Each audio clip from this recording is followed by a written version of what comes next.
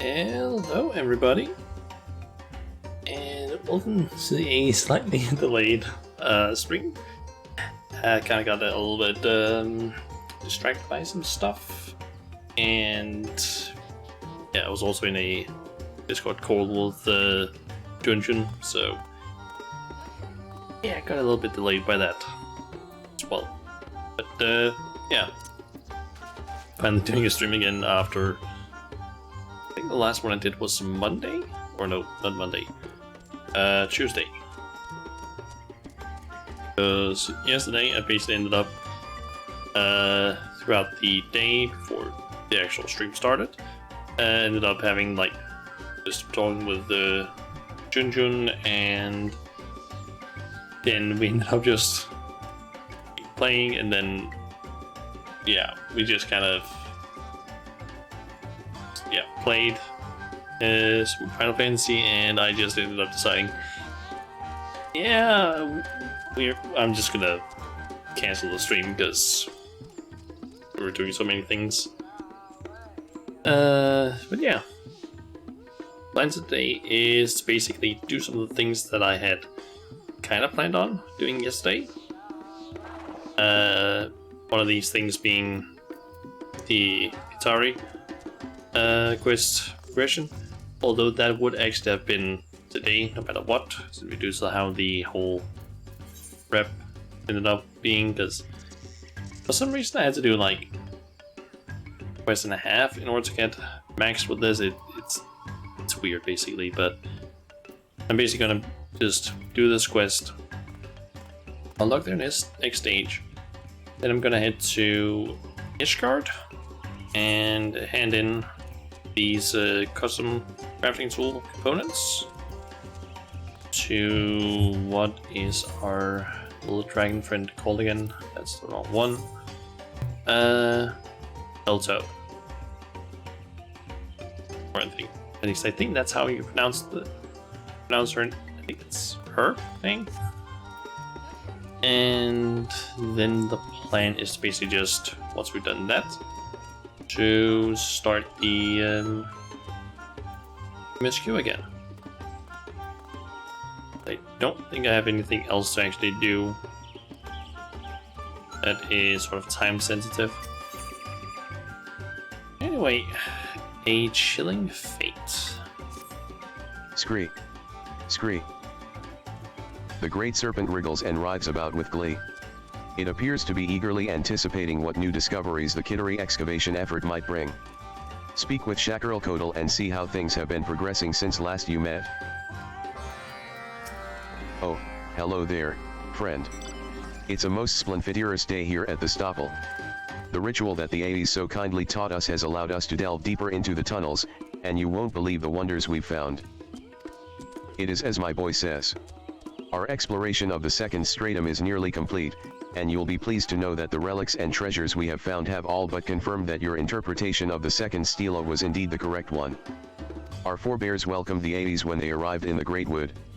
Despite our clear differences in aspects like lifespan, stature, and martial aptitude, our two peoples forged a strong bond, not unlike that shared by Ixmaha and Ox Dallin, our guardian deities. We also found records of a story told since olden times. In it, Aes and a Kittery were hunting together in the wood, when they suddenly fell into a deep sinkhole. Their bodies bruised and with no source of nourishment, they had no choice but to wait for a rescuer to come. Knowing that his short lifespan was nearly at an end, the short-lived Kittery offered his own flesh to his Aes companion, that she might survive for many years to come. Could there be a more wart-harming tale of friendship and devotion? Why, it brings a tear to my eye. I am also pleased to report that in our search, we did also manage to find a passage leading even further into the Stoppel's depths. Yes, I have little doubt that another stela awaits us should we continue to delve below. I trust that Torl is gestivating the matter as we speak. As a matter of fact, she returned a short while ago. Torl is nothing if not circumspect. I have no doubt her survey of the tunnels was most thorough. And yet, I fear the news is not all good. Poor Torl collapsed into a shivering heap almost immediately upon her return, and has remained in bed, silent and with a dreadful fever, ever since. As such, I have sent for our friends in Slitherbow to come to our aid. I do believe I just saw them over there. Come, Shauna. I would be most obliged if you could join us in getting to the bottom of all this. Okay.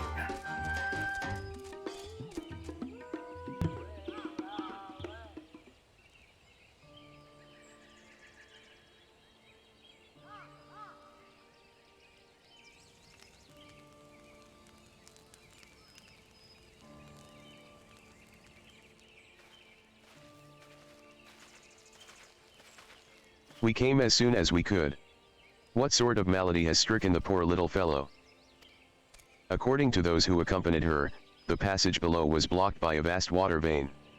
Toril and her team had no choice but to dive in and attempt to swim their way onward through the depths. It would seem the chill of the water took quite a toll on their bodies, Toril most of all.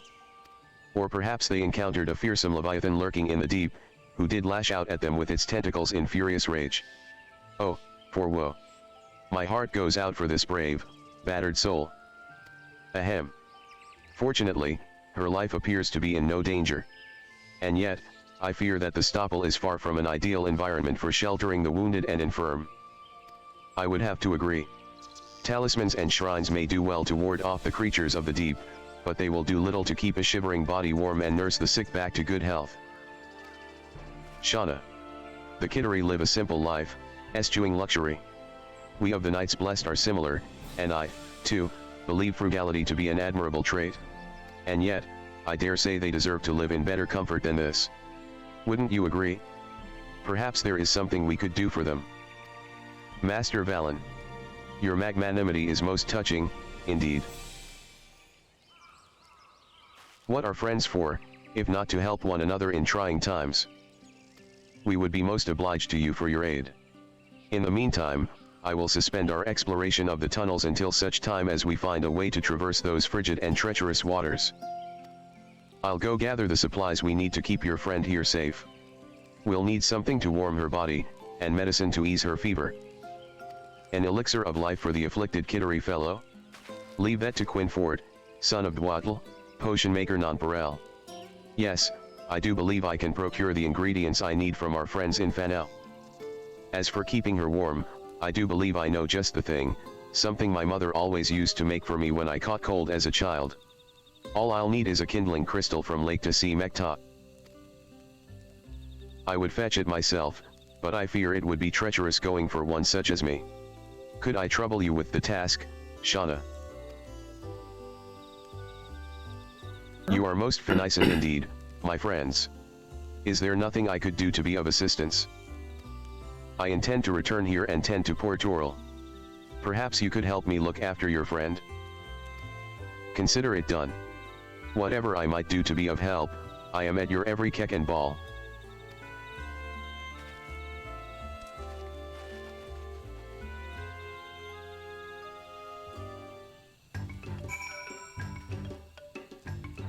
Okay, so where exactly do I need to go?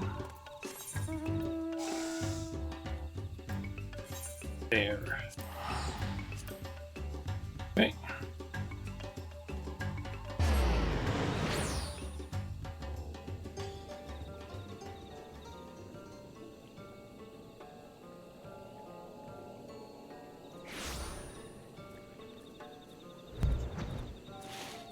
Then it's up this way.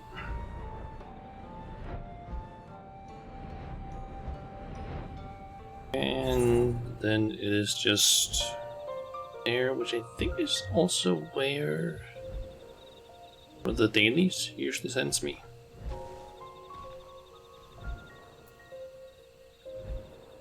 I'm pretty sure that's the same place.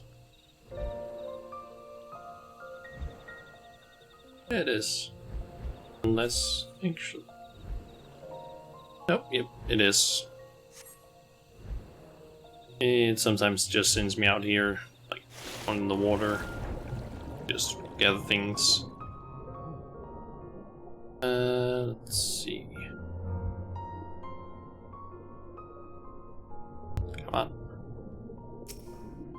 There we go. Crystal.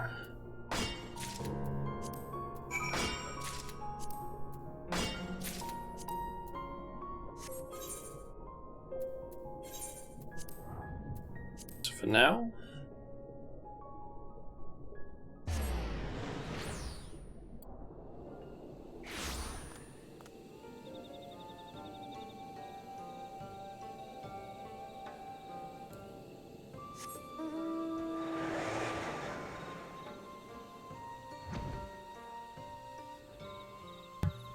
Okay, it's just back to Taro Nuttall? I think that's how you pronounce it.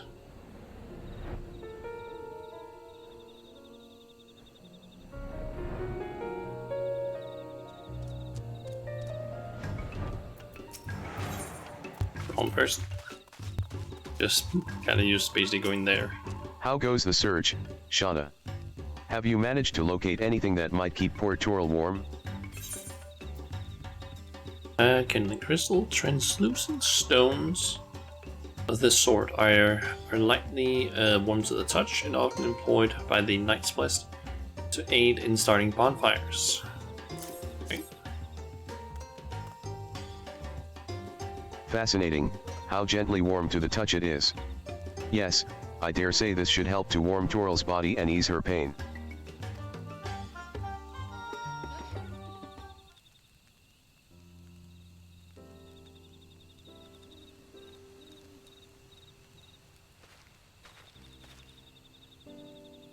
Worry not, my friends. I prepared some extra doses and shared them with the remaining members of the excavation team. Should any of them exhibit similar symptoms to Port Toral, relief is only a quaff of Quinford's quintessential elixir away. Toral seems to be feeling quite a bit better already. At this rate, I dare say she'll be back on her feet in no time. I cannot thank you enough, my friends. Poor Toral, I must tell her just how much I appreciate all she has done for us when she wakens. Oh, Father, I have it. Yes, too bitably I do.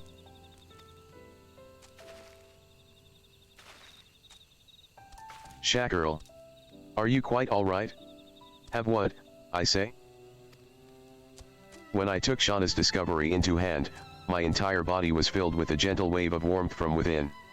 Why, if we were to give one to each member of the vacation team, they could stay warm and toasty even as they navigated the frigid waters below. Simply ingenious, my boy. Master Valen. Master Quinford. Might I trust you to look after our dear Toral in my stead? I would return to the excavation, that I might deliver to my friend a discovery that is sure to have her dancing in the tunnels. Leave it to us, my friend. There could be no greater honor than to lend my prodigious talents to a proud race of Ronka. That settles it. Let the third stage of the vacation begin.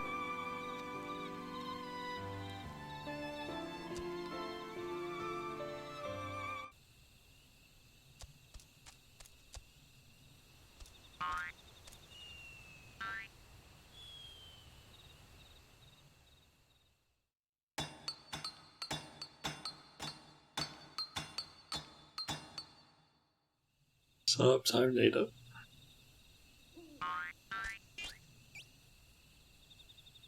Kitarl Natl and Shakirl Kodal have safely returned from their investigation of the tunnels.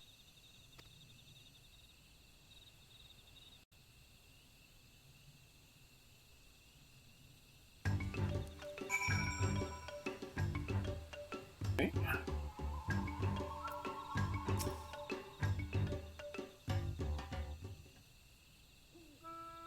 Shauna. My friends. We return, our serpent friend with us, and I am pleased to report that the third stela has been found. Sadly, much like the first two, it has seen better days.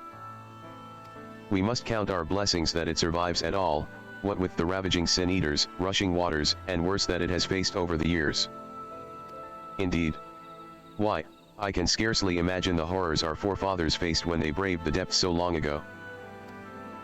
Scree. Scree.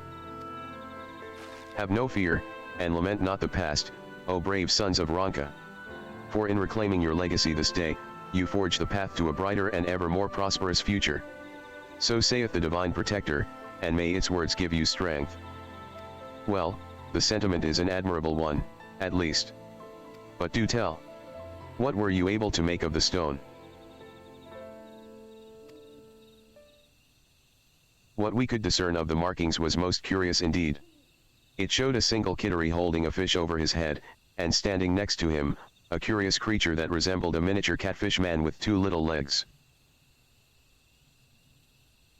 Namasu? A catfish man, you say?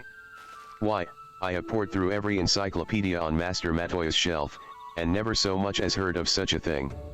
What manner of fantastic and ancient beast might you have discovered? You are the most well-traveled of us, Shauna. Have you ever seen or heard of such a creature in your journeys? Yep. I had a good catfish stew once. Have I ever... We've heard of catfish people. Okay, the Namasu. A curious race of fishmen that live far to the east? No wonder we haven't heard of them here in Norvrand. Doubtless they were one of the many ill-fated people swallowed up by the flood. Likely here in the first. In any event, these catfish men sound most fascinating. I would be quite curious to find out more. Ahem, I have a theory as to what the markings signify. Ahem, it was a time of old, when famine ravaged the forest. In trying times, our ancestors and these catfish men each laid claim to a vital fishing ground. That the creatures no longer inhabit these parts can mean only one thing. The proud Kittery, the might of the great Ronkan Empire behind them, drove these slippery creatures from the Great Wood, reclaiming the food supply as theirs and theirs alone. Bereft of a source of nourishment, the catfish men died out one by one, and met their eventual extinction. Extinction. Perish the thought.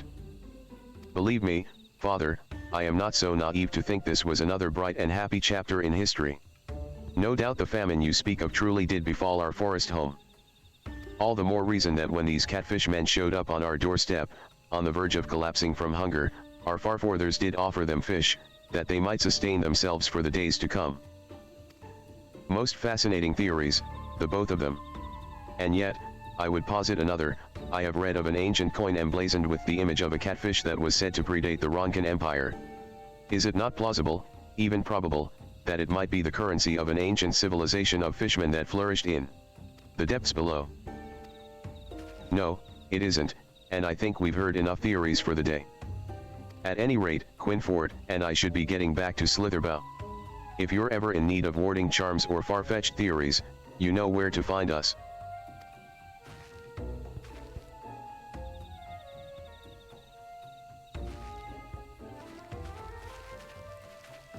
I must say, there is something quite compelling about the thought of a great civilization of subterranean-dwelling fish people.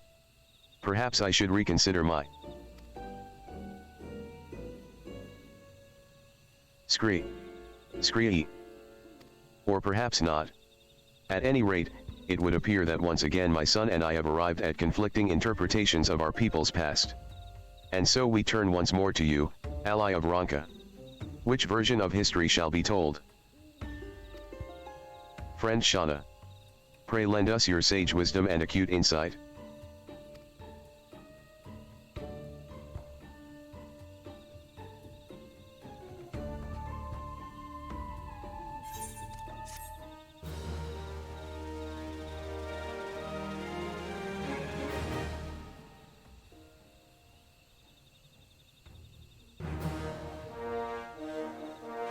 Once more, the Kittery father and son have arrived at different interpretations of past events as depicted on the stela. At the bidding of the Great Serpent, it falls to you to determine which version of history will be told. You have achieved honored reputation with this, thanks to the supplies, new Kittery beast tribe daily. Furthermore, these additional quests. Furthermore. Okay, buy more stuff. And what exactly can I get? Get the orchestra roll.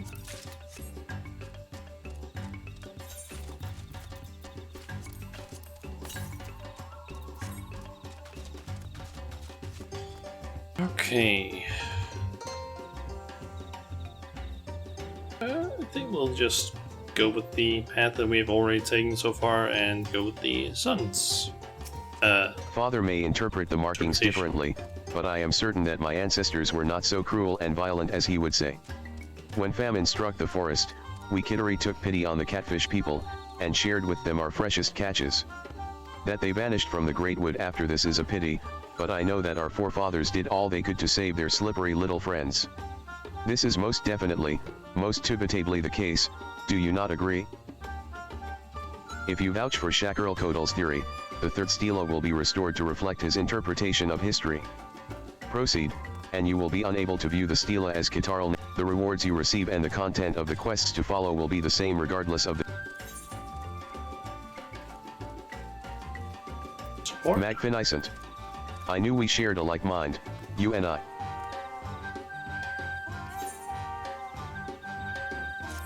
Perhaps the boy is right, and history is at times not so cruel as it may seem at a glance. In any event, if you truly find his version of events more compelling, I see no reason to object. Splendorous. And with that, let's get the restoration of the third stela started. You'll stick around to see that everything is done right, won't you? Whenever you are ready to begin, just say the word. Are you ready, Shauna? Then Father and I shall call for our best artisans at once.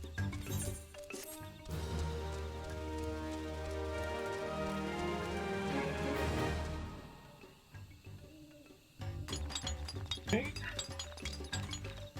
It's the, what, third stela?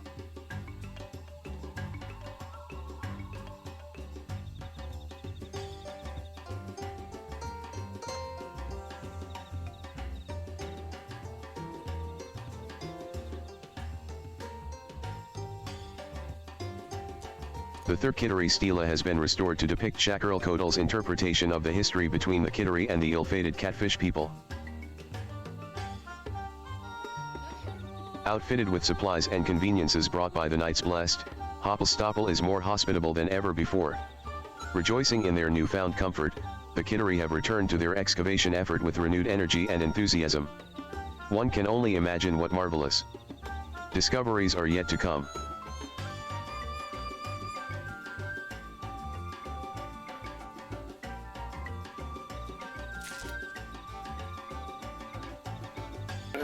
Okay. So, just need to finish these two up fully, which is gonna take a few days. And then I should be done with the, like, those two peace drives. Still need to unlock the dwarves though. I'm thinking that might be something that I do tomorrow. Let's see, next up, we're gonna go leather worker and the foundation.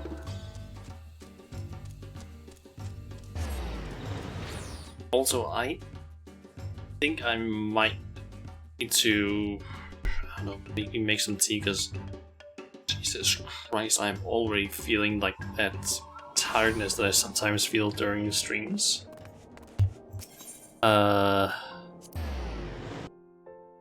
So yeah, I might need to quickly go and make some tea so I don't end up falling asleep.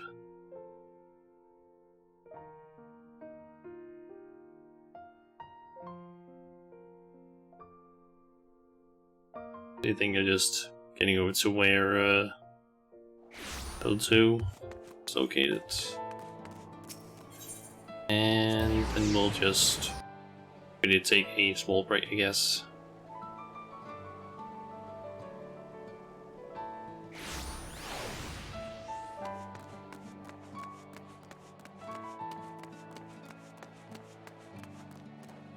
Just gonna park myself here. That and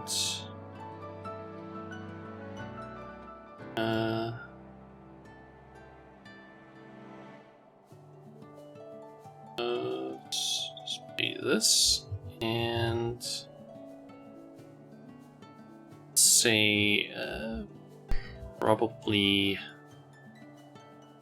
15 minutes might be good enough, because then I'll basically have plenty of time to just make my tea and make sure that it's ready. Or, you know what, actually, let's maybe say 10, because it does take a few minutes for the board support. So let's go with 10 minutes. So yeah, I'll be back in like 10-ish minutes, and then we'll just continue the stream because I just need to make sure that I get some water, or not water, tea. So yeah, be back in just a bit.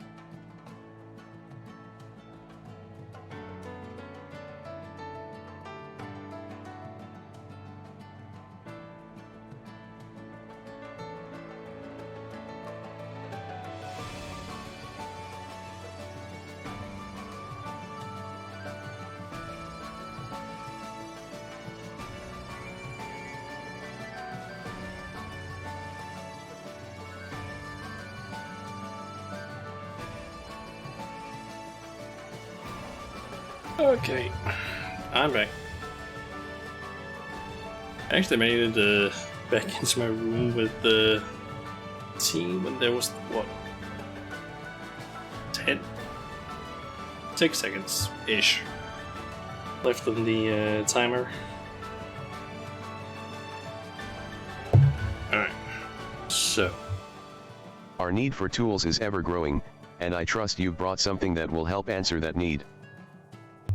I've got to turn back on the audio. Our need for tools is... Alright, do the deliveries. So this is what I use to make culinary delicacies? Up until now I thought cooking was little more than a matter of roasting meat until blackened, but I can see now that is not the case. I shall treat this tool with the utmost care. Oh my, you've certainly outdone yourself this time. Even Master Arvid might be hard-pressed to produce such fine work. Nice, 83. Oh my. Oh.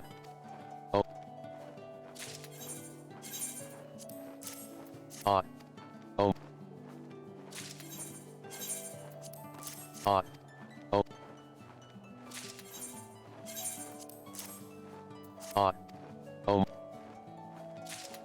At last we have everything we need to make tools worthy of the finest tavern in Ishgard. I must hurry to inform Master Arvid, my stomach is rumbling already at the thought of how we might put those tools to use. Okay.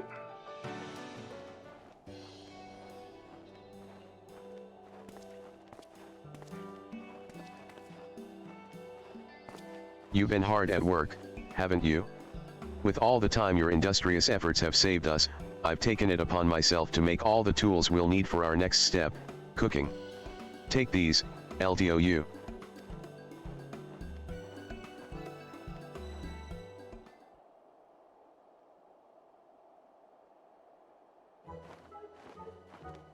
There's another tool in her backpack. Oh, 2 actually. Many thanks, Master Arvid. Well, do they suit me? Has an axe now and a frying pan. I dare say you would fit right in alongside the chefs at the Forgotten Night. You now hold 2 of the most useful tools for any chef, a skillet for frying and a hatchet for gathering your own ingredients. Of course, you'll also need seasoning and myriad other smaller utensils. Oh, and flame, of course. Enerode, I've arranged everything for you, so take a good look and remember what you see. Finally, we've arrived at cooking. Since we began, I've been imagining the feast I will prepare for the other dragons. It shall be like nothing they've tasted before. Now, let's not get ahead of ourselves. Perhaps more so than any other form of crafting, cooking relies on a firm grasp of the fundamentals. You must practice them until they come to you as naturally as breathing. Well, that means the more I practice, the more I get to eat, yes. I should be happy to agree to such an arrangement. Good, but a word of warning, you may find it hard to stomach your own cooking in the beginning. Now, let's visit Anna and get ourselves some birch sap. Making syrup from that is one of the simplest and most delicious recipes a budding chef can know. And what's more, be they low or highborn, not a soul in Ishgard can say no to a dollop of it. If our first go at it turns out alright, make sure to share some with Hote DeLong.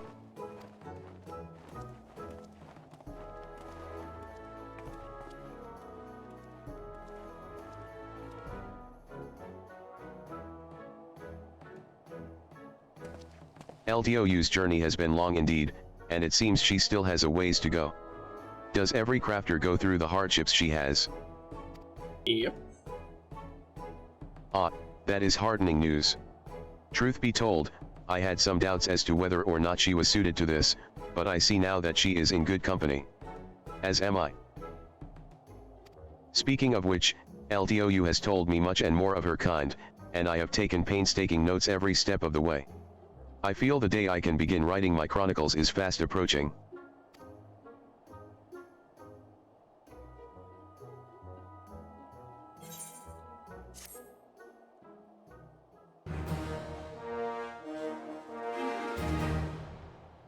LTOU is overjoyed with your efforts. She now considers you a skillful supervisor. All that remains is to wait for the fruits of her labor.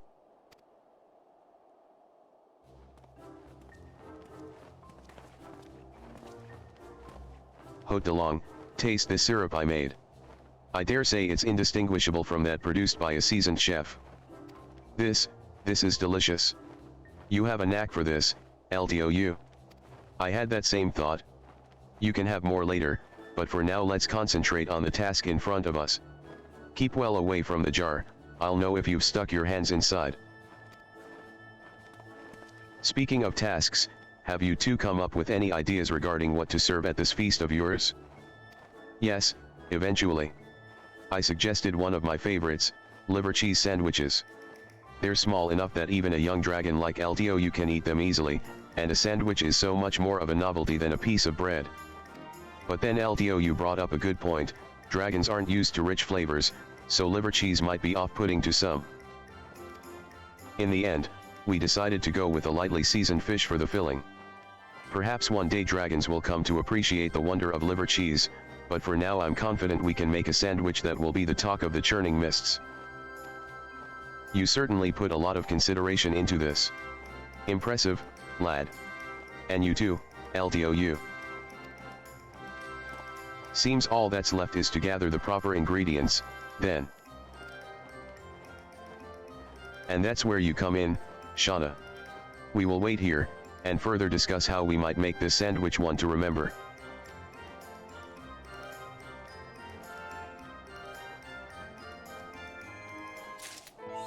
Okay. The custom deliveries list for LT. And that list is updated. You've been quite busy, haven't you? While my dragonkin have yet to show an interest in the art of crafting, I assure you my desire to learn remains as keen as ever. I suppose I should count myself fortunate that I have a friend such as you to help me along when the road to mastery seems interminable.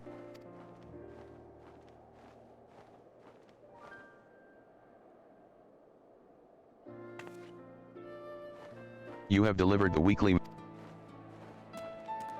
Okay, so we have reached the end of that, and I believe, yep, next week, we're basically gonna finish up her satisfaction. Nice. Okay, I don't think there's much else I actually wanted to do regarding this. Let me actually quickly that over there, and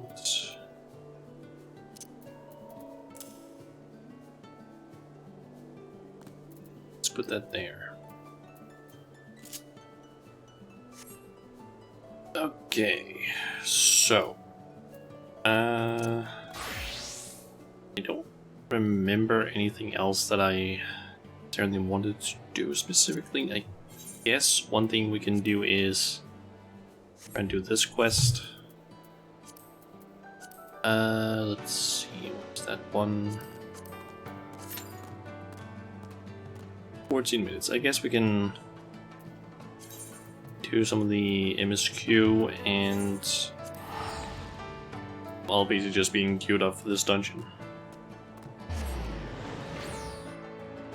So if I can complete the dungeon, or basically get the queues pop, hopefully at a opportune time where it's not like during a long cutscene or something like that. That would be nice, because then I can just do the dungeon there then.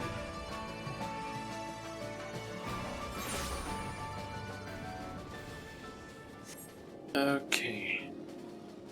I actually also watched a video here earlier today regarding this quest.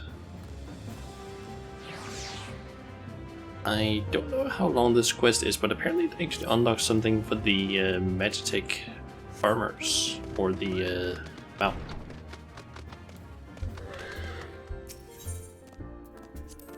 Anyway, let's go and talk to Tataru,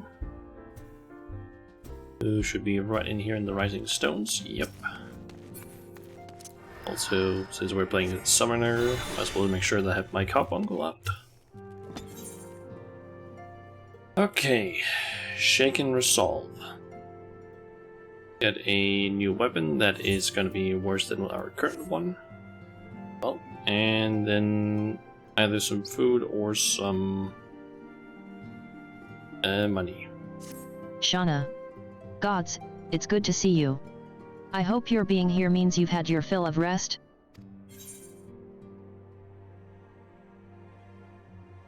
Not so much as for the wings, truth be told. More than my feel. It has been like 2 weeks or something like that. I think. As we finish the MSQ, I don't really remember the exact amount of time. Well, you've certainly earned it. Not much has happened since your last visit. I had planned for you to meet that helper I told you about, but he refuses to answer his link pearl. I do hope he's all right. We've been exchanging messages with the Eorzean Alliance throughout, though. They say the fighting has finally stopped at the Gimlight Dark, and that the Empire's shown no sign of movement. Which means we might actually have a moment to ourselves for a change. Seeing as you're back, maybe you could tell me more about your time in the First? Great. Oh, and if you don't mind, I'd like to ask Eflamin to join us. She'll want to know what happened to Minfilia, and I think it's best she hears it from you. We'll meet you on the terrace at the House of Splendors.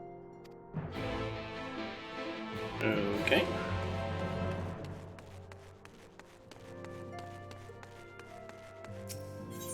Over there then.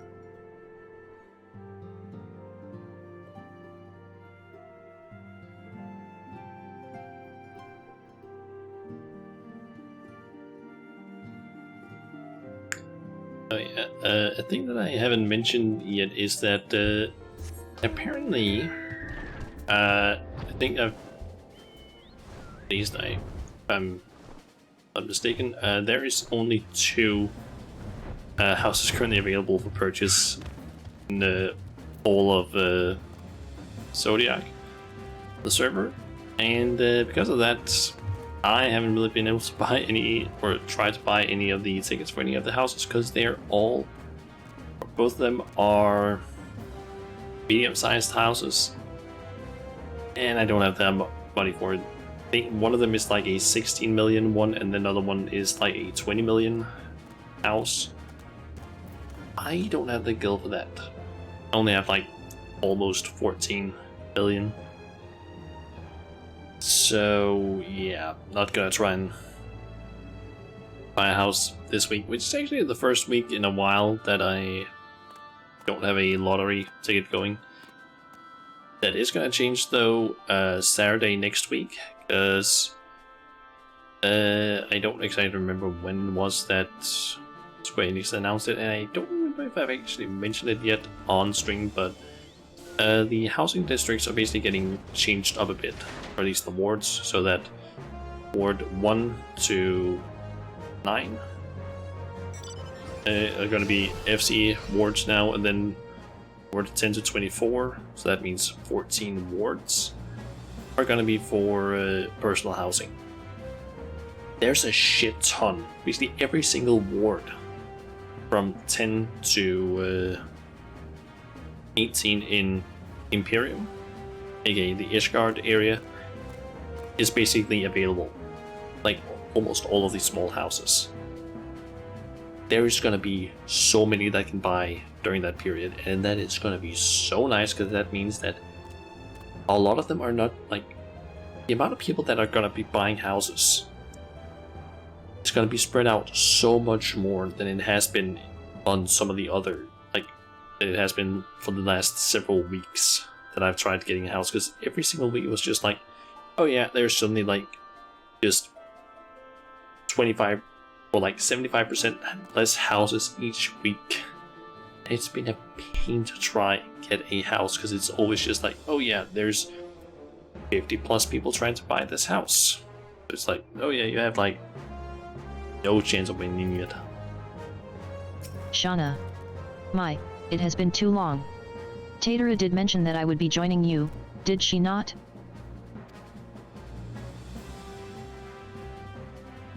Thank you. Words cannot well express how I have longed to know more of the first. This world Minfilia has sacrificed so much to save. But come, rest your feet. Tater should be arriving shortly. Okay, is it gonna be a voice cutscene, perhaps?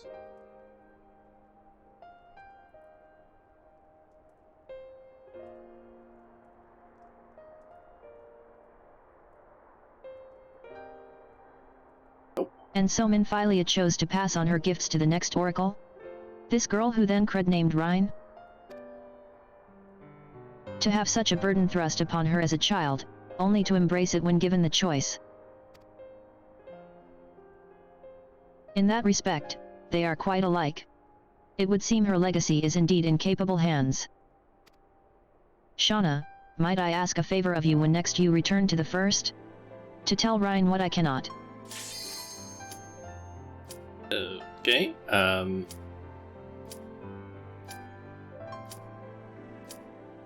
To tell her, yeah, thank you. How long is this cutscene gonna be? Because I only have like... And I would offer thanks to you as well. For staying with her to the end. Begging your pardon, but could I have a word? I'm not gonna make it in time for the queue. Ryal. I hope you're here to tell me you've received word from our helper. I wish. Nay, I've not had a peep out of him. And it's been a good long while now. Too bloody long. How's counter went up? God damn it. On account of which, I'm going to sneak over the border and see if I can't get a signal to him from closer up. But what if they catch you? There must be another way. Well, it ain't as if we can ask Thancred to do it. Besides, I shouldn't have no trouble picking me way through Gimlight now the fighting's died down. Gods know there's enough shadows to hide in. And it beats waitin' round here twiddlin' me thumbs. Enerode, I just thought I'd let ya know. Now, I'd best be. Ack. I nearly forgot. Kryle's at the stones, and she wants a word. Something to do with the patients. She was getting ready to examine them again when I left.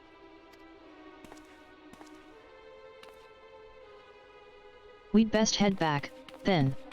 I'm sure it's important.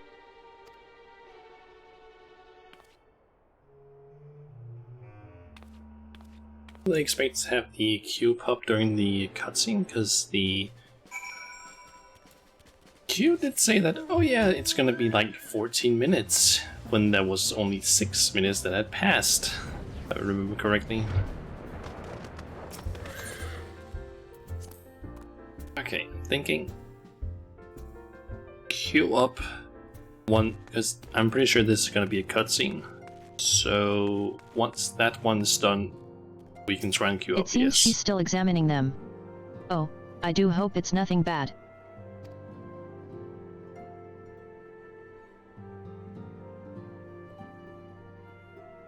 Oh, that looks like a voice cutscene. It's on the camera. You're here. Good.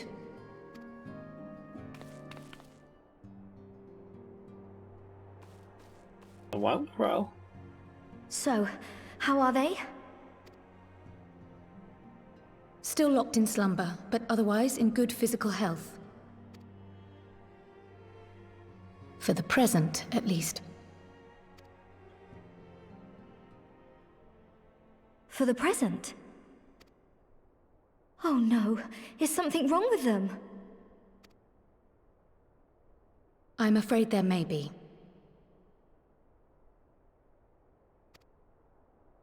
I summoned you after detecting faint signs of instability in Thancred's corporeal ether.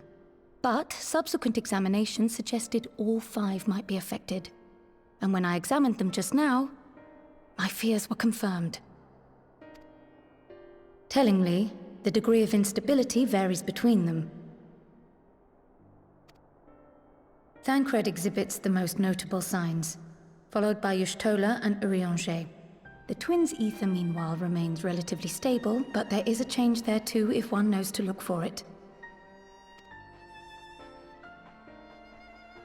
Hold on. Isn't that the order they were called away in? Indeed. Which leads me to believe the instability will only increase with time. Though I can but speculate, I fear this may be a symptom of a weakening link between body and soul. By the gods! What happens if the link is broken? I cannot say for certain. This is all unknown territory to us. Yet whatever happens, it cannot be good.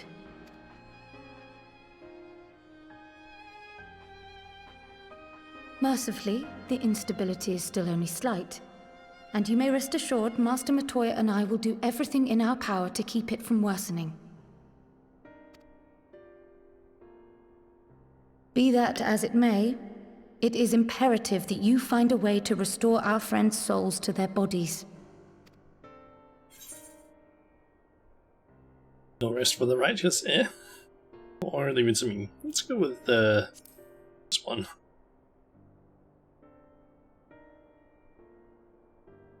I realize you've only just returned from saving 2 worlds, but time is not on our side. But where's she even supposed to start? We had the greatest minds in the realm hunting high and low for an answer, and they ran out of places to look.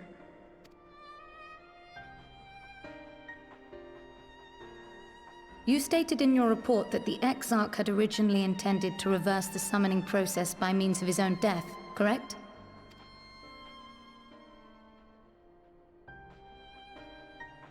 Raha always was a reckless young fool, ready to die for the first righteous cause that came along. His plan might well have worked, but I for one am glad he never had the opportunity to see it through.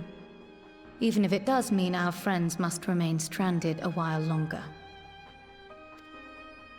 There is another way, I am sure of it. And the key lies with him, with the Exarch. Pray return to the First and apprise him and the others of the situation. We, meanwhile, will do what we can from here. And, if the fates are kind, we will have good news to share upon your return.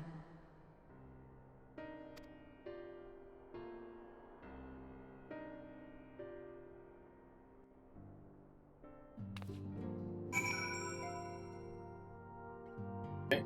Speak with the Exarch in the ocular.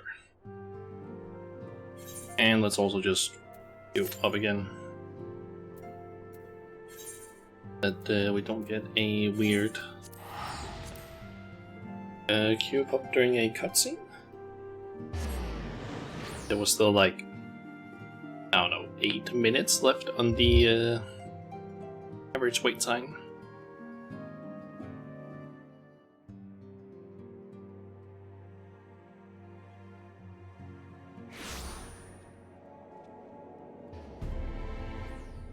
Okay.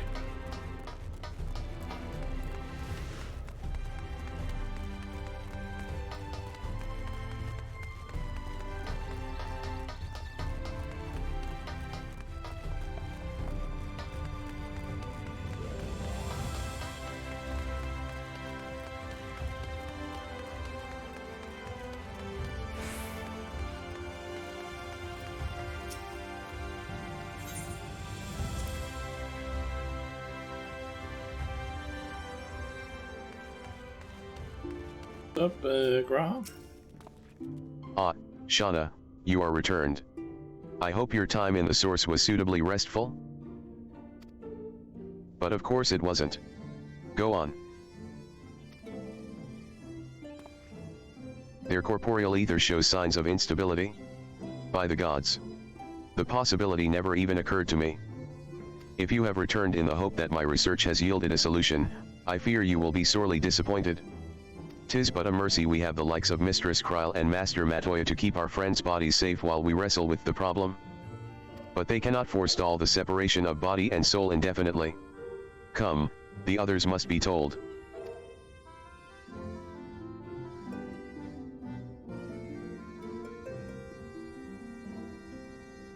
Almost in that voice cutscene.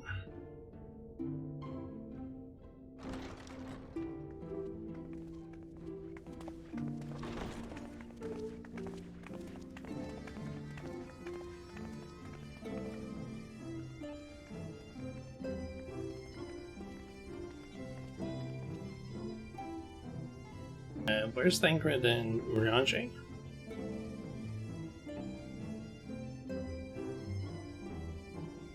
There's also Green.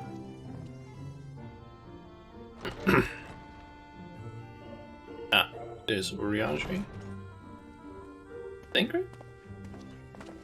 Pray excuse my late arrival. Will Thancred and Reen not be joining us? Nay, milady. With apologies to all, they beg leave to pursue their investigation of the empty to its conclusion. Should matters here demand their presence, however, they did assure me that they would make themselves available. Yes, of course. Then let us proceed.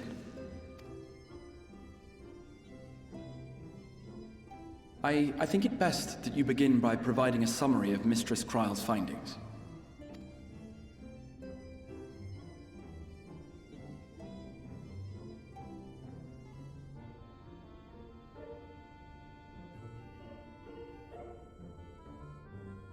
I suppose it was only to be expected that some change would occur.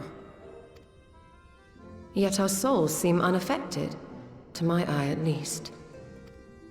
How long they will remain so is another question. Kryle is right. It is imperative we find a way to return to the source.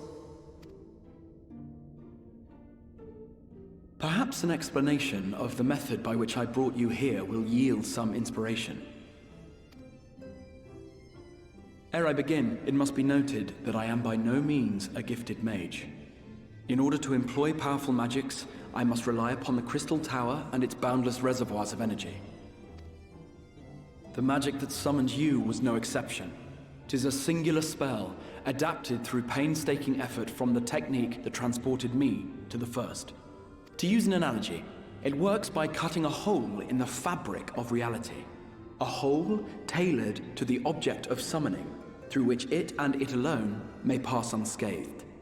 Though I succeeded in creating said hole, I failed to latch onto my intended target.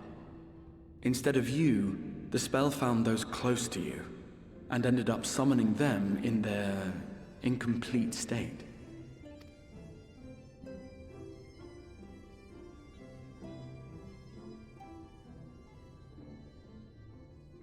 I would not soon throw my life away, not after the lengths you and yours went to save it.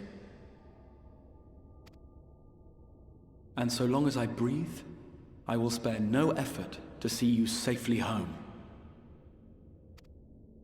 But should all else fail, and your lives be at stake, there remains one sure method.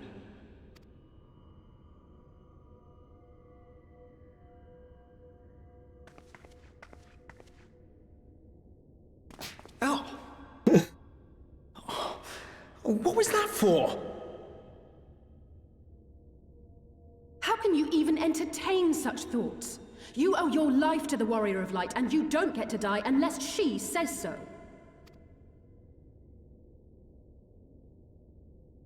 Your followers await your divine judgment. What did you just...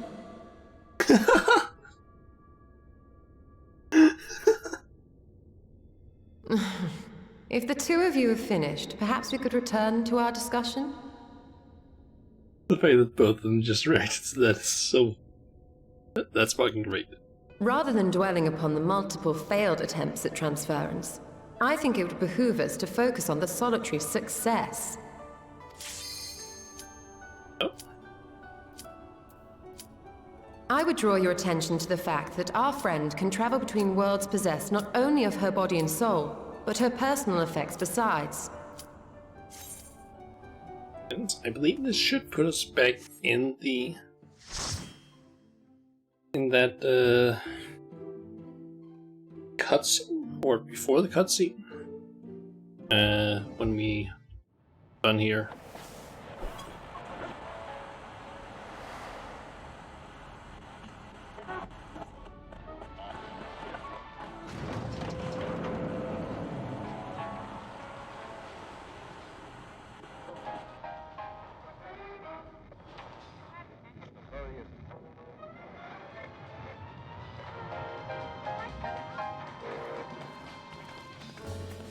I gotta say, the Radio sort of static is a nice effect.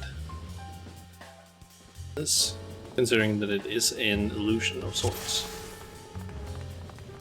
Or it is just straight up an illusion, I guess.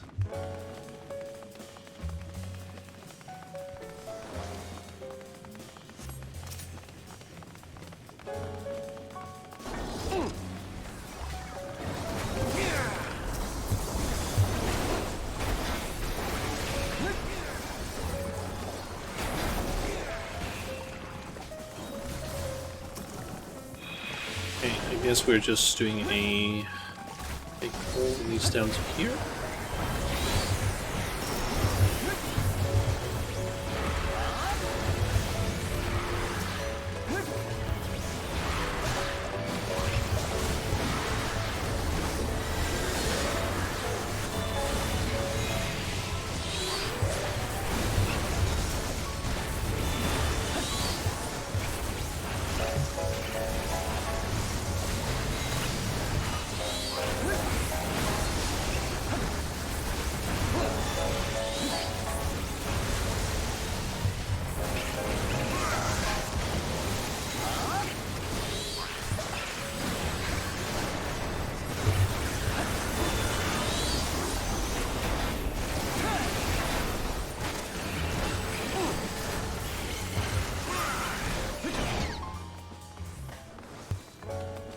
Nice. Okay.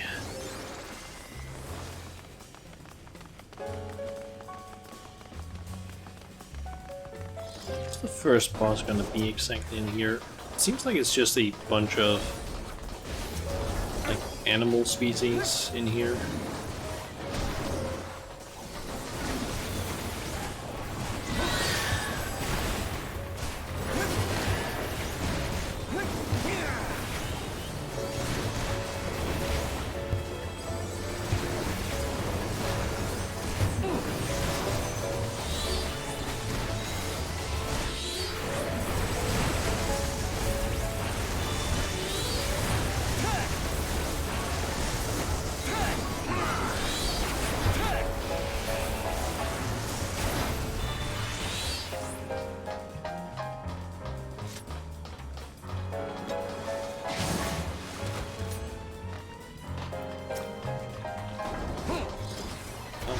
What is that? A shark fish as a person or creature?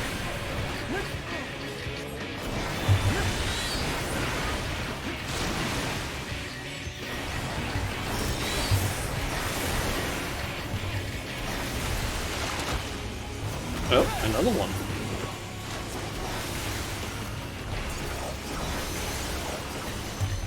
Okay, that thing is swinging out the outside.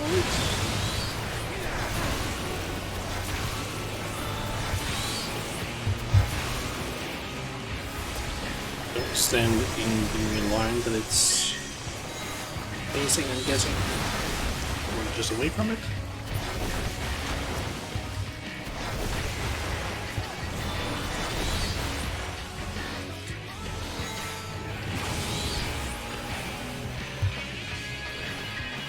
Probably don't want to stand in that.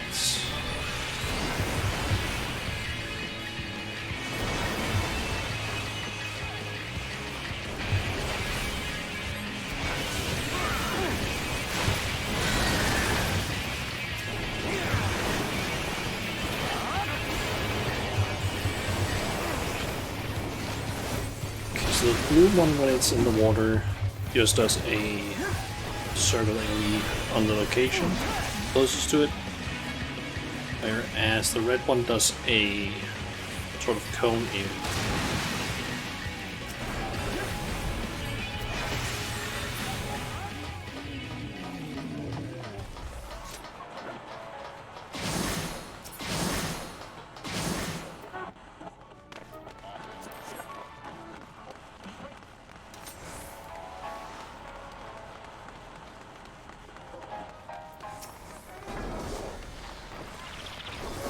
Get the feeling that maybe these areas are based on different types of like creatures, because we went through the ethology, which is what's it called again? Fish, such. And we're now going through the biology, which I think is just plants, I guess. So there's something else here on another like group of sort of enemies or creatures.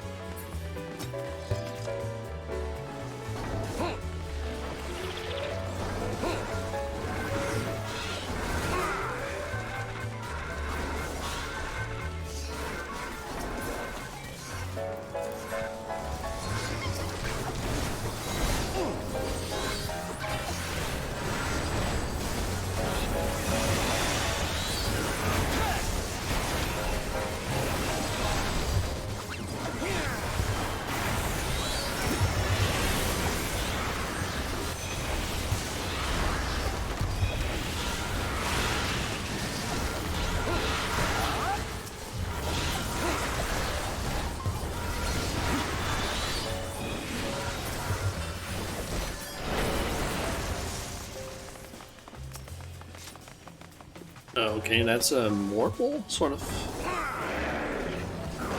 creature of sorts.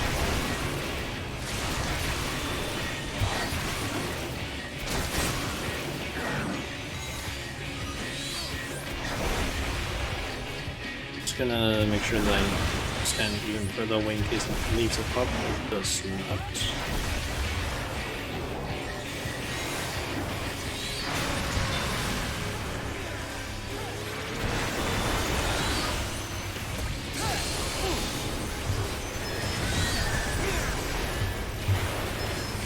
Wasn't really paying attention to what was happening there.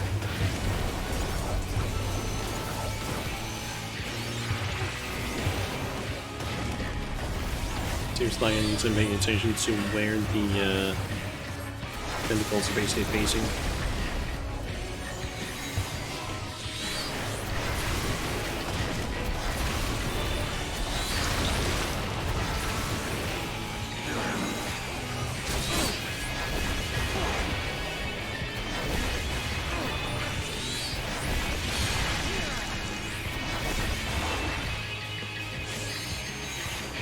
Okay, I'm gonna assume that you do not want to be standing in that stuff.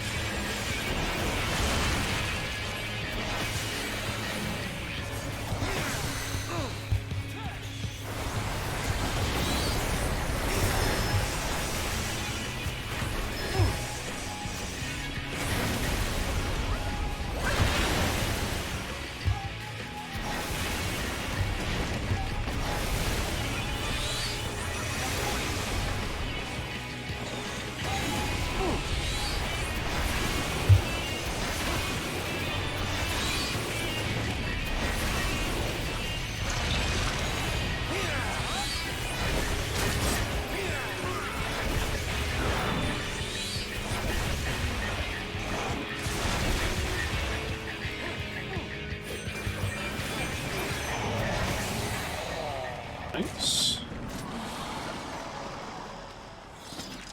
And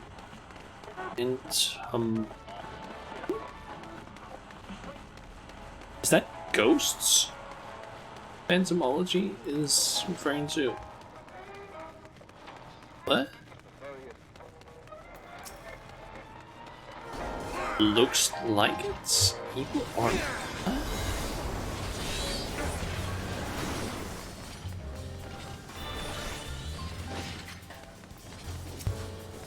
Or not just that, I guess.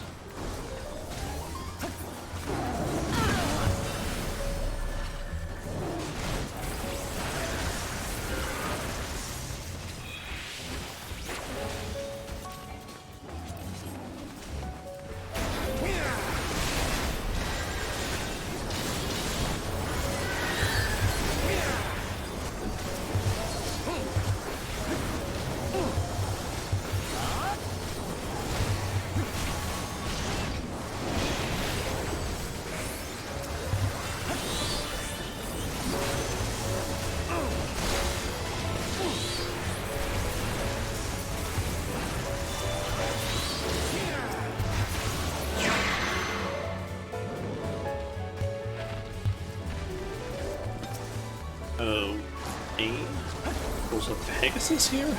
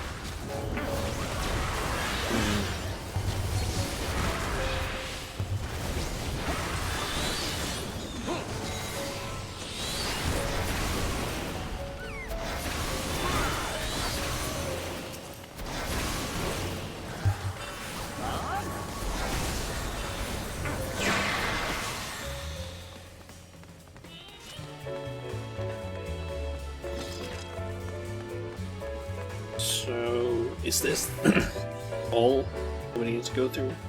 Like, because just explore the last bit.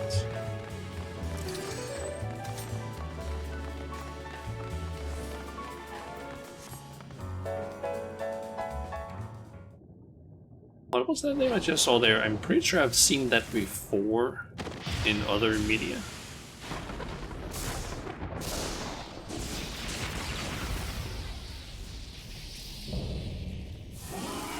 Guardian Force, what's oh, I believe that's from like Aztec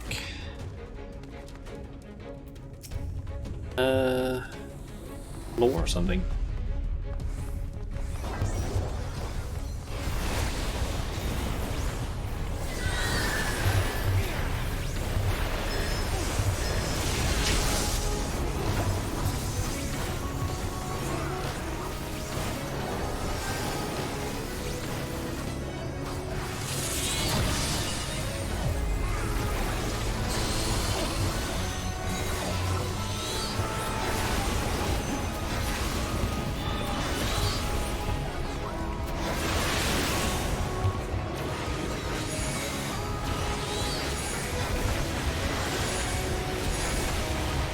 Okay, so I guess pick up the electricity orbs. You see them? They seem to give a damage up.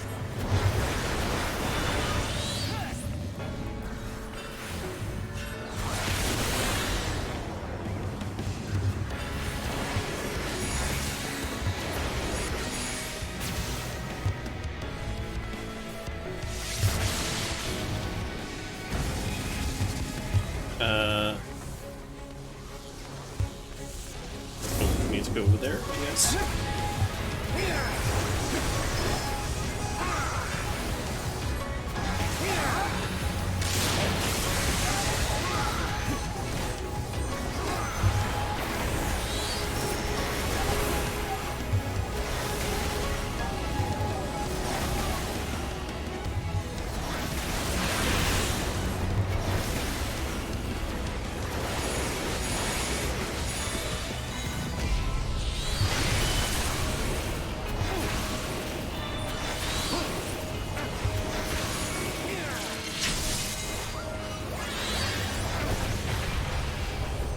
Damage buff doesn't last for a ton of time, but it's there for a little bit.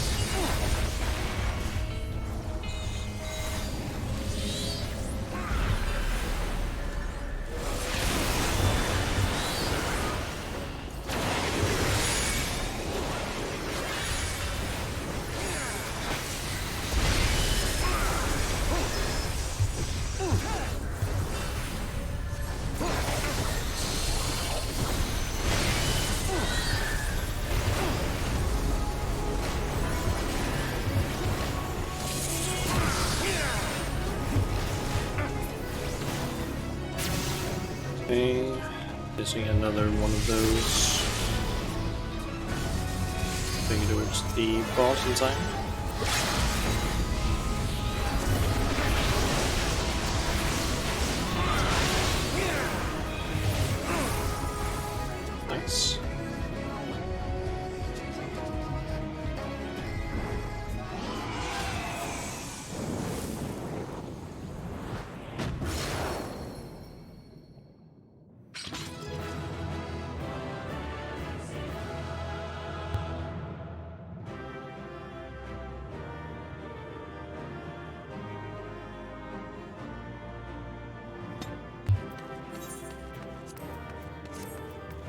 And it's only tank that's left.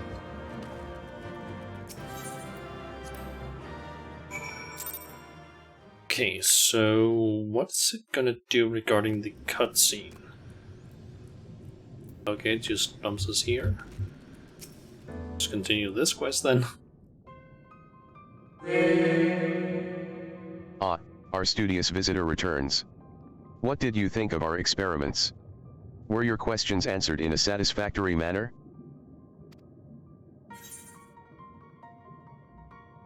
The scholars had turned into monsters, the experiments had escaped. I never thought of La Brea as an epidemic. I have nothing more to ask. Turn into monsters.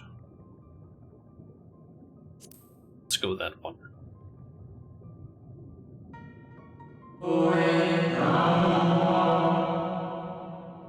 What you witnessed would not have been transformation magics.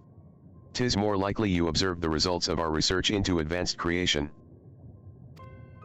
Shape-changing is a temporary effect at best. Creation, on the other hand, converts one's life energies into ether, which is then expended to bring a well-constructed concept into solid reality. By combining the ether of many individuals, we can theoretically create entities of ever greater complexity and grandeur, the methodology of which is the focus of our current experiments. Zodiac. Was there aught else which piqued your curiosity? I shall endeavor to provide you with answers to the best of my ability.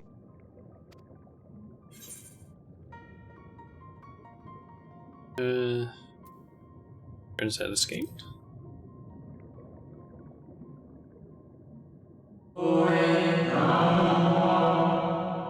Escaped? I should think not. The Academia Anteater boasts the most secure facilities and research protocols of any institution on this star.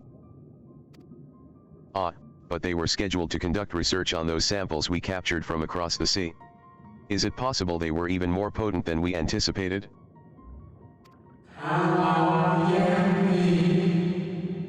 Yet even if such were the case, one cannot dismiss the resourcefulness of our scholars, not to mention the presence of the esteemed La Habrea. Yes, I am certain they will soon have the situation well in hand. You needn't worry your young mind about such things. And do not be discouraged, 'tis a pity your inquiries were disrupted this time, but there will be other opportunities to visit. Was there... Well, no. Is there aught else? It's just the. More questions. One.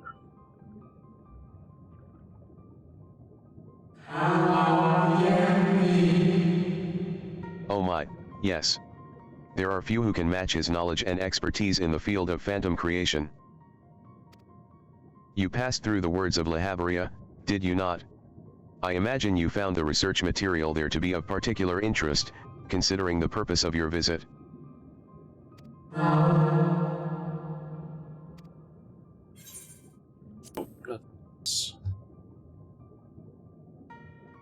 Nothing. Well, as long as your thirst for knowledge has been slaked, then we should consider your visitation time well spent. As for the creature you suspect has broken free, rest assured that our officials will be taking up the thread of your investigation. You are certain it was not within the Academia grounds?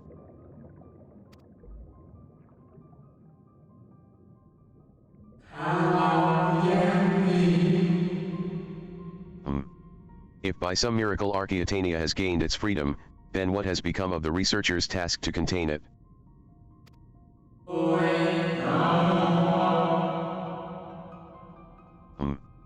Oh, idle musings, nothing more. Was there not an acquaintance awaiting news of your progress? Best not keep them in the dark. It seems the Academia Anteater has no further information for you regarding the mystery beast. Return to the derelicts, and make your report to the overwrought Ondo.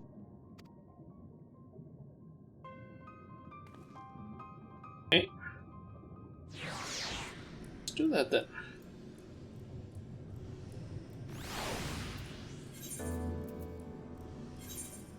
And It is your port that we need to go to. Kind of got where it actually was we started the quest. It's down in the like outer edge of Gilmore.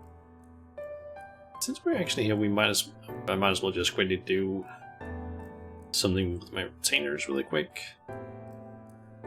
I've basically been trying to get a bunch of wind crystals, so basically just sending out my retainers for that constantly.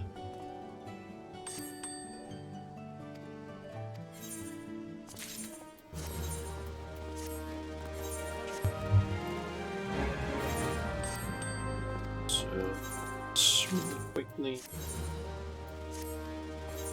Some more, and also the skill that I got from it. Sales.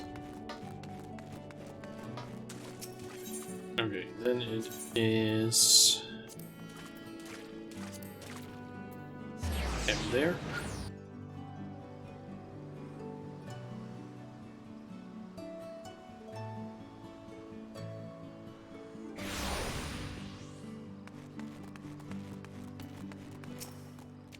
You have returned. What of the ancients? How do we soothe their rancor? You mean the beast escaped? It was not released to torment us? A terrible creation indeed, if it can slip the bonds of the ancients. And yet, it is a relief to know that we did not slight the old ones, that it was not our deeds which summoned forth this fiend. I will swim back to the cups and consult my comrades. We must think on a strategy. Though huge in size, the beast is swift. Elusive. My kin would be glad to have your aid in seeking its tracks. Finless ones do best where there is no water, and the sea has yet to reclaim our home. Come to the ocean floor, land dweller. Come and hunt the beast.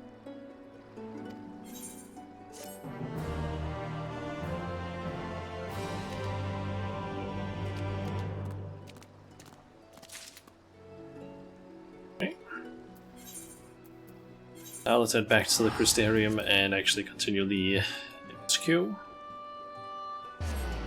I was trying to do like 30 minutes or so ago.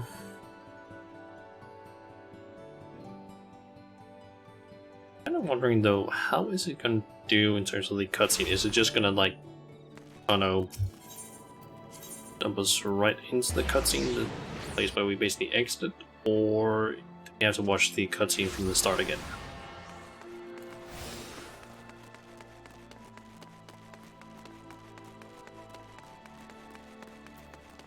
Do you have...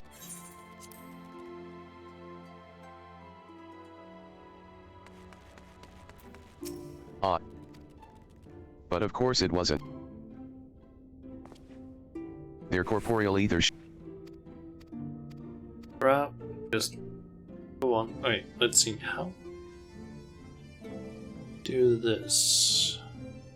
It's from the start, so we're gonna have to just, I don't know, skip through some of the dialogue again.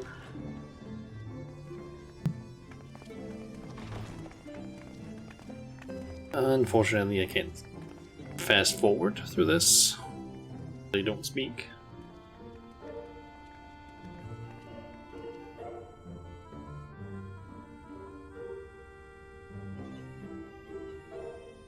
Need to wait until Uraji gets here before we can actually start going through some of the text.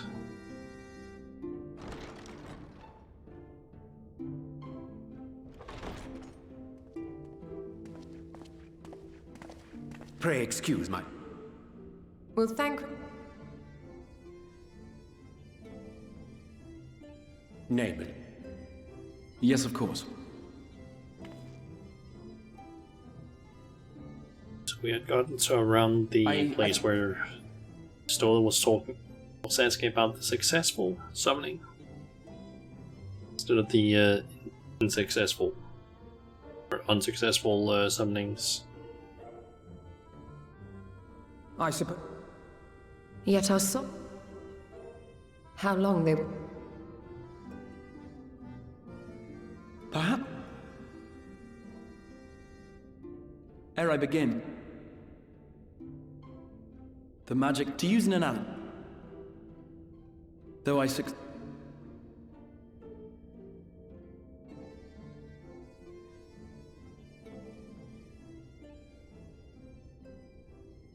would not soon, and so long as I...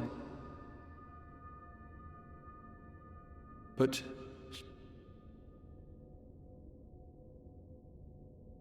Then it should be LSA with her flick. Oh! What was that for? How can you even Your followers await your divine judgment. What did you just...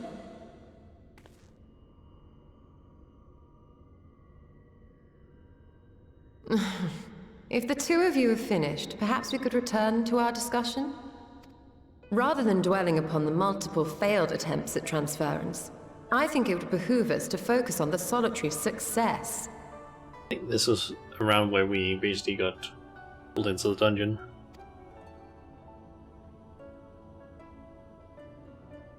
I would draw your attention to the fact that our friend can travel between worlds possessed not only of her body and soul, but her personal effects besides. I think this was the last dialogue that basically played. This is no different from the teleportation magics to which we are all accustomed. Magics that allow for the transportation of those inanimate objects one considers to be an extension of oneself. Are you suggesting that simply by considering us her possessions, she could carry our souls back to the source upon her person? Well, it would be nice if things were that simple for a change. But vague notions of ownership seem a rather tenuous thing to stake our lives on. So much as a moment of doubt on her part and we'd be left floating in the rift. Milady hath the right of it. The requisite fixity of belief would be too much to ask even of our friend. Yet were we to immure our souls within an object in her possession, mayhap then our safe passage could be assured.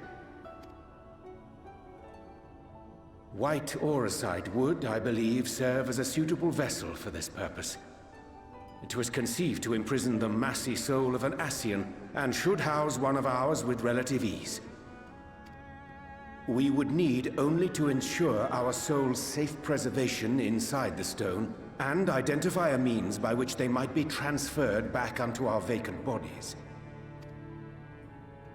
Soul preservation and transference. I believe I know of someone who may be able to assist us. On the far shore of the source, there stands a great palace built by the elves.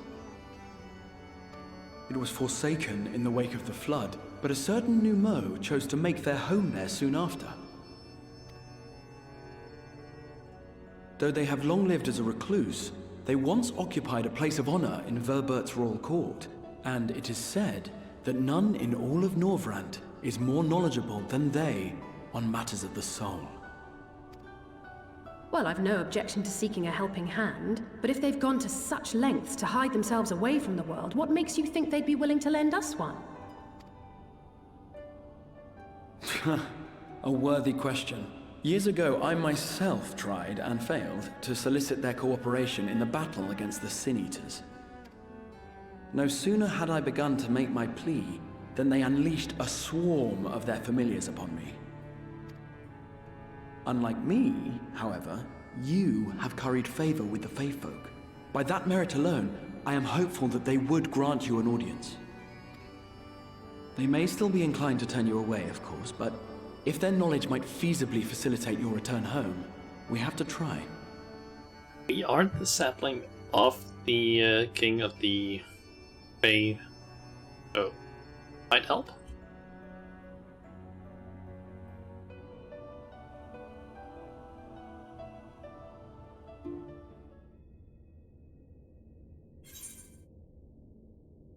Okay, and two of these already.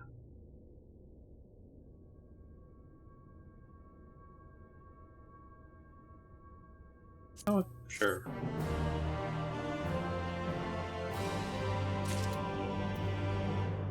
Okay. Grand Adventure. The Grand Cosmos, that is, the palace we seek, stands on the opposite shore of the source. I will arrange for a boat to carry us there. Whilst thou journeyest thither, I think it best that I devote mine energies to the creation of white oricide, by thy leave, of course. The process required no small amount of time, and should the new Mal consent to lend us their aid, we will have need of a suitable vessel ere long. Agreed. Then I would ask the rest of you to meet me in Sullen. And, do be prepared for a warm reception.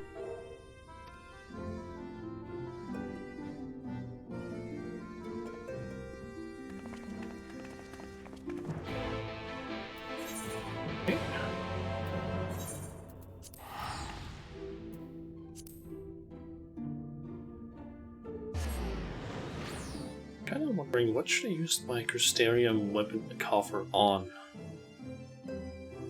Because current classes don't really need it. Not any of the ones that have an 80. So I guess I could do this. Pretty sure. Yep, that's 70.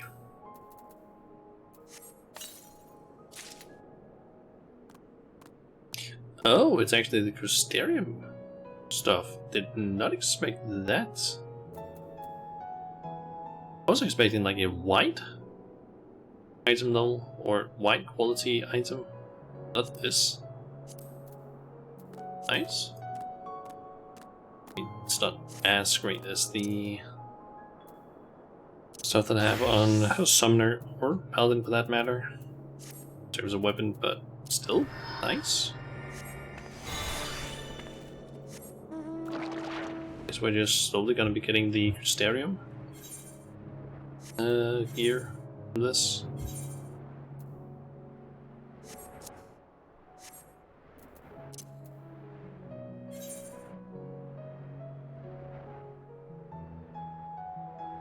I can probably take most of it and just, I don't know, give to Scholar, since I'm not really gonna be playing Scholar, but might be a good idea to maybe have some of the gear for Healer, at the very least.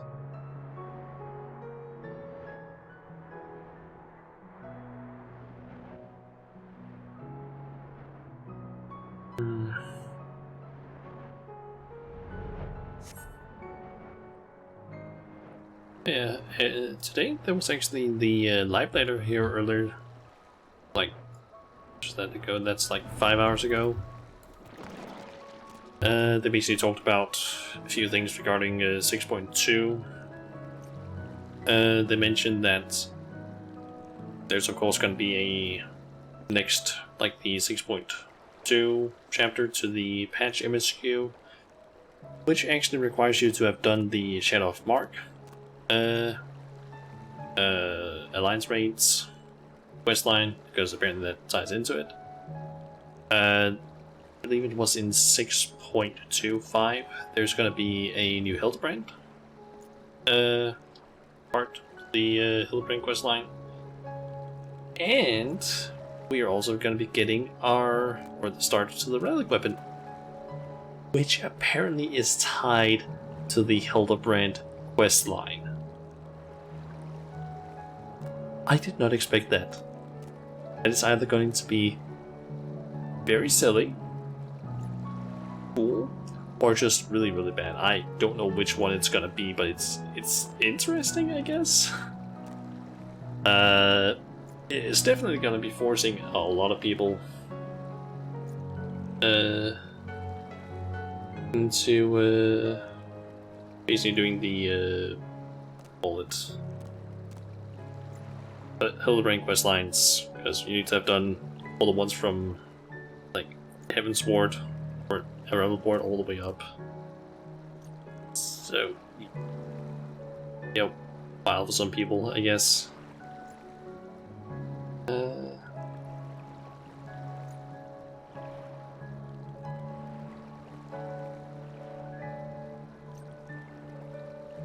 Just quickly reading something on phone. Just a sec.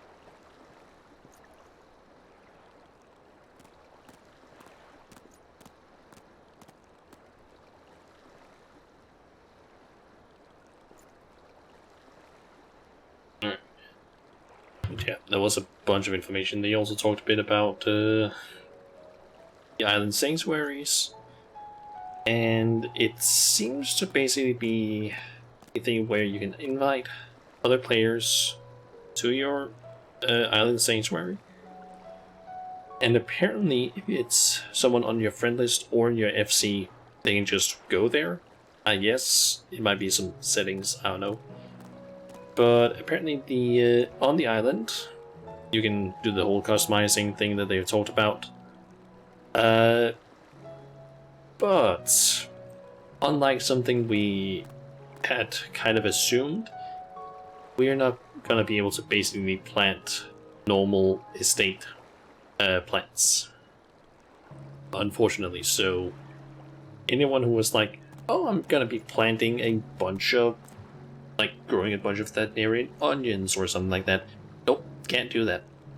The entire island is apparently based around you being able to gather and craft a bunch of things that don't require crafting or gathering classes or jobs. So, or at least from what I remember from the live letters, so yeah, and also there's like a whole currency system there from based on what you gather. And you can basically use that to, I guess, buy tools and upgrade things, buy things, tons of stuff. And also, apparently the island is fucking huge that you get. Like, they showed a sort of blurred image where it's just like, I think around like 1/4 or 1/5 of the island basically being displayed, with like a small dot that indicated a Rogadin. That's a big area. I would say that is, the entire island is probably the size of a normal zone, if not bigger. So, something like Lakeland perhaps, in terms of size, just slightly like different shape.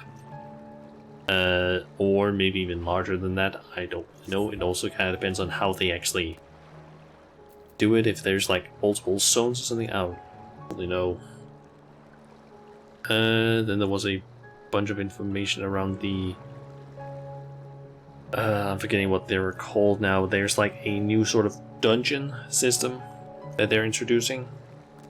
Not like fully, like, it's basically like some special dungeons where it's, you have two versions of them. There's the normal version, which basically scale with the amount of people you have in them. So you can basically play them solo, all the way up to 4 people. There's no role restrictions, so you can go in like full tank, all tanks, all healers. You can do all DPS, you can do all the same class, things like that. You can apparently change job during it, I think. I'm not entirely sure. And there's apparently also like stories where it's multiple story, like lines you can do depending on which paths you apparently take, and you have like NPC with you that apparently talks a lot regarding the lore. So that's gonna be interesting. Then there's also a higher difficulty version of it, which basically has the normal, some of the more normal restrictions. So 1 tank, 1 healer, 2 DPS. The NPC that's supposed to be coming with you is not there this time. The paths that you can take, because in the normal versions you can basically pick whichever path you want to basically explore the different stories. But in the harder version it's predetermined, so you can't go down whichever path you want apparently. And it's also just straight up harder. It has like some difficulty things with like limited amounts of reses and so on. There's also a Savage version of it, which I guess is just harder. I'm actually wondering, can I find anything online with that info?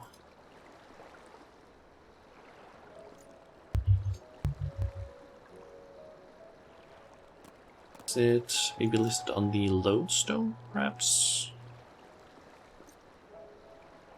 Oh yeah, there's also apparently some a concert with the Primals live in Japan in like September, I think it was.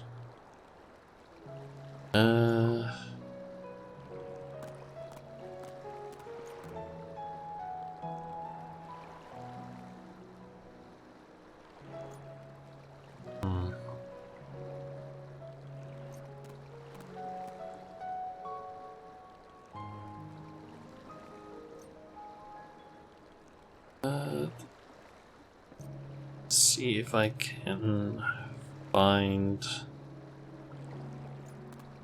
Okay, there's the Reddit thread, it seems here, although not quite I was hoping for.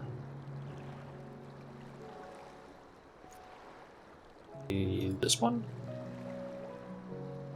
Ah, yep, here's a summary. Found.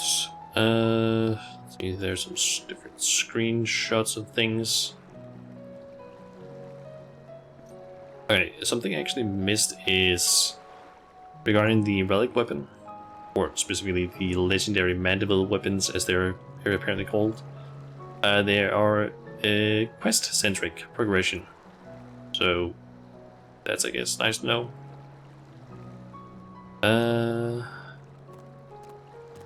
Oh yeah, there's also new travel quests, which is the Omicrons, which is apparently gathering. I have no idea who the Omicrons are. We also have the name of a new dungeon in the MSQ for 6.2. There's also a new trial and an extreme version of it. There's the next phase of the Pandemonium raids. Apparently they're also doing a whole thing where they are going to make it so that the release of the Savage version is going to be 1 week after patch 6.2's release, which is presumably in order to test some things. They say here that there are both requests asking for and against it, so they're basically using this as a test run to see if people like it. Whether or not the next Savage will also be moved by 1 week will be considered based on the results of this test run as well as player feedback. I think some of the reason why they're trying to do this is because it's going to give the world first attempters, basically the people trying to get world first in the raids, going to give them like a week to basically try and prepare instead of it just being like, oh, we need to do it right now, immediately. There's also going to be a new Unreal trial instead of the current one, which is going to be Containment Bay S1T7, aka Sephiroth. So that's nice. There's also going to be some PvE and PvP adjustments. Apparently also extensive adjustments to the Dragoon and Astrologian jobs, but they've been postponed. And yeah, so I guess that's maybe something we're going to hear about in the part 2 live letter that I'm assuming we're going to get it within the next like 4 weeks ish. But yeah, there's apparently going to be like intentions behind job adjustments will be explained. It's something that's said on one of these cards that they showed. There's apparently also going to be critical and direct hit adjustments. They will explain more in part 2 of the live letter. But according to what they say, they are planning adjustments for instances in which buffs, debuffs, and attributes relating to critical/critical hits do not result in expected benefits. So I guess it's because something calculation-wise doesn't really fit fully or match up, I guess, or something. PvP updates is also a thing. The PvP Series 2 begins. So if you haven't completed your series yet, which where does that thing? Is that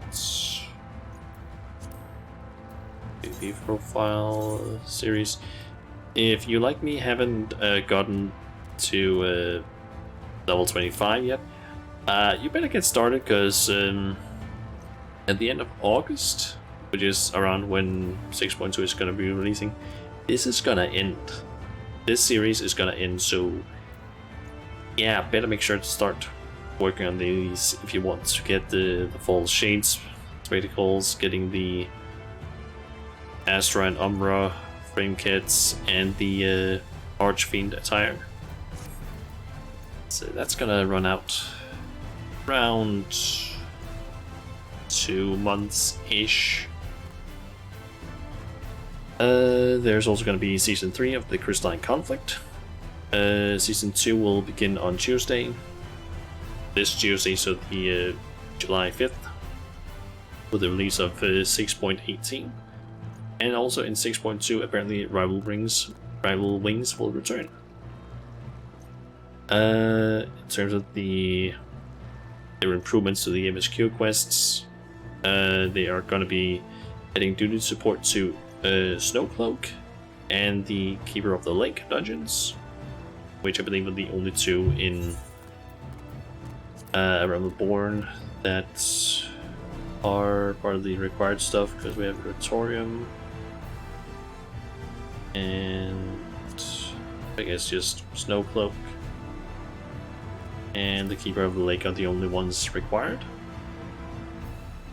And then they're also going to add duty support, so you can't, it's not going to be added to any of the like trials, because they're just not doing that.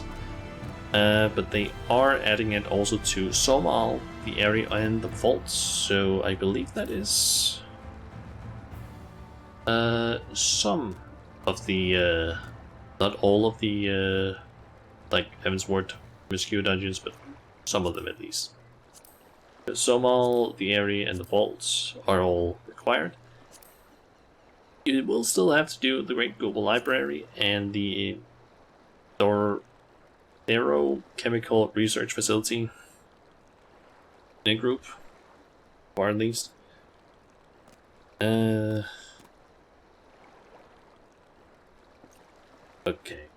So let's see. They also are gonna make the Steps of Faith a solo quest battle, which means that this trial is gonna be removed. To be honest, it's also kind of an annoying one that is confusing and just kind of boring, because you basically just hit a dragon a bunch while you run along. And then they are also going to be revamping Thorn March, apparently. So that's going to be... It's apparently going to be completely remade from scratch. I mean, because it was too difficult according to this page I'm reading. Yeah. Variant Dungeons, that's what it was called. Yeah, I think I've basically already mentioned all the stuff. It's also going to be level 90 stuff. Let's see. And the first one is apparently going to be called the Sylvine Subterrane, I think it's called. Let's see. There was the whole Another Path is apparently the more difficult version of it, it's called. What does it say here?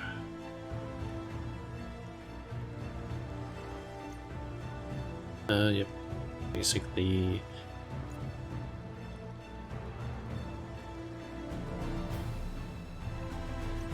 Here's something. If you do the more difficult version of it, aka the another just version of it, parties of fewer than 4 players are supplemented through matchmaking. Normal methods of resurrection are prohibited, but each player is granted a limited number of revival actions. Defeated enemies do not revive after body KO.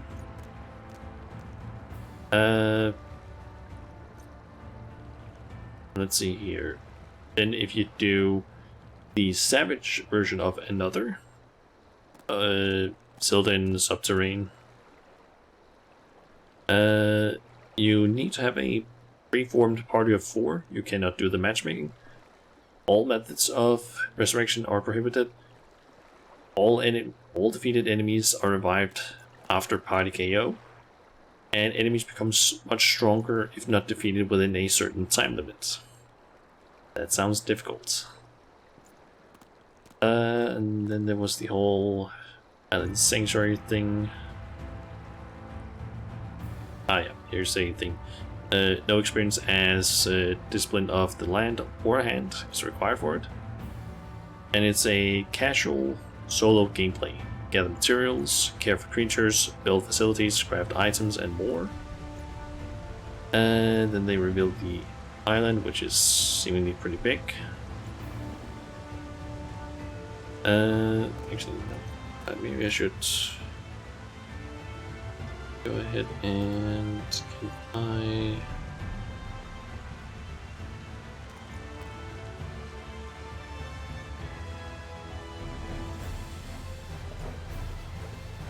Okay, and just... There we go. I can basically show this. Alright, so... I'm going to show, this is the map that they showed. That's apparently supposed to be the size of a Rokugan. There's a very small dot there. So yeah. You basically gather materials from nature. Materials are island specific and take up separate inventory space. Which I'm assuming means that you don't need to worry about it filling up your inventories. Craft tools from gathered materials. Tools help harvest resources more effectively. You can grow crops, plant and cultivate seeds you find on your island, different from estate crops. Very specific there. Collect and care for various creatures. Keep an eye out for rare coloring and unique critters. And then we will also be able to name our animals that we get, I guess. Build a base of operations, customize its appearance, and unlock further tools for development. Release the minions. Your favorite minions may wander freely within your base. Create handicrafts. Assemble collected materials into handicrafts and export them. Try to align exports with market demands for best possible results. Kind of missed that one. Handicrafts will be sold for island-specific currency, not guild. Gameplay is not affected by other players' actions. No. You can earn rewards, exchange accumulated island currency for special items, socialize with friends, invite visitors, or travel to other islands of friends and free company members. Then they have some stuff about the adventure plates. They're basically going from the beta version to official release. This is how it worked before, where you could basically have multiple portraits that you can then apply to the different things. Now it's apparently going to be that you have one portrait for your adventure plate, and then one for a specific gear set, so on, instead of how it is currently.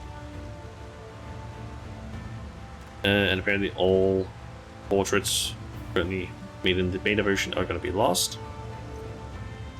I guess because of something. Portraits as of 6.2. I haven't actually read this part.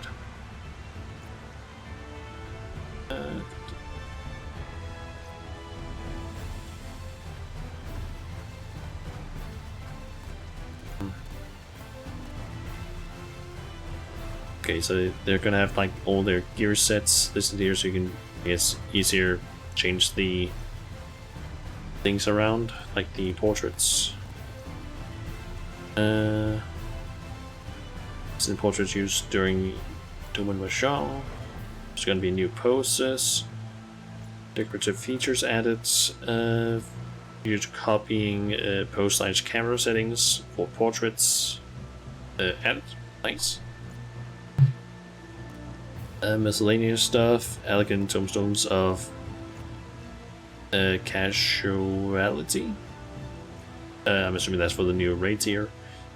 High level high item level crafted armor or gear, of course. To request repairs from other players, both in and outside of duties.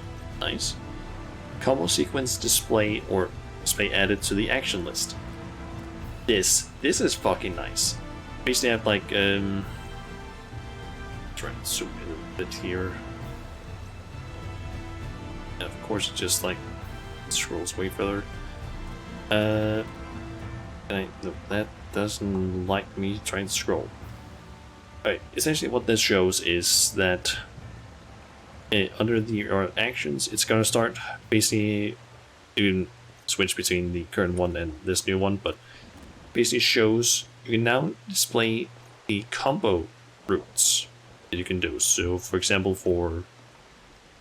here's the paladin one, just starter, I'm forgetting what they were called, your second one, then your third one, which can then split, which it indicates here with the like split, I guess, or branching off. And you can also see if a skill has been replaced by something else. For example, that is, I think, Royal Authority it's called, I'm forgetting it, but then there's basically an upgrade to this one, and it basically displays them that way. That's going to be, I think, very useful for new players or people just trying a new class, since it basically shows, hey, these skills combo off each other, use them in this sequence.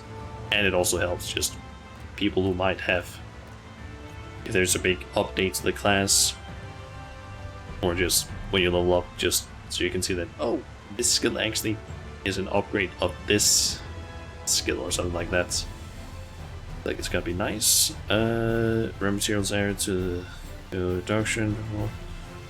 That's not important. Calamity reservoir capacity expanded to 800. That's nice. Double up in terms of space. Adjustments to the order of certain return to Iblis quests. Apparently they're going to be making it so that making bacon bread and walk on by will become available. I've already done those. And then there's a bit of information like the primals live on apparently Wednesday, September 14th, Japan. And then there's some links to share information regarding network delay or packet loss, and the expansion of the Japanese and European data centers, and revisions to housing board clarification. Okay, and that's all the info that we basically got. Yeah, I'm assuming, like, I don't know, within the next 4 weeks or month, essentially, we'll probably learn some more stuff. Just I'm assuming, because... As I told you before, I had scarcely set foot on the palace grounds when I was set upon by our host's familiars, and I expect our reception today to be no different. Which is why I propose we march through the main gate, weapons drawn. Did not expect this music to start playing. I'm sorry, but are we not here to petition for assistance? You can't honestly think barging in looking for a fight is going to persuade them. Actually, I believe the Exarch may have the right of it. They have no doubt poured a great deal of time and energy into their creations. Were I them, I should be most interested to meet with those who could overcome my defenses. As would any true seeker of knowledge. and there is little we can say or do to convince them to help us if we know nothing of their character, nor less why they chose to hide themselves from the world. But if we can seize their interest, mayhap we can earn ourselves an audience.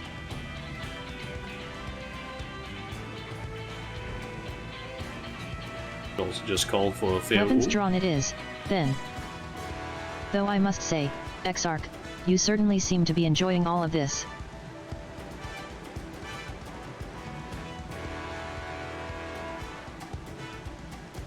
Do I? Well, I will not deny that I enjoy the thought of fighting alongside you all rather than pacing about inside the Crystal Tower. You both seem to be in rather high spirits, if you ask me. Not that I'm surprised. Your moods invariably improve when Shauna is around. What exactly are you implying? She averted a calamity, and the light which seemed destined to consume her has been extinguished. 'Tis only natural that we be pleased to see her.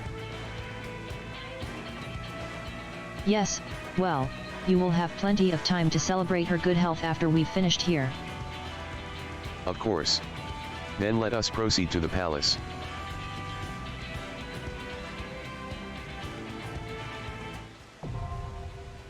Oh. Dungeon available. Okay. So, can either just queue up normally, I guess, or maybe get a... either queue up like this, 11 minutes, or we can queue up with these 4.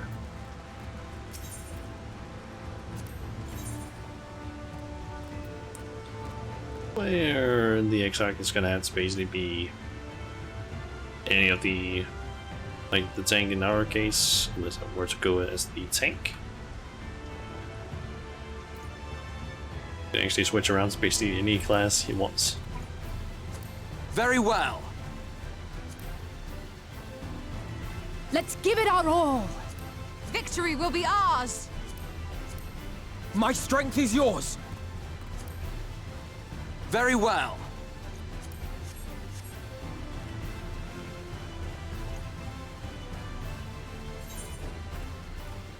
Wondering, I think I can probably wait those 11 minutes. But while we are waiting for that, let me try and see if I can find one of those maps that displays the sightseeing points so I can, I don't know, go around and try and get some of those. Let me just do something on YouTube, basically just update some of my playlists with some new videos that I just noticed that I've gotten.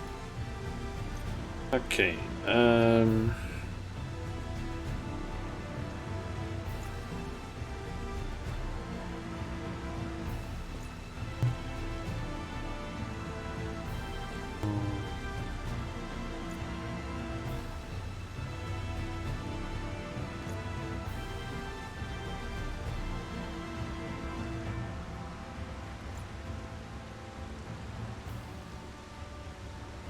is this one of the ones that I use for that?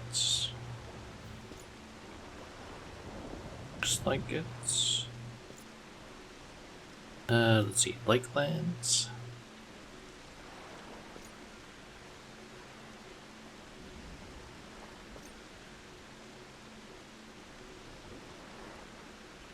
I think I found one that works. Okay, so apparently there's going to be, or there's one over here-ish. Yep.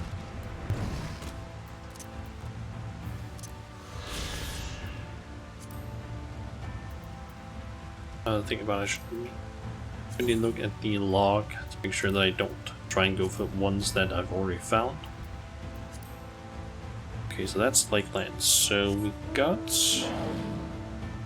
that was number 15 we got there. We got number 11. So number 10 is up. check here. Okay, so we got 11 and 15. So that means that that one that's located there I don't need to try and go for, so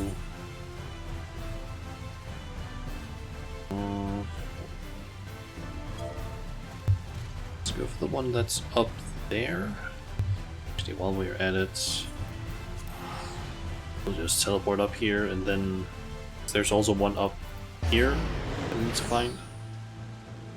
Then one down where the marker is placed. Then we have one in here-ish, I believe it was. And then we've gotten the one that's over here. So I'm assuming that the one that's supposed to be located here-ish is all the way at the top. Oh, yep, it is, and I completely missed it the last time I was here.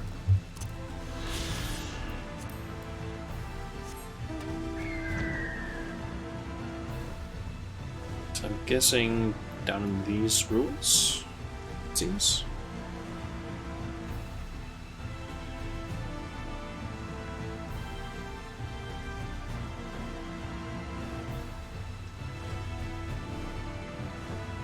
There it is. There's a somewhat high level, but there we go. It needs to face the right way. There's also a vista here, but we've already gotten that one. So not gonna try and get that one because we can't.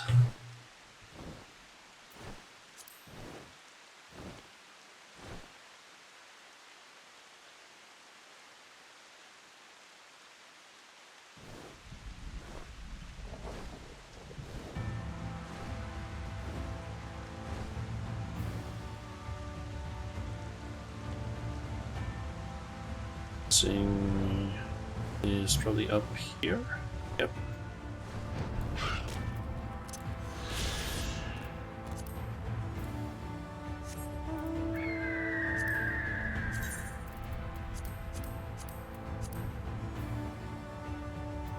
Oh yeah, number 10 we are missing, so that means we need to go over here. Yes, after all.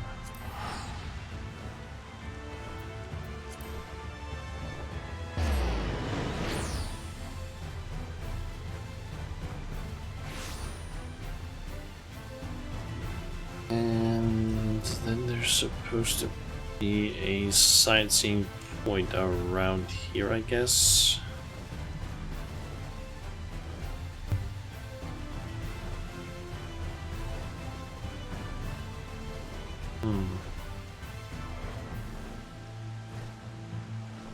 Ah, there it is.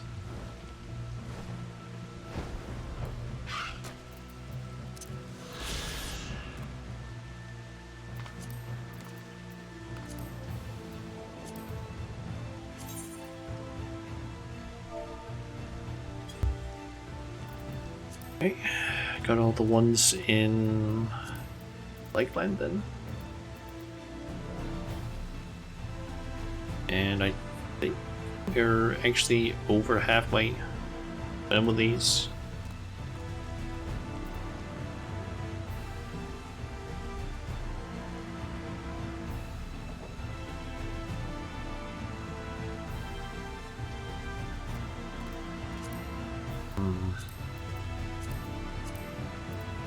We got some more in Lucia to find, and Amaring, and Crystarium. Does seem like we did get all the ones in Yulemore. Yep. And I think we got all the ones in the Tempest. Yep. Seeing in the Rotic Redwood, and Ilmeg seems to be missing most of them. Have like what? 5 more to find.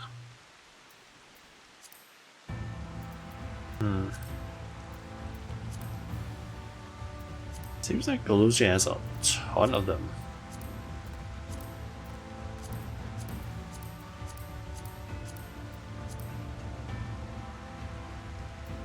Yep, Galusia has 7 of them.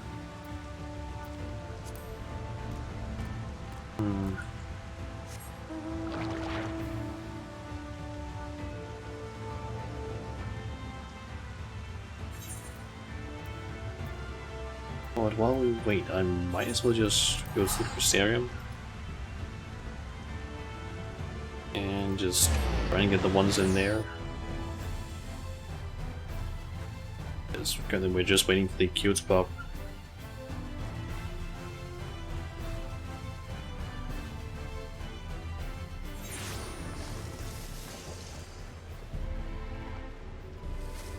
Okay, so let's see here.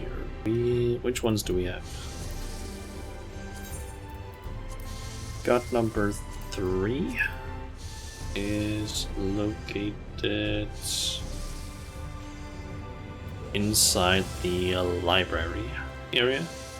Let's see, we got one over here.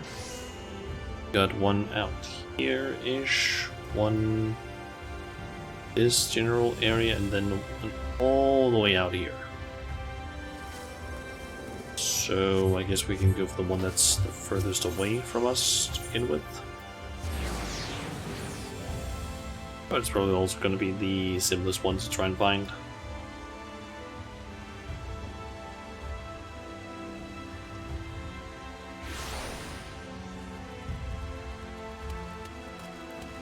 Got some of the IFC members are just talking about like how they kind of wish that Summoner had more interesting abilities than just buttons, I guess, in general. Just to be honest, yeah, I can see why. Because Summoner is a bit boring when it comes to like actual abilities. It is kind of like almost too simple in a way.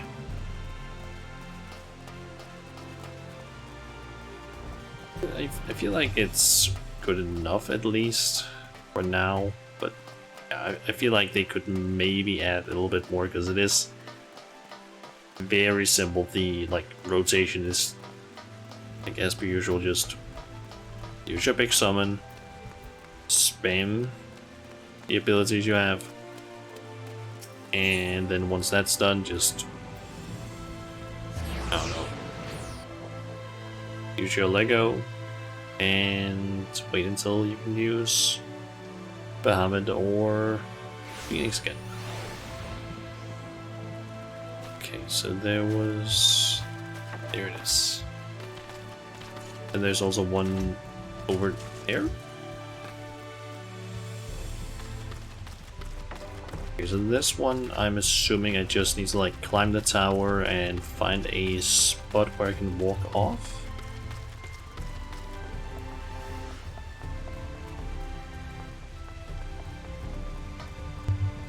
Or maybe I can just...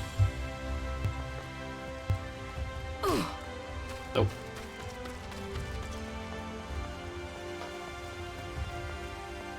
Probably jump down there. I just need to like find the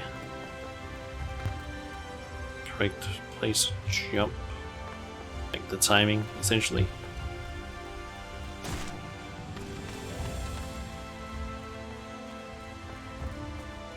So I did overshoot it before, but I can probably find the right spot, although maybe it is just easier to just, I don't know, drop onto it.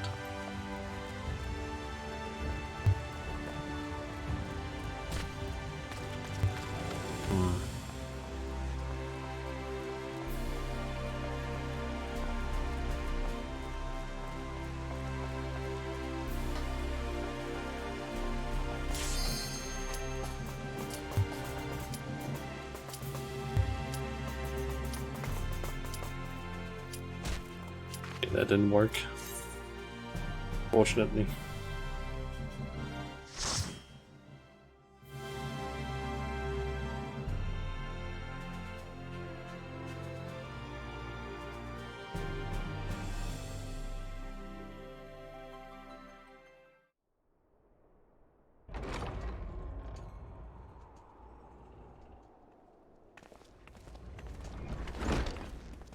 We got a warrior and an astrologian.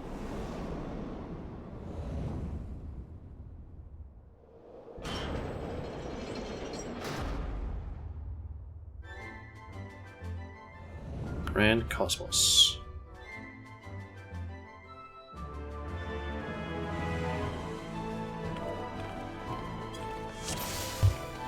Should you value your lives, you will quit this place at once. Now, be gone with you. From ageless sleep, I bid thee rise.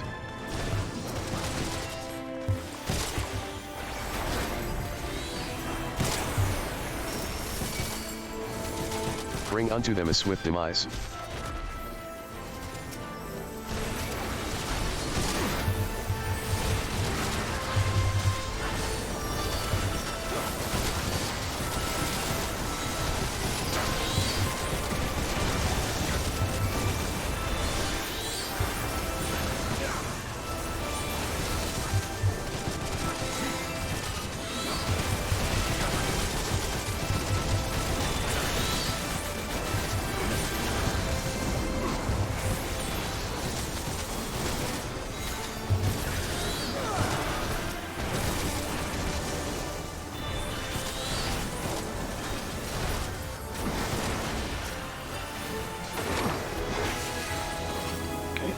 Look how they make a mess of my floors. Swish and flick, my lovelies. Swish and flick.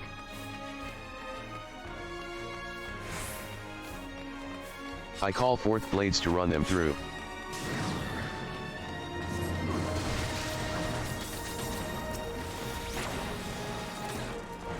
Brave knights of Eld, tried and true.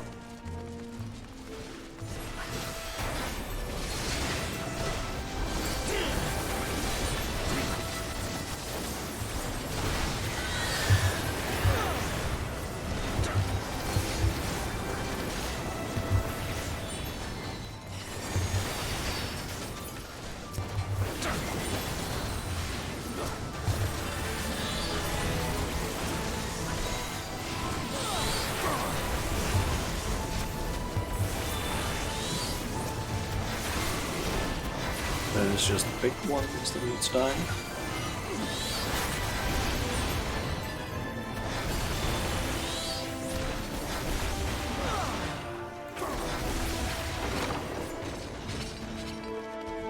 And first, if you insist on making a mess of my palace, then you leave me no choice.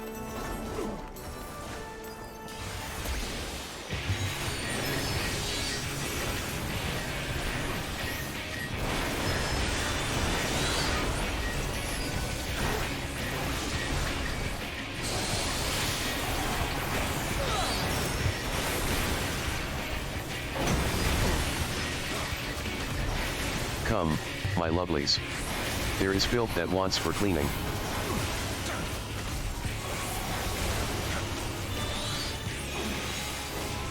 Crow otimet.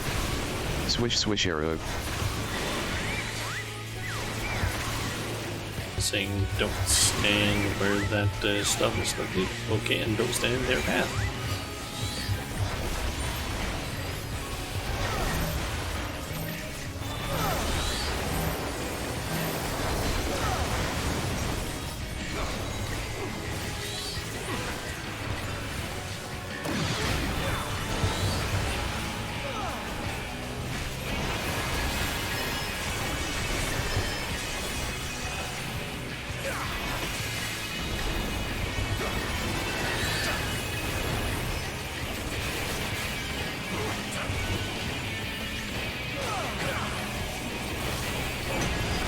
Guessing that the such pernicious stains, you are no matter.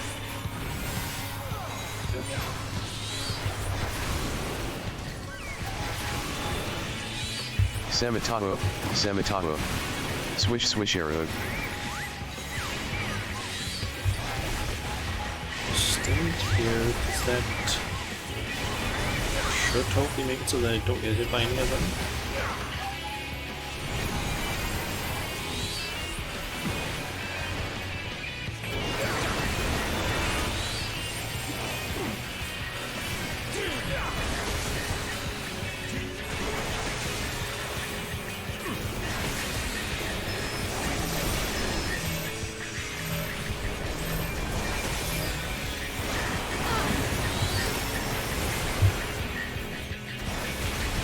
Ugh.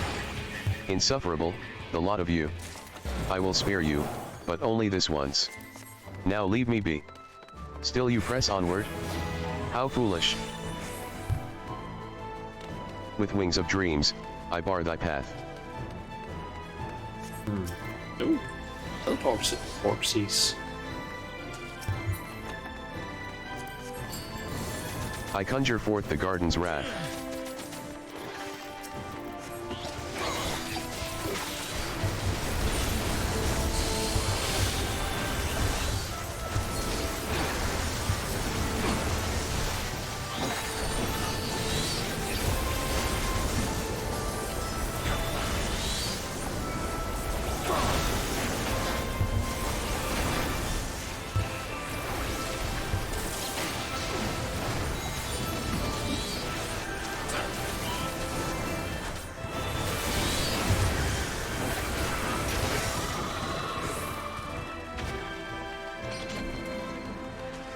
Hold them fast with thorn and vine.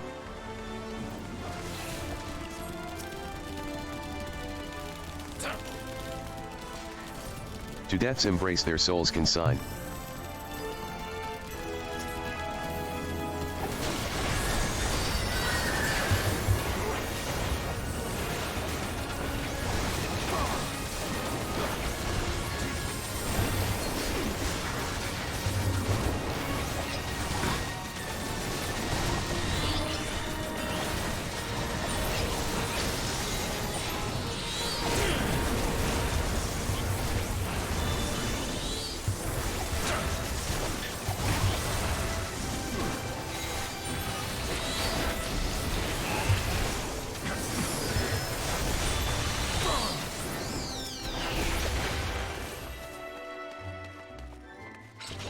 Lean and sit. Nice These place. cretins have sullied the sanctity of your garden. They must be dealt with. Come, then, little ones. Let me show you the delights of my garden.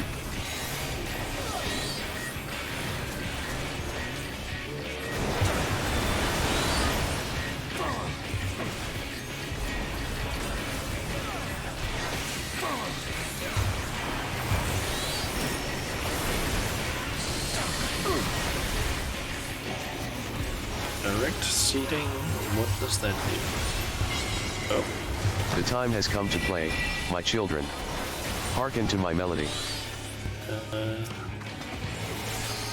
Assuming don't let it sit in the green.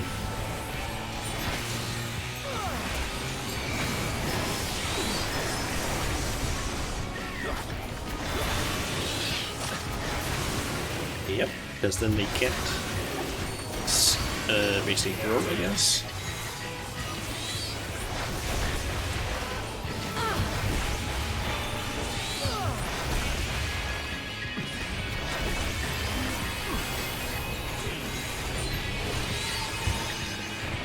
Okay.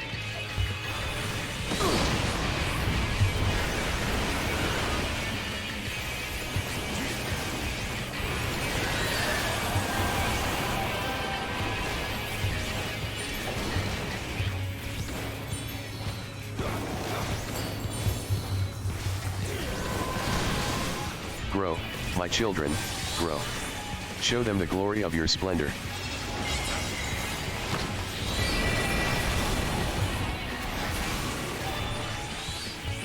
Okay, we're gonna get pushed.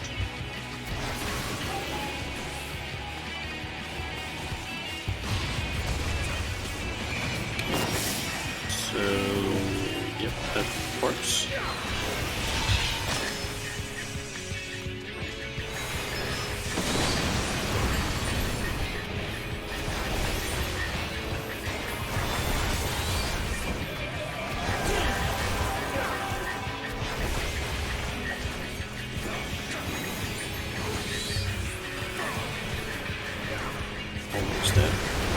I shall bloom again.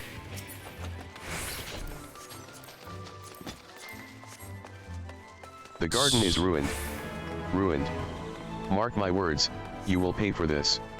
I summon thee from flesh of stone. I'd say this is a pretty nice looking place, just overall. With wings of dreams to grind their bones.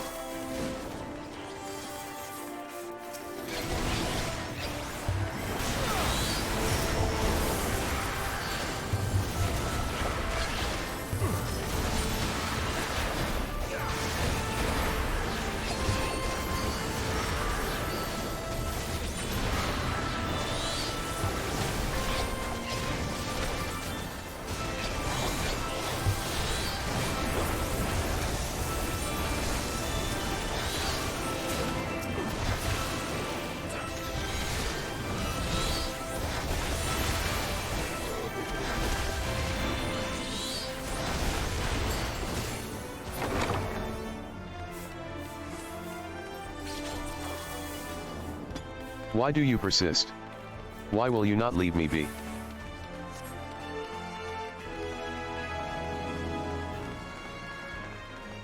Knights immortal, heed my call. Up a, I don't know. Seize the intruders who besmirch thy hall. You can call it a sort of fantasy castle, proper one.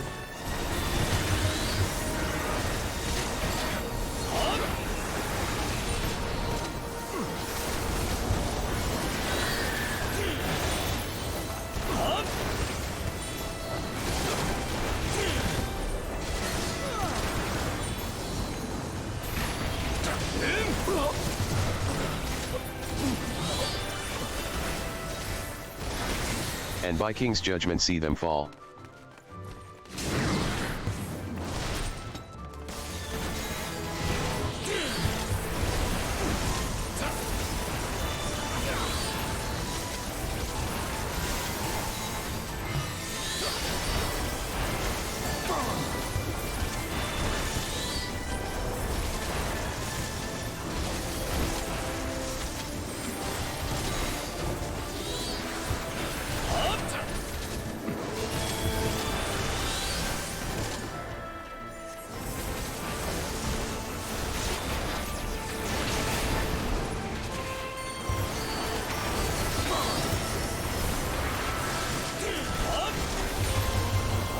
I'll just focus this one first.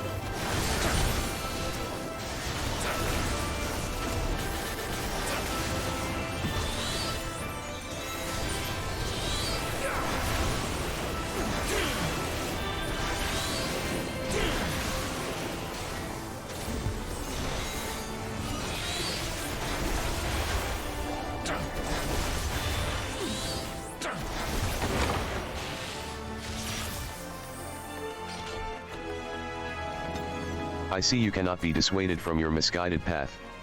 A pity.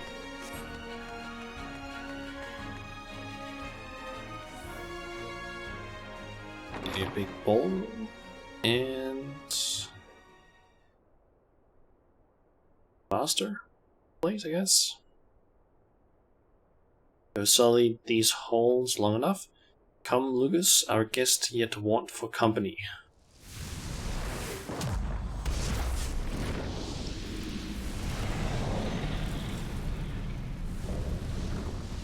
Insatiable flame, Lucas.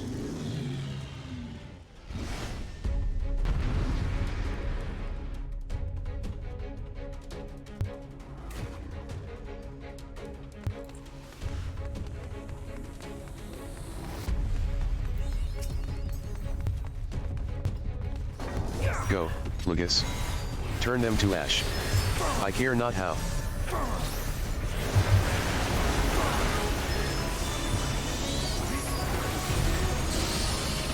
Scorching left.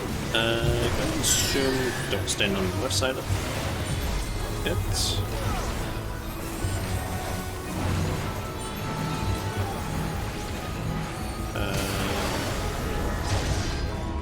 Yes, set them alight with your undying flames. Burn bright until they are naught but cinders.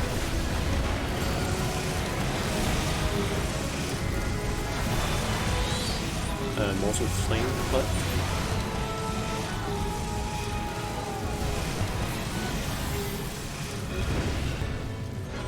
oh, you need to run into some of these things to get rid of that one.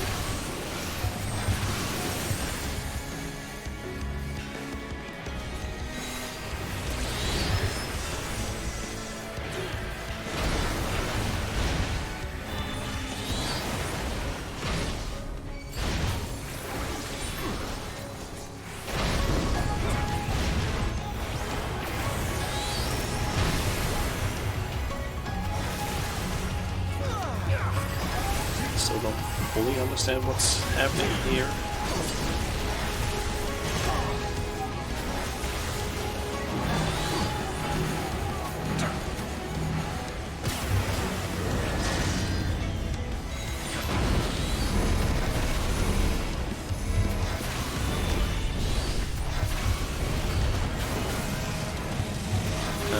Is there something that I can flame? Unfortunately not.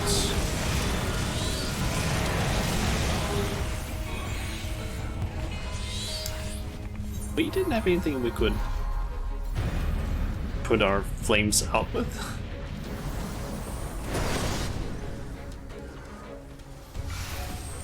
Like, we literally had nothing we could do there in the other DPS.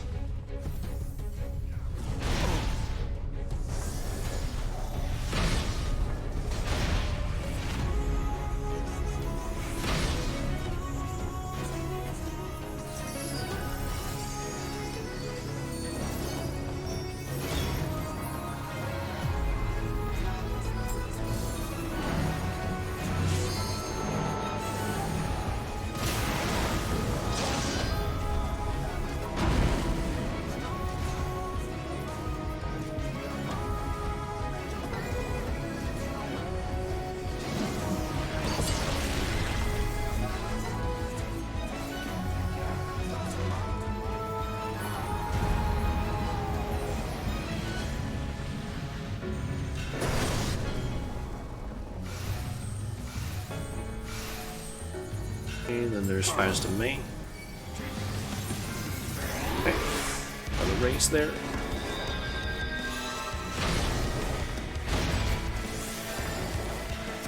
Okay, there we go. Some Guardian.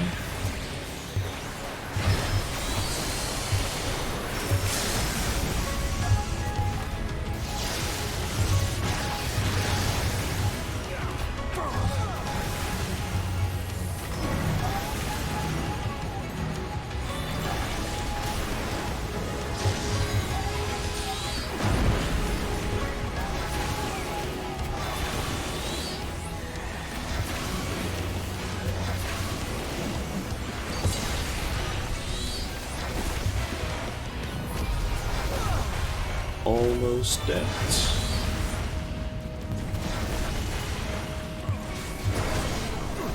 I just fucked that one up. Just as the attack ended, I just popped into the area that it would hit.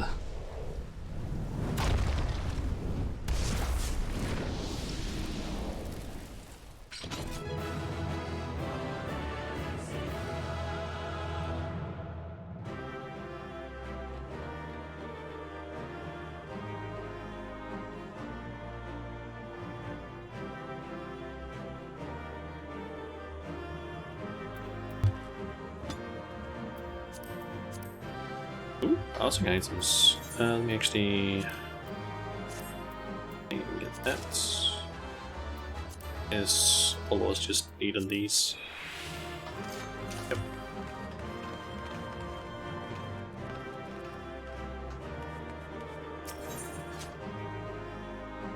Guess we're gonna be talking to that one now. So, voice acted? Scene, perhaps, or not?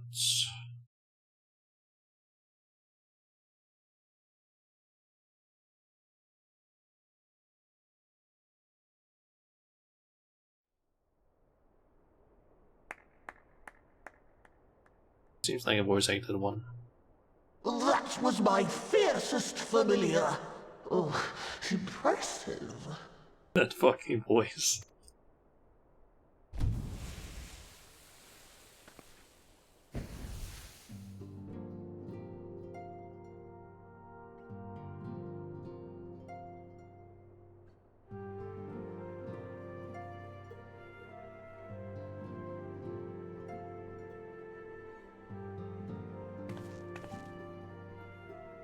Backlogue, 'tis good to see you again after all these years.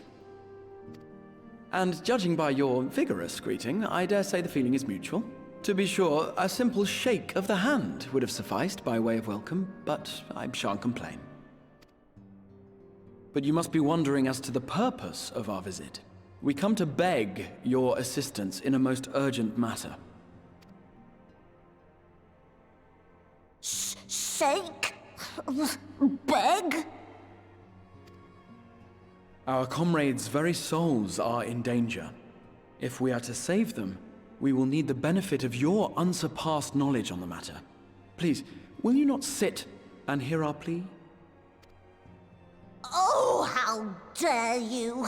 How dare you speak thus in my presence! It was to escape such words of temptation that I hid myself from the world of men. You are sinners, one and all, and I swore never again to have any part in your affairs. I can only imagine what terrible events forced you into a life of seclusion. But I know that the Numo are a good and noble folk. It is not in your nature to turn a blind eye to the plight of those around you. And in treating with us, I am certain whatever mistrust you feel for man will begin to heal.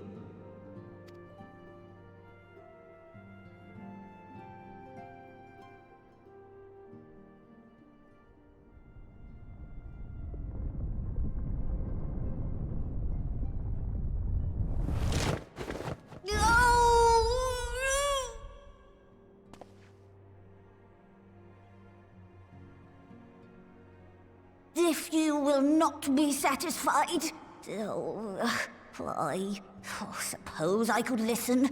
After all, there's no harm in just...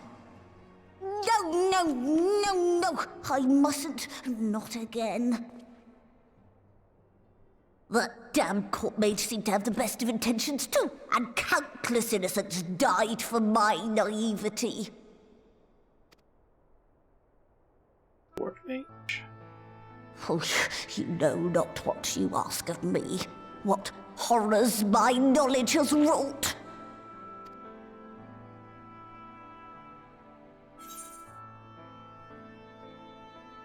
Let's see. Refuse all you want. We won't lie down in the set except defeat. We would never misuse it. You mean the magical plague of Vobert?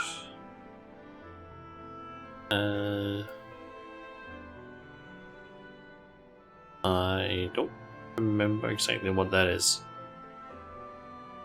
That one? That is? I'm forgetting what that is. You know of the plague? Then you know how dangerous soulcraft can be. Instead of saving your friends, you risk damning them. Are you sure you're willing to take that chance? Saying, what is Vobert again?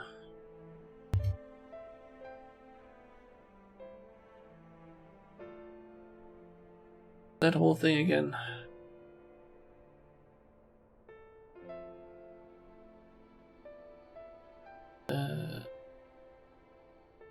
Oh yeah, that's the old name for Ilmeg. If I'm not mistaken. They apparently had, I guess, a plague or something at some point. No. No.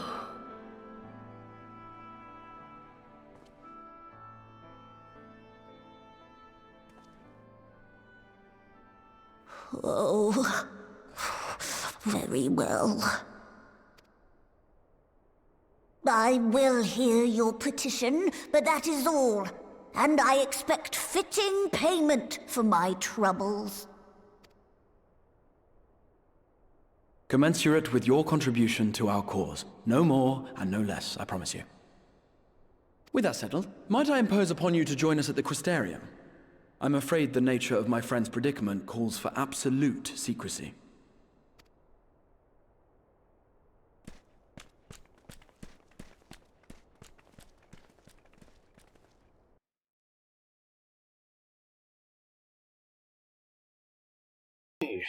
So I guess you can kind of be seen as a sort of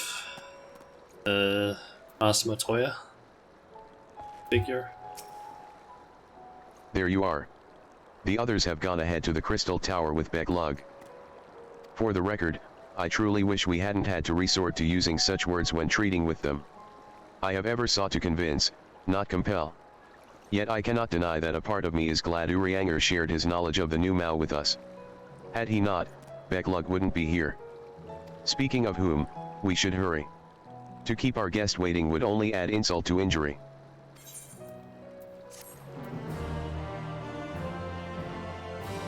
You may now enter the Grand Cosmos with a party of NPC avatars. To make use of this feature, open the Trust interface located. I guess it's just so we can, pull up with them in there. A welcome guest. We mustn't dally here any longer, Shauna. If Beglug is to hear the truth of our travails in the first, you of all people should be present.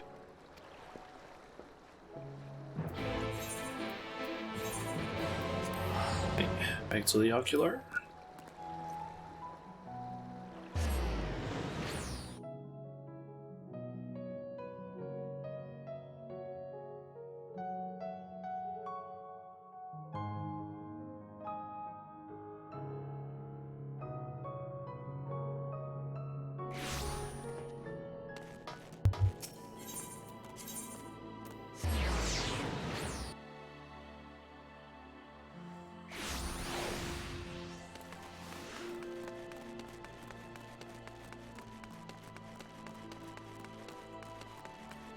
Do you have...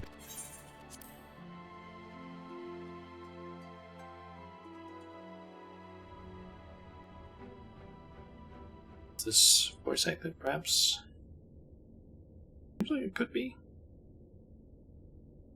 Just on the camera.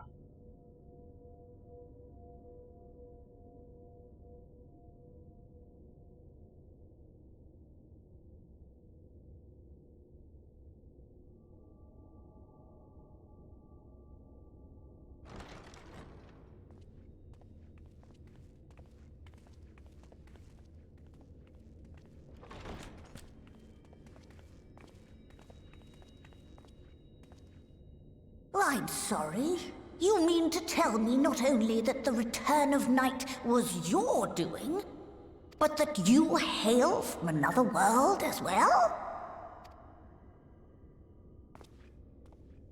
Everything we told you, of the source, the shards, the 7 umbral calamities, all of it is true. I realize how fantastical it sounds, and I would not blame you for doubting our testimony.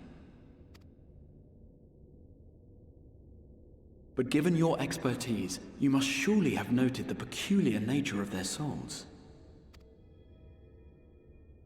Any other time and I would have dismissed your stories as balderdash and flummery. But upon closer inspection, 'tis plain their souls are far denser than is normal, and that they do not possess true bodies. Save you. Your body is your own, and your soul is the densest of them all. Okay.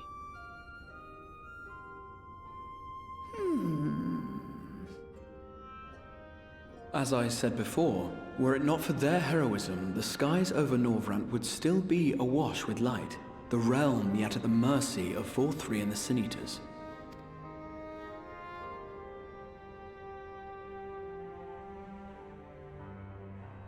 After all they have done for our home, seeing them safely back to their own, it seems the very least we can do.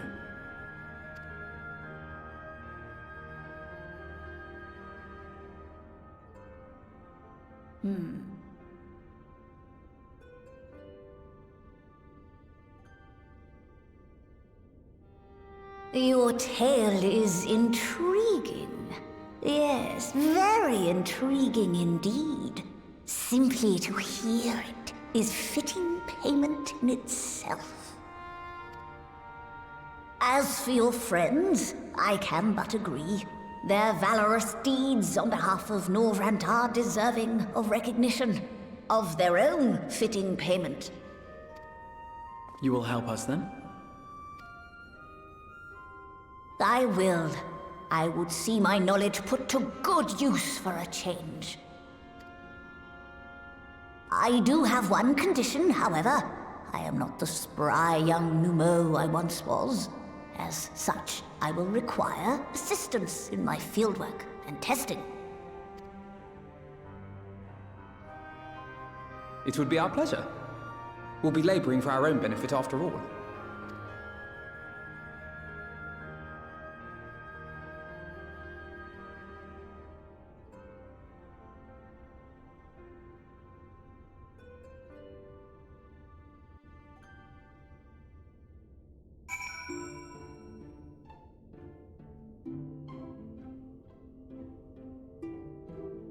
Okay.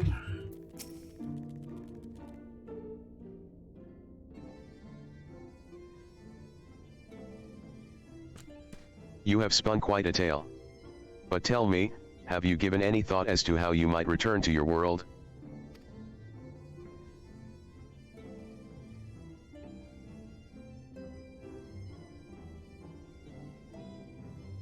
White Oricide, you say. An intriguing proposition. But one which fails to account for the present state of your souls. They have become highly charged, likely as a consequence of having maintained tangible forms for so long. In such an energetic, unstable state, there is no telling what may happen to their souls within the Oricide. They could very well become immutable to transference, never to be restored to their bodies. Then, would it be possible to force our souls into a state of dormancy, prior to transference? In theory, yes. But the soul is not a candle to be snuffed out and relit on a whim. Well, that sounds ominous. What exactly would rendering our souls dormant entail?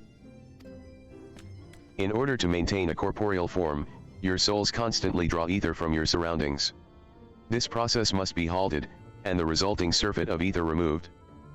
Your minds would ultimately be separated from these faux bodies of yours, rendering you incapable of interacting with the world around you.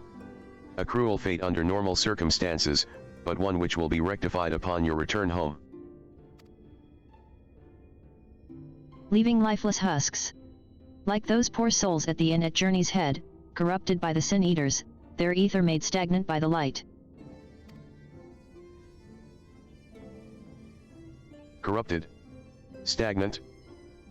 Might I see these unfortunate individuals? Why? Do you think you might be able to help them? I might, or I might not. But I shan't know for sure until I have seen their condition firsthand.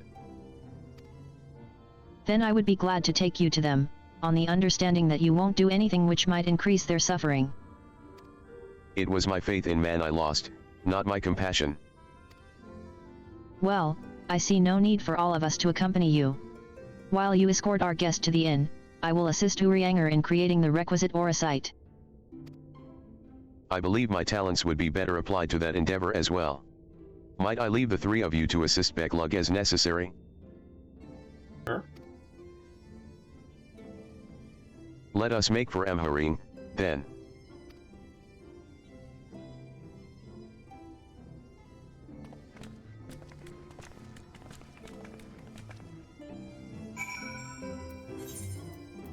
On Journey's Head then.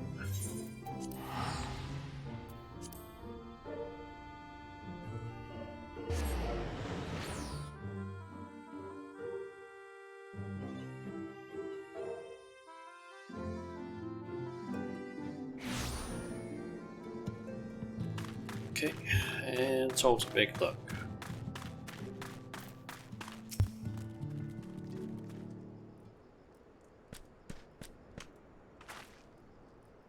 So this is Halric, is it? Yes, his etheric balance leans perilously toward the light. Toward stasis. What do you suppose will happen to him? Not too bright, are you, boy? The same as all poor souls corrupted by the light, he will become a sin-eater. You don't know that. We've defeated the Wardens and banished the light from the night sky. Halric was completely unresponsive before, but now...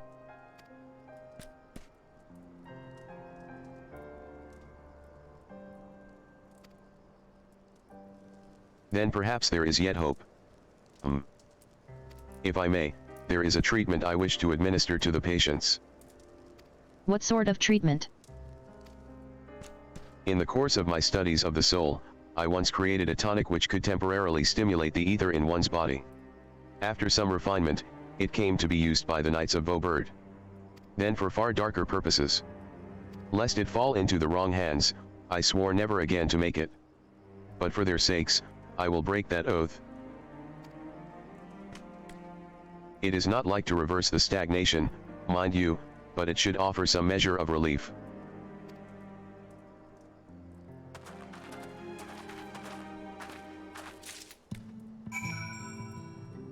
Okay. This potent tonic, invented by Big Luck, during the time of Beaubird, is said to revitalize the soul both figuratively and literally. Go, Todd. Totten stares blankly at you. It would seem the tonic has had no effect. Porno. Audio. What is this warmth I feel in my chest? Seems to have had a effect of some sort at least. And there's Voini.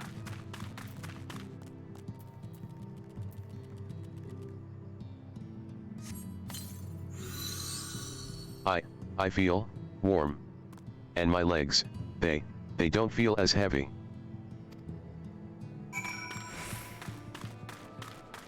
Seem to have some sort of effect.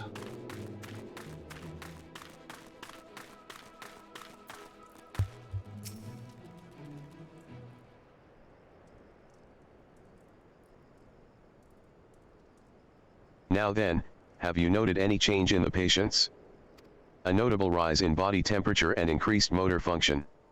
In most of the patients, at least. The more severely afflicted show no response. As I feared, then. 'Tis true that with the restoration of night, the corrupting influence of light will no longer grow. And yes, their bodies will naturally return to equilibrium given time. But this holds true only for their corporeal ether. Their incorporeal ether, that of the soul, is not so easily mended. Which is why those in the later stages of corruption, like Halric, appear unaffected by your tonic. Precisely.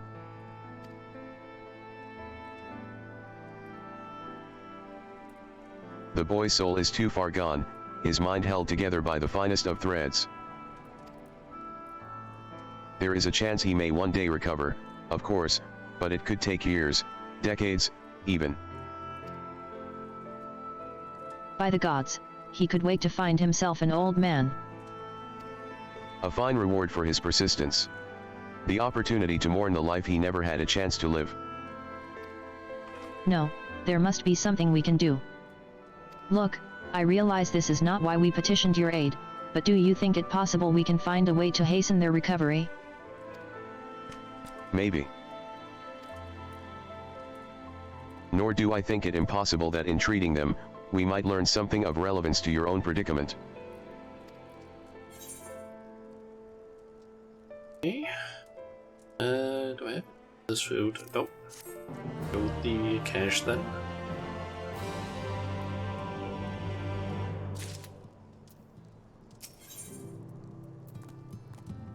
Good for the soul.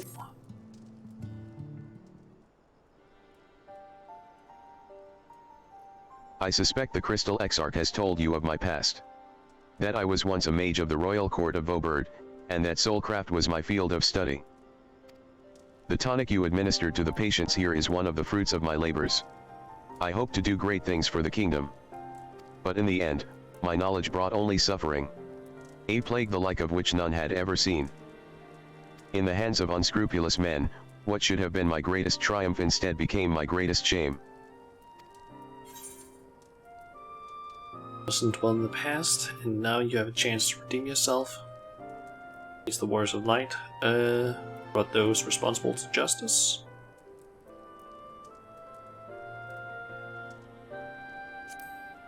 Doesn't dwell in the past. Let's go with that one. I know that only too well.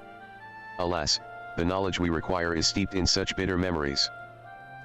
But let us return to the task at hand, finding a means by which we might revitalize these people's incorporeal ether.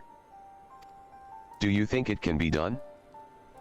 Were the skies still ablaze with primordial light, I would call it an exercise in futility. But now we may have a chance. The method I have in mind will entail the conjuring of a familiar. They are able to amplify the energies poured into them, making them the perfect conduit for the ether revitalizing magics we will ultimately employ. If you're about to launch into a lengthy explanation of the metaphysics of your plan, don't bother. I'd rather get on with doing whatever it is that needs to be done, if it's all the same to you. Whatever reagents must be procured, or spells invoked, I'll do it.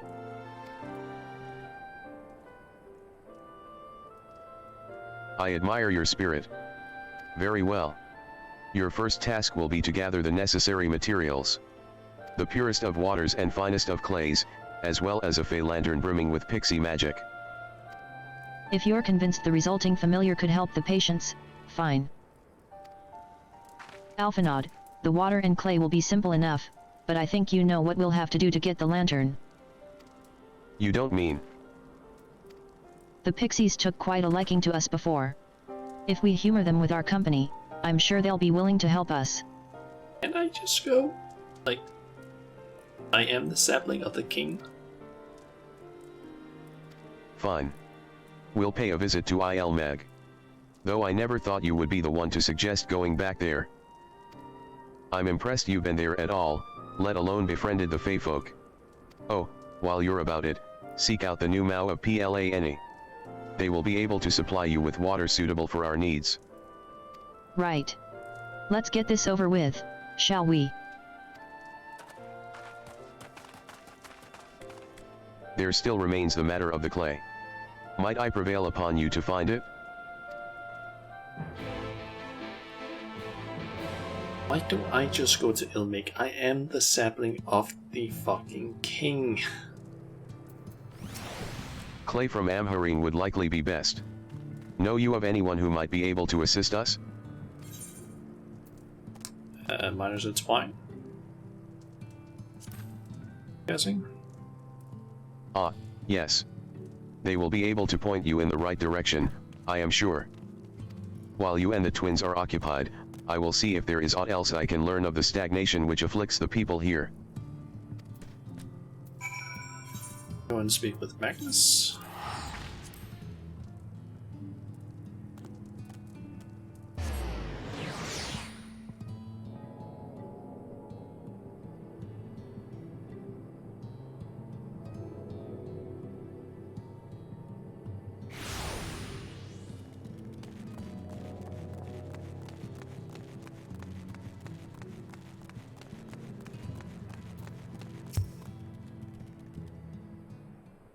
Magnus had to say.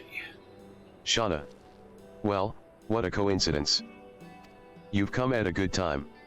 We've just this moment finished repairing the Talos and trolley you lot took to Naboth Aran. The trolley was no trouble, but the Talos would have been another matter, had we not had a visit from Master Chai. He offered us a share of the leftover building materials from Deadless Stoneworks, as well as a few trade secrets to help us along. Clever man, that China's. He seemed pretty keen on the ideas I had for putting the giant Talos to work. Like a giant trolley. But Magnus still refuses to see all the good we could do with it. You're entitled to your dreams, Jarek, but that doesn't mean you can go harassing our guests with them. Master Chai was just being polite. And something tells me Shauna here didn't come all this way to talk about trolleys. What is it you need, friend? High quality clay.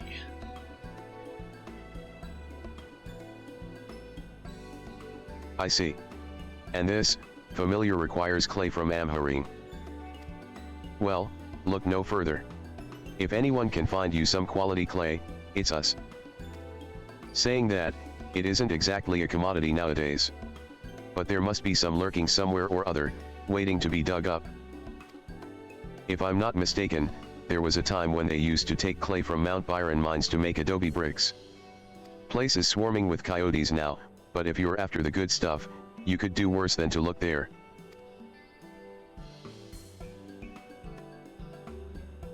Okay.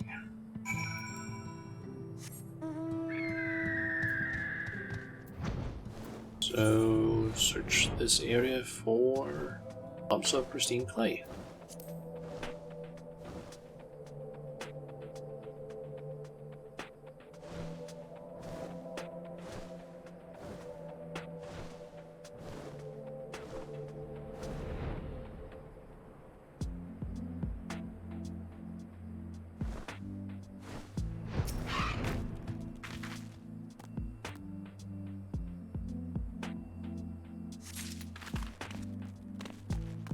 Doesn't seem like I'm gonna get attacked by a whole lot of things here. Maybe the last one will produce some enemies.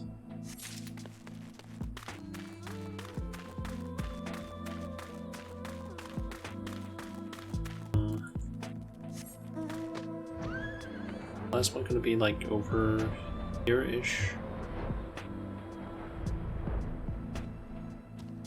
Nope.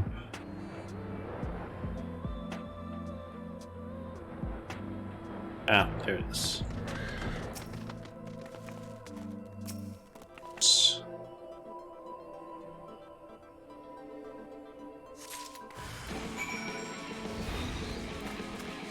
Here we go.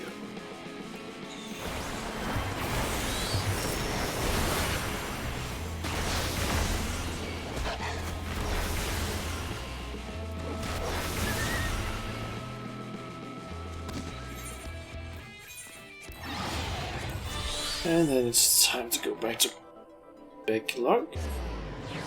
Deliver the clay.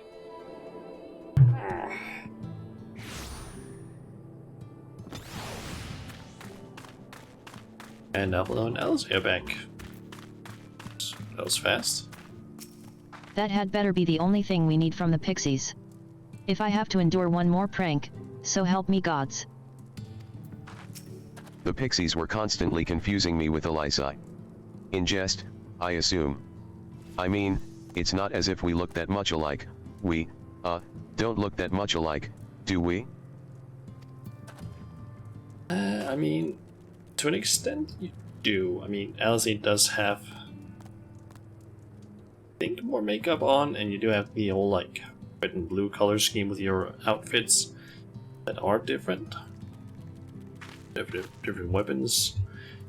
But in terms of face, you do look pretty similar. The twins have returned, and in one piece at that. I was convinced the pixies would turn at least one of them into a garden ornament, but no. You have the clay, I take it? Yep, a finely grained soil material found in Amharing. Wonderful. We need but combine the clay and the water, then heat the mixture with the Fey Lantern. After that, it will be a simple matter of settling upon a suitable form, and performing the necessary incantation. Becklug. I have a question. In the event that we had need of this spell and you weren't around, would it be possible for another to perform the incantation? Assuming they possess the requisite skill, yes. Halric and the others have suffered so much, and I swore to do everything in my power to save them. If there is a chance this spell could do that, I would be the one to invoke it. Mayhap you should be the one to do so. A deep understanding of the subject's physical state, combined with a strong desire to help them, can drastically increase the magic's effect. And you are plainly more familiar with these people than I. I dare say there are few in all of Norvrend more dedicated to finding a cure. Is that not so, Shauna? Very few, but if aught should go awry, I'll see what I can do. Absolutely, she's the best woman for the job. I'll give it my all. For Halric. For Tesleen. Then we are all of a mind on the matter. Elise, I shall be the one to conjure the familiar.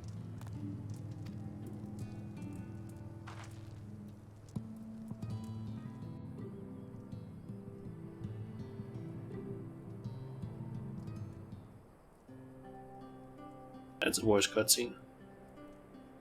So I'm pretty sure due to the camera and the look of the cutscene. Let us begin. Yes. I trust you've prepared the clay?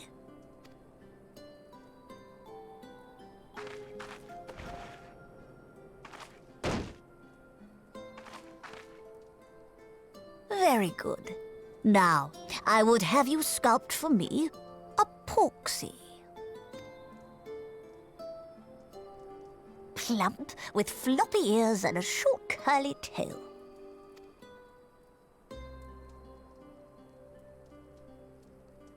A porksy. I think I know what you mean.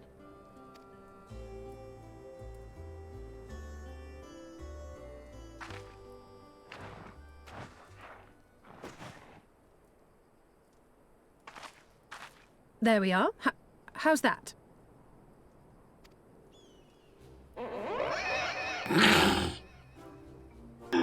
Oh, that's bad. Well, it is certainly creative. There's no denying that. Oh, she's pissed, I think. Yes, I know look. artist. Very funny. Pay him no mind, child. Though it may look like a grotesque parody of reality, it is what the invoker believes that matters.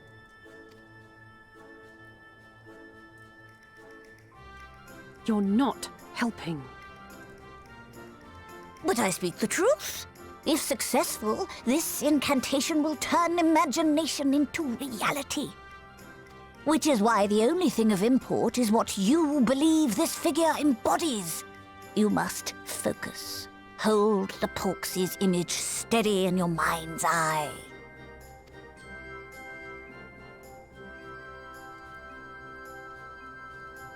Now then, as I taught you, relax and allow your energies to flow.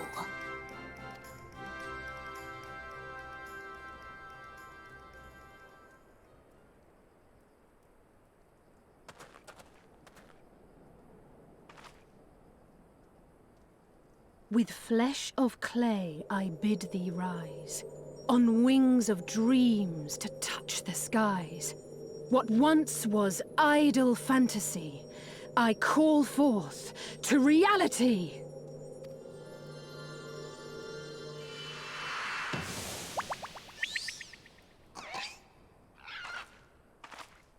Actually became a Hoxie. Not bad for a first attempt. Now, let us see what can be done for young Halric.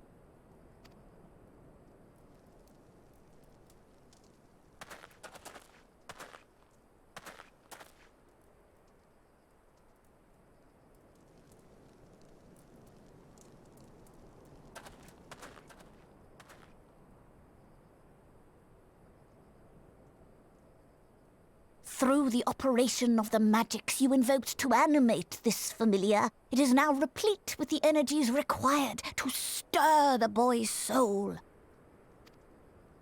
You need but give it a name, and it will do as your heart desires.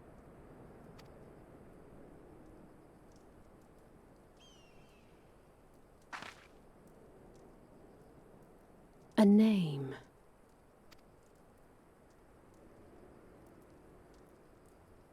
All right, I've decided. Now...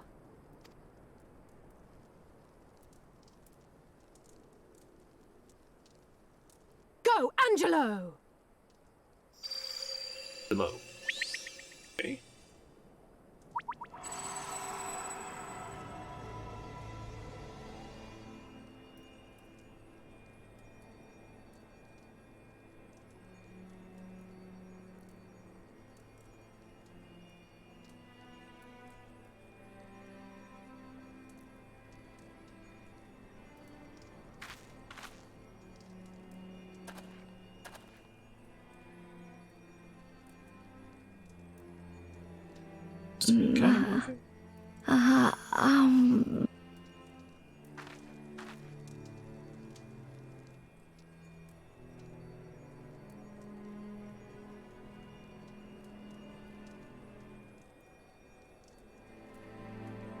Mother...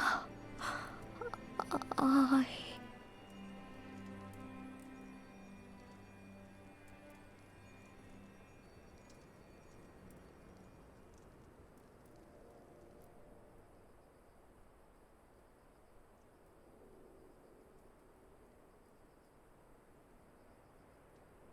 Seems at least I've done something.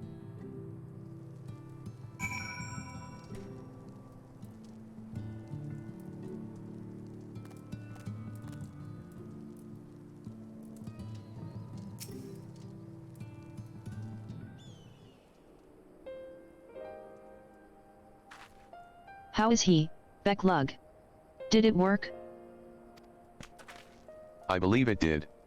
You and your fledgling familiar have done well. If my eyes do not deceive, a hint of color has returned to his soul. Gods. I would jump for joy if I weren't so exhausted.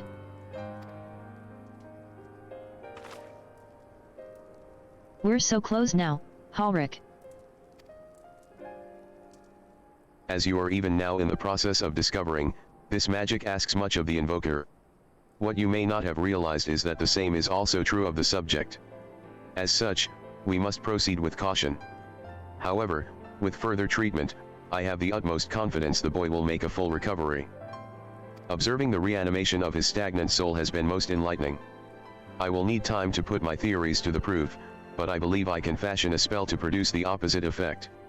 That is, to induce stagnation, thus enabling our safe transport back to the source via Auracite. A thought occurred to me, about this treatment. Becklug said when the soul is rendered dormant, the mind is separated from the body. That a person becomes incapable of interacting with the world around them. Does that not sound a lot like some of the tempered back in the source? Not really. Oh. It is the fate of most tempered to become slaves to primals, save in a handful of cases. Or am I missing something? If I can master this technique, the art of revitalizing the soul, I know of at least one in the source who could desperately use such treatment. Cobalt friend, I believe. Gabu. Sure, I follow. Do you really think it could work? Gabu. Exactly. His condition is uncannily similar to Halric's, is it not? The only difference being that his soul was suffused with earth aspects ether instead of light. It follows that if his soul is subject to a similar kind of stagnation, there may be a chance we can save him, right? Forgive me, but who is this G.A. Bulletin fellow of whom you speak? I see. His condition does sound similar, yet there is much and more about the soul that remains unknown even to me. I say this not to discourage you, you understand, but to remind you that this is delicate work we do here. Work requiring patience. Of course. And as long as there is hope for the patients here, I will devote whatever time is needed to see this through. But I refuse to spend that time in idleness. If it's all the same to you, I'd like to stay here with Angelo and continue with their treatment. The two of you should return to the Crystarium with Becklug and see if you can't make some headway with their newly posited theories.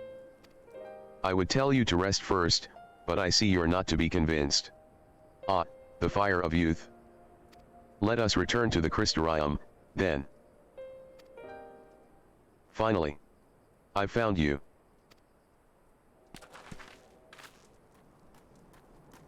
Oh! Kaishur. What are you doing all the way out here? There's trouble back in Yulmari. Lady Chai's beside herself. Sighing, pacing, the whole lot near enough begged me to go and find you. Sighing and pacing, you say? It must be urgent. Has her husband not returned? I take it I will be returning to the Crystarium alone. Go on, then. It's not as if I have anything for you to do. Thank you, Becklug.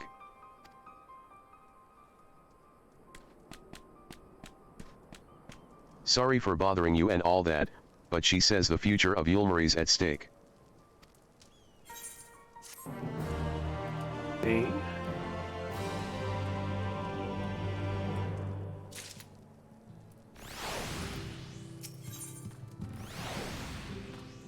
Nowhere to turn. Lady Chai's up in the parlor.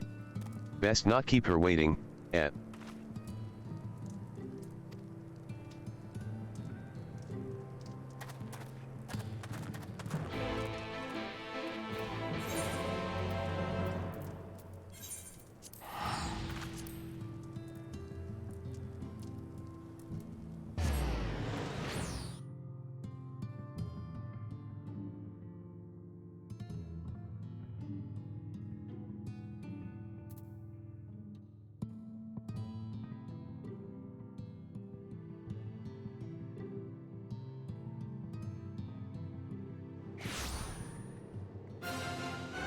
Okay. Here. Well, not here seems out of the ordinary, though I do not see Lady Chai anywhere.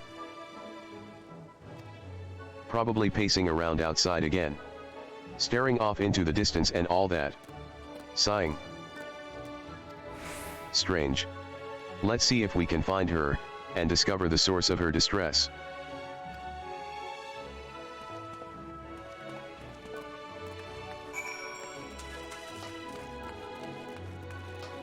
Let's see.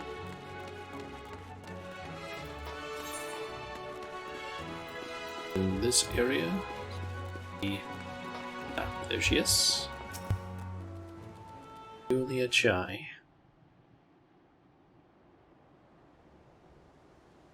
That seems like a voice actor cutscene.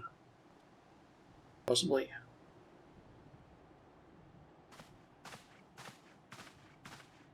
Oh, thank heavens you're here! Lady Chai, whatever is the matter? I knew not where else to turn. Oh, this is all too much for my poor heart to bear alone. Alone? What of Master Chai? But that is the very reason I summoned you. He's gone.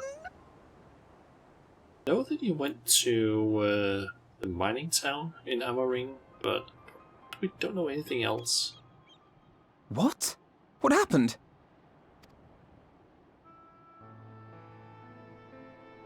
It all began after the events at Mount Gulg.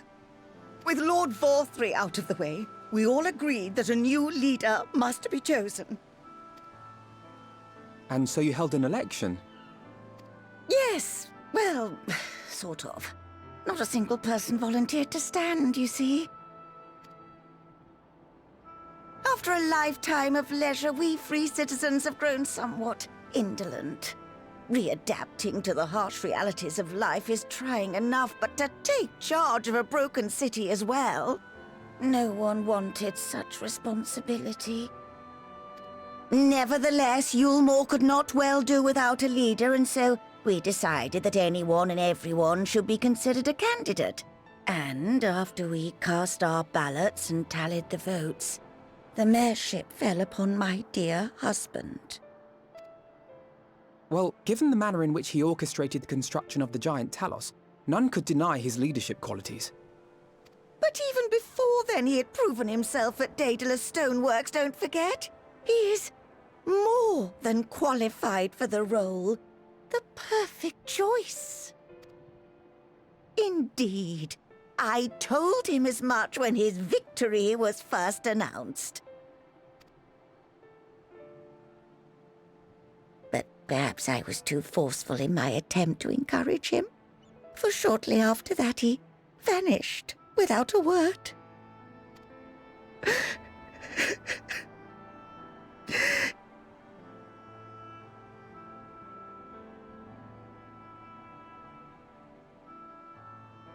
You believe he was so daunted by the burden of leadership that he felt compelled to flee? Please, Lady Chai, dry your eyes.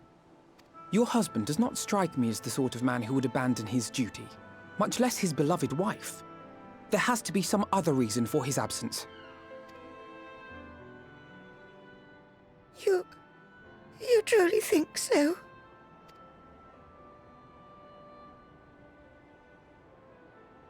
What about you? What do you think has become of my husband? We know he's been in Amarine. Wherever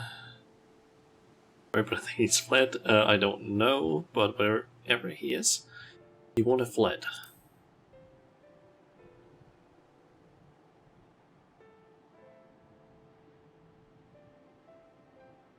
And there you have it, Lady Chai. You needn't worry.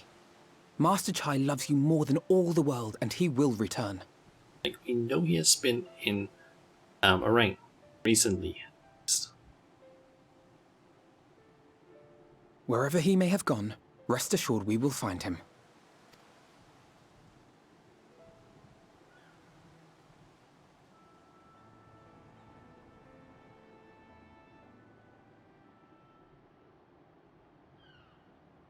Thank you, my dear boy.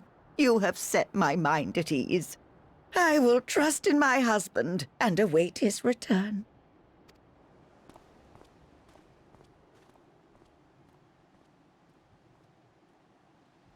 But we're probably gonna try and look for him, I'm guessing.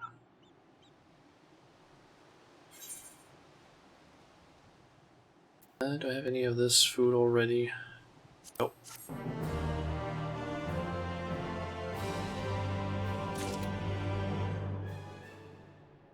Okay. And I'm guessing I need to wait for Alphino to load in.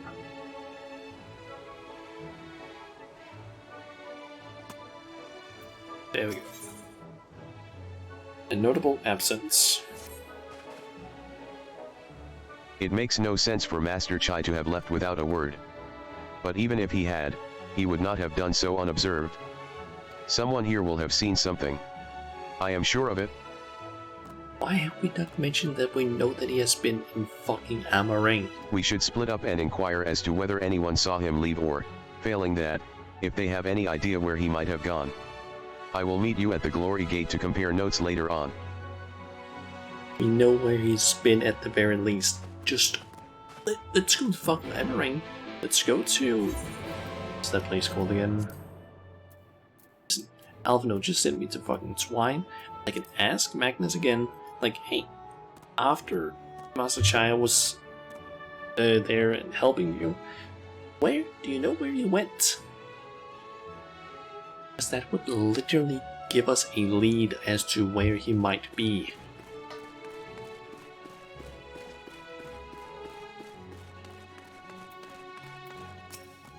Master Chai? Why yes, I spoke with him recently, though I recall he was in a rather dour mood. Concerned about Yulmari's neglect of industry, you see. With Lord Vothry's apparently inexhaustible stores of meal, and no great need for money, it's little wonder our businesses were all but forgotten under his rule. But I assured Master Chai that the Boutique of Splendors will do all it can to contribute to the revival of trade here in Yulmari, which seemed to satisfy him. He took his leave soon after. Your exchange with Mauen has taught you about the stagnant state of business in Yulmari. I need to go down to the buttress.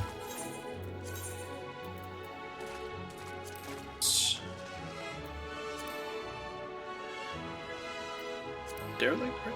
So, I guess Glory Gate.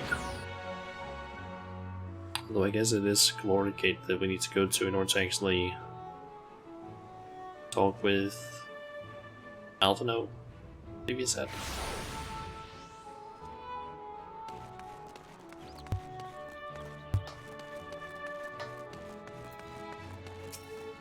Looking for Master Chai, are you? Is something amiss? When last I saw him, he seemed ready to collapse from exhaustion. I insisted he rest and catch his breath, and we talked for a while, about his concerns over the city's defenses amongst other things. He made more than a few valid points. Many of our men are still recovering after your confrontation with Lord Vothri, and finding General Ranjit in a heap in the middle of the plaza shook us all to the core. The man commanded no small amount of loyalty, and some of our longest-serving soldiers seemed lost without him. Indeed, a number of them left. Not that we blame you, of course.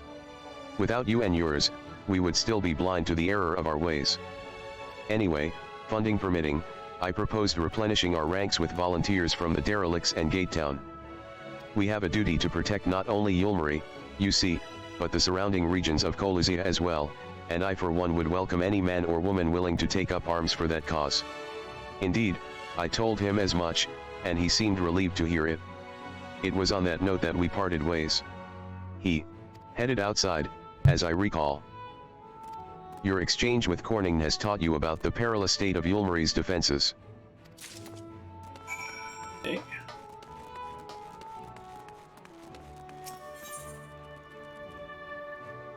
And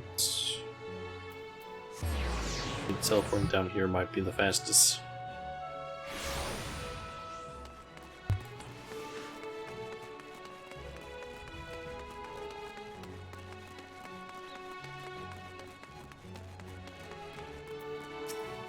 I recall a man fit in that description. Asked to speak with the poor buggers lately come from right.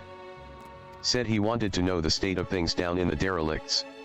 And you can be sure we gave him an earful. Lack of food, medicine, clothing, there was plenty to tell. We hunt high and low for whatever we can scavenge, and it's barely enough to fill our bellies. But folk here don't just want to survive, they want to thrive. When he heard that, he started mumbling to himself. Something about finding us work, I think. Fair play to him, though, not content with having his ear chewed about the derelicts, he asked about the other settlements and all. After that, I can't really say. Looked like he was headed for Gate Town when I last saw him. Your exchange with Hathenbit has taught you about the poor living conditions of Kolizia's downtrodden. Okay. And then it's just over and speak with Alphino again.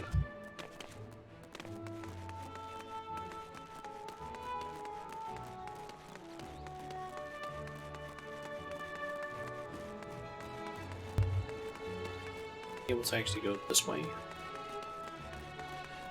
and that seems to basically give the same result as going the other way.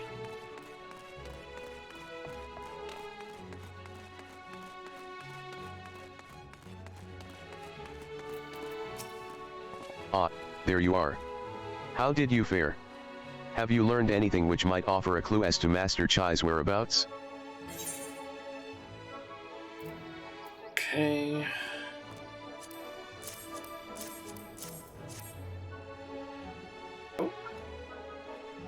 Interesting. He apparently paid a visit to the Queen Bee as well. They discussed the possibility of granting admission to customers from outside Yulmari, an idea to which the proprietor was surprisingly receptive. Sounds like he's got big plans for the place. Yulmari, I mean, not the bee. Perhaps. But the question remains, where did he go after leaving the city? We kind of know one of the answers, I'm guessing. This was before he became the mayor. All we know for certain is that Master Chai has shown great concern not only for Yulmari, but its surrounding settlements. It seems logical, then, that having consulted those within the city walls, he would wish to do the same to those without. Shauna, if you would go and make inquiries in Right, I shall do likewise in Stilltide.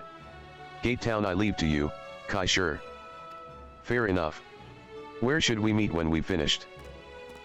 Well, Top Rung would seem to me to be his next most likely destination. Let us reconvene there. With any luck, one of us will have stumbled upon him by then, but if not, we will be well situated to continue our search.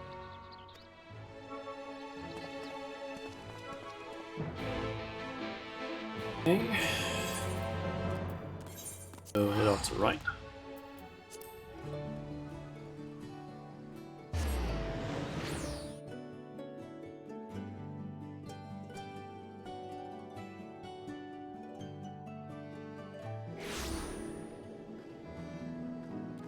Someone in my FC chat or someone in the FC chat is basically writing some Linkin Park lyrics right now.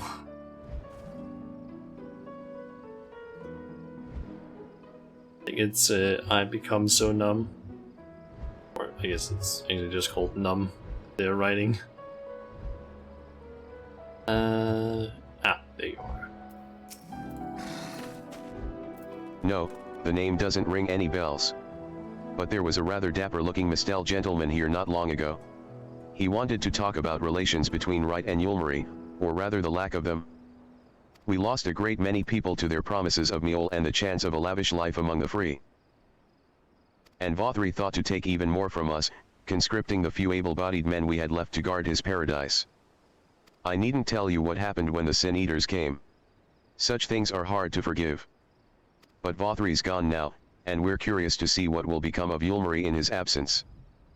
That's what I told your friend, Chinaz, was it? And I'm sure the others said the same. Not what he wanted to hear, I suppose, because he left soon after. And that was that. Alpha no, and that is at the top of the elevator. I'm just gonna talk to the person that teleports me up there. So flying up there, because that is gonna be a bit longer than just talking to this person, I think. Anytime.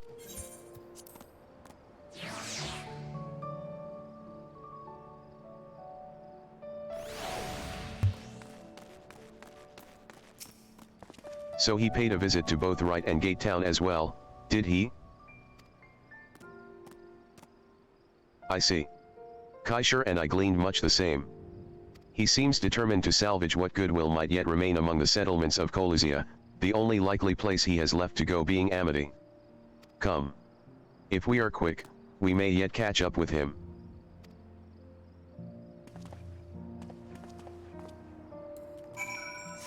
Okay. Search for Chinas.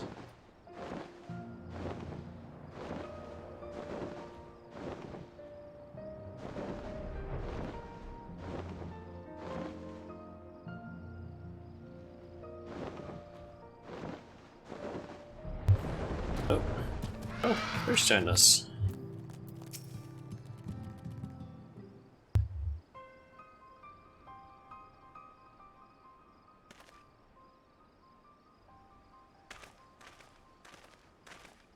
Shauna.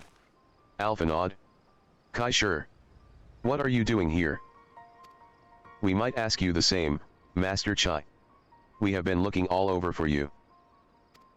Looking for me? Whatever for? Lady Chai has been nigh inconsolable in your absence. She claims you disappeared without so much as a word, and bade us return you to her side. What in blazes are you talking about? I left a letter for her in our chambers.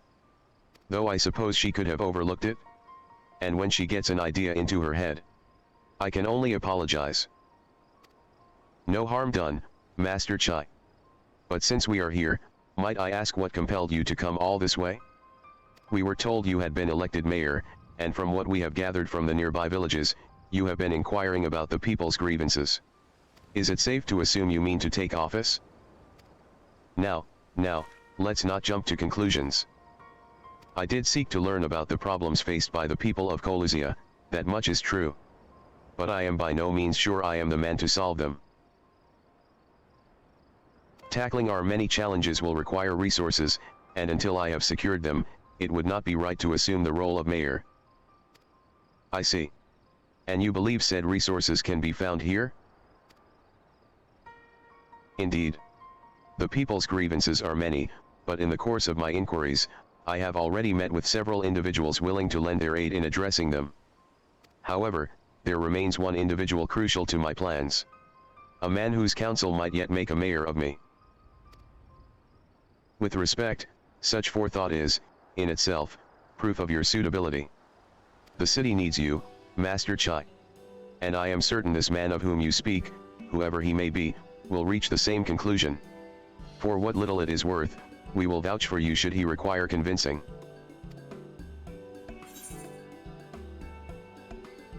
Whatever you need, you can count on us.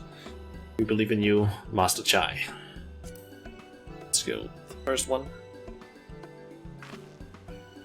I don't know what to say. You don't need to say anything. You've got your actions to speak for you. For as long as I can remember, all I ever wanted was to make it into Yulmari. But that dream's gone now, burst like a bubble, or a boil, more like. Anyway, outside of repaying Master Alphanod, I haven't had a clue what to do with myself.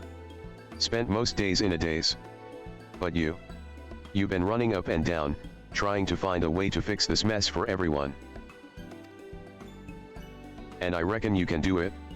You got this lot up MT Gulg, didn't you? How hard could mayoring be? You're going to steer Yulmari to a better future, I know it. And I want to help. Properly help. Do something that makes a difference. I don't know what it is yet, but I'll work it out on the way. If you let me come with you, that is. You give me entirely too much credit, the lot of you, but I can't deny it gives me heart. Come, then. Let us press on together.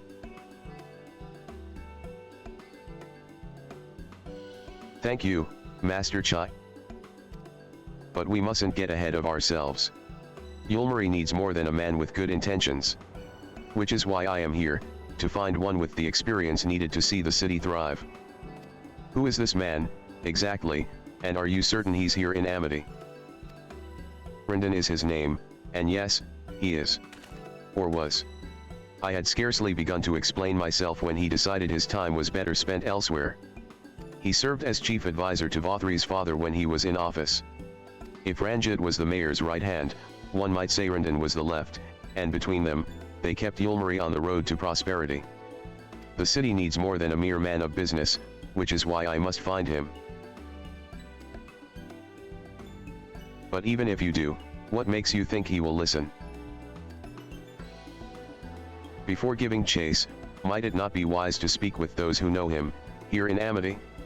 They may be able to shed some light on his reason for rejecting your overtures out of hand. Yes, I suppose that makes sense. Perhaps we should start with Tristel, then. As I recall, you made rather a favorable impression on him. I'm certain he would be willing to talk to us.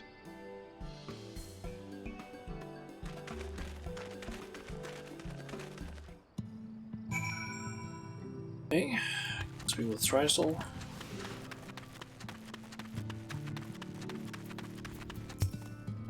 Greetings, friend. And to you too, Master Chai. I presume you are here to ask after Rindan? I couldn't help overhearing your earlier exchange. Yes, well, with Vothri gone, Yulmari wants for a leader. Should no one rise to the challenge, the city could very well collapse. I came here seeking Rindan's counsel in the hope that we could build a better Yulmari together, and that is still my wish. But given how abominably you were mistreated there, I will quite understand if you choose not to help. Worry not, Master Chai. I bear no grudge against you or the people of Yulmari, and I would not see you suffer for Vothri's villainy. As you no doubt gathered from your meeting earlier, Rindan can be rather uncompromising. He has his principles, you see, and little patience for anyone he deems less committed to their own. Your desire to right the wrongs of your past, of Yulmari's past, is quite admirable. But I fear the guilt you bear on the city's behalf works against you. I can see it in your eyes, in the way you carry yourself. It goes without saying he sees it as well. You must let those feelings go, Master Chai. Be more assertive, commit to this course, and prove to him Yulmari has the resolve to change. The resolve to change. I believe he was heading towards Pit 8 when he left. If you plan to go and speak with him, I suggest you be firm and clear in your intentions. Very well. To pit 8 we shall go. And I will not take no for an answer. Nay, not even a maybe.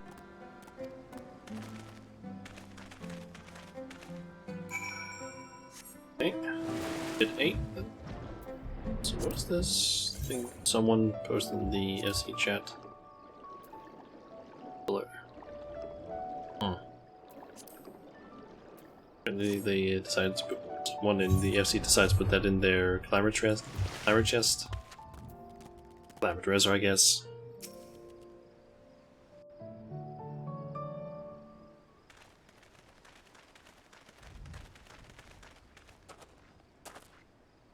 Well, well, it's you again. Was voice acted. I had a feeling it might be.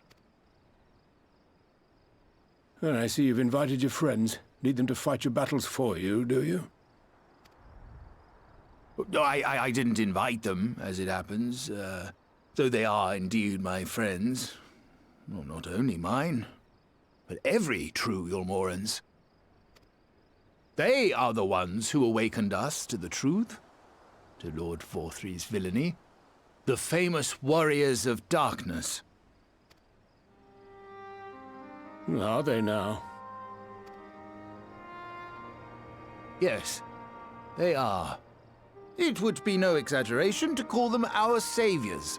We owe much and more to their kindness, but we cannot depend on that kindness forever. To do so would be a little different from entrusting our affairs to Lord Vorthry. Nay, we must learn to stand on our own 2 feet. And I would have them present to witness my attempt. Hear, hear, Master Chai. Your sentiments are admirable. Yet admirable sentiments do not a nation make.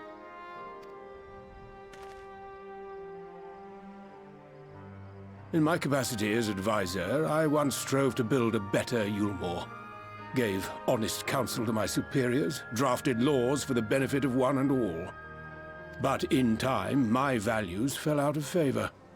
There was no need for them in this paradise Vorthry was creating. And so I left my homeland behind. But you, Chai News, you were content to wallow in indolence under Vorthry's auspices.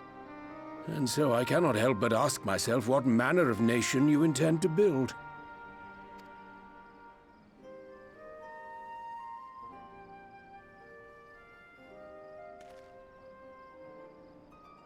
I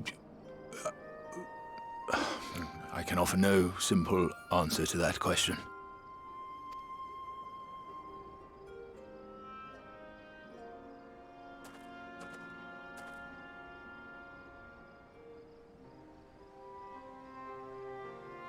But this much I will say.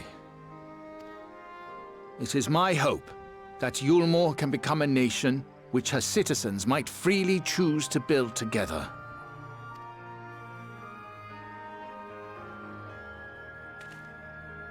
A great many people, myself included, flocked to Yulmore seeking sanctuary. The alternative being to live in fear and die in pain. It seemed an easy choice. And sanctuary we found. As much food and drink as we could ever want. Secured at the cost of the surrounding villages. Little wonder the people gathered at our doorstep, begging to work among the bonded. The free were blind to it all, of course, content to, as you say, wallow in indolence, in ignorance. Were I mayor, I would first take stock of the city's resources and see that they were assigned equitably. Our days of reckless consumption are behind us. The distinction between free and bonded died with Vorthry. The needs of rich and poor alike must be considered if our nation is to survive. To which end I would take steps to secure channels for supplies, rekindle relations with nearby settlements, who re-establish industry, reach out to neighboring nations, and the list goes on and on.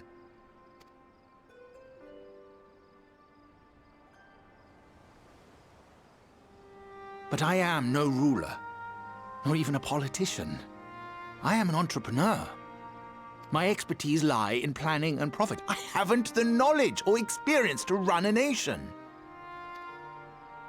Please, Rendon, will you not help me? Together, we could solve the city's problems. Build a Yulmore for the people.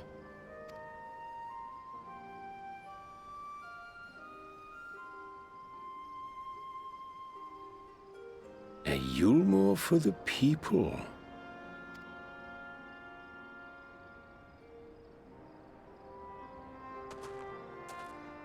I rather like the sound of that.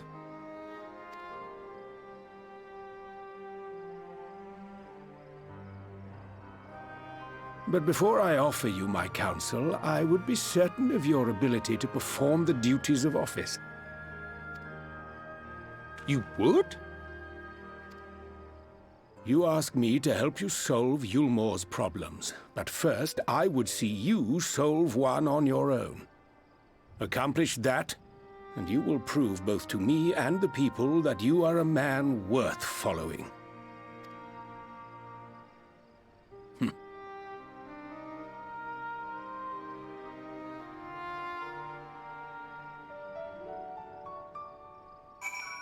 Hey.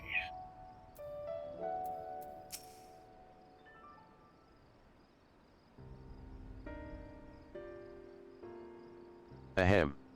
Right, then. Is there a particular issue you would have me resolve? You seem to have conducted an assessment of the problems Yulmore now faces. I assume you will agree, therefore, that the matter of dwindling food stores is the most pressing. Ah, yes.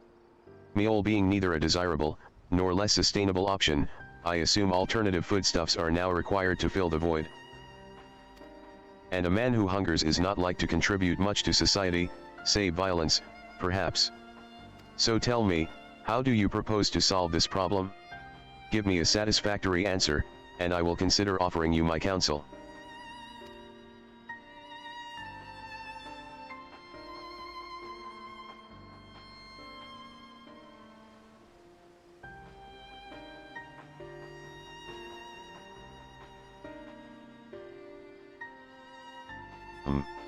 A combination of measures would seem to be in order.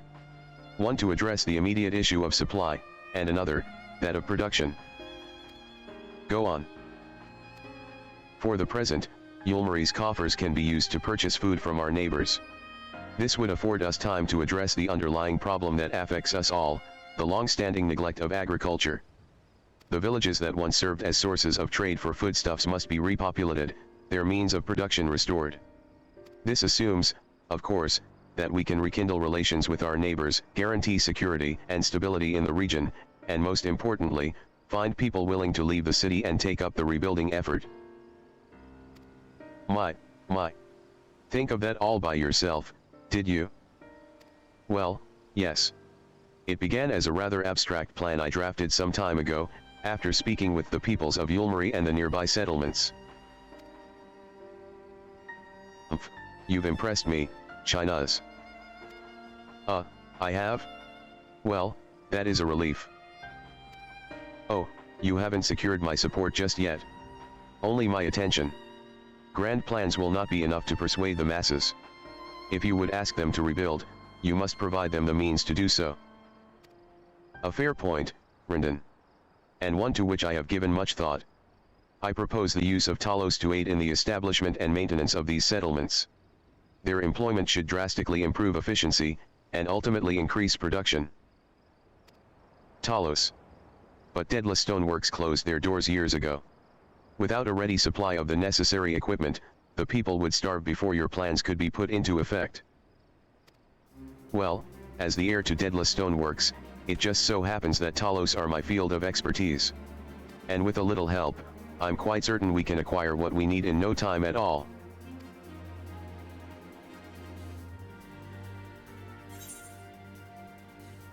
Okay. Do I have any of this? Nope.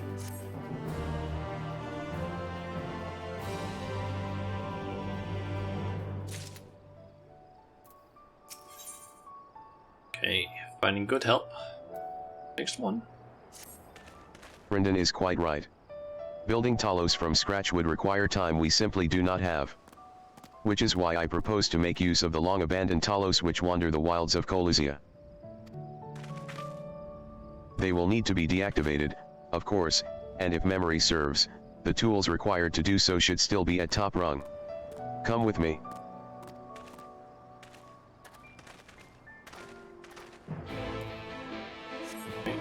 Off to top rung then, and speak with the Chinas again.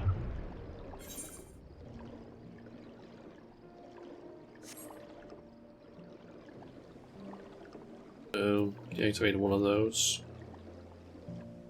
Yes. Reduce the amount of work required since all you need to do is just, I don't know, fix it up probably a little bit and make sure it doesn't kill anyone.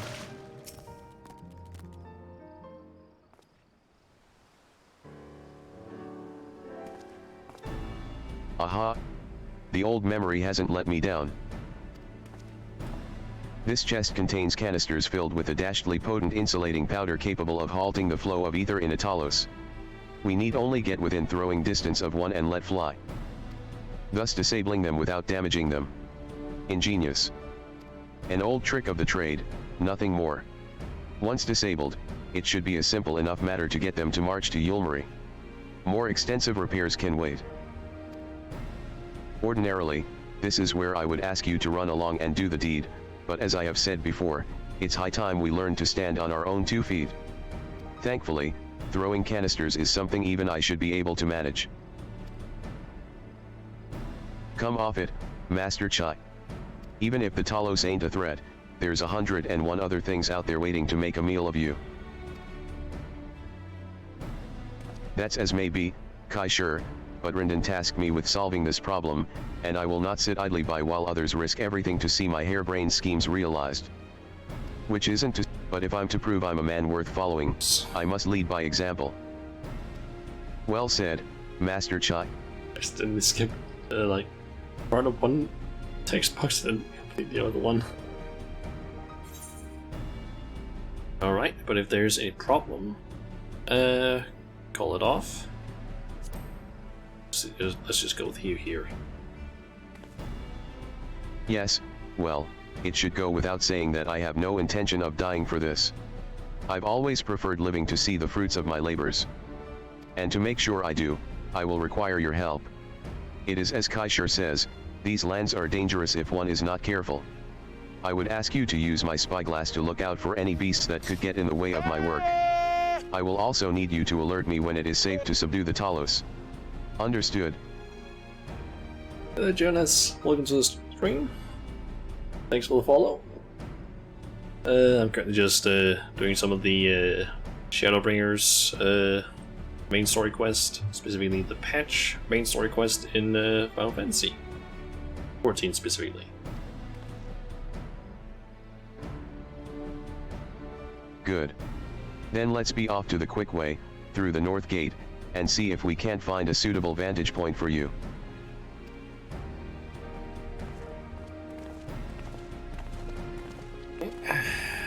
Time to use the spyglass.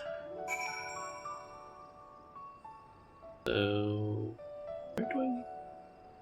Oh, just keep right a here. lookout for danger and alert Chinas when it is safe to incapacitate the Talos. You may move the spyglass, as well as zoom in and out. Point the spyglass at Chinas and give him the signal to sneak near the Talos with. Okay.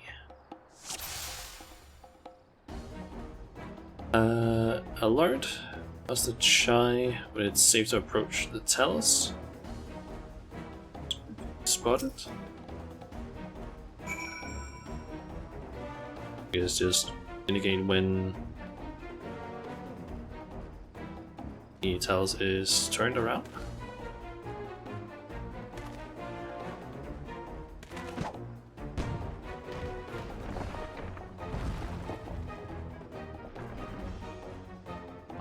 I did it. I did it.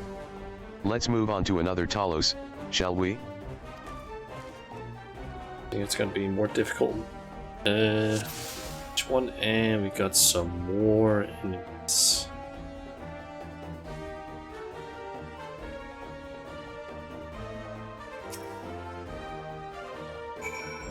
Okay, so there's gonna be more and more enemies that I need to look out for.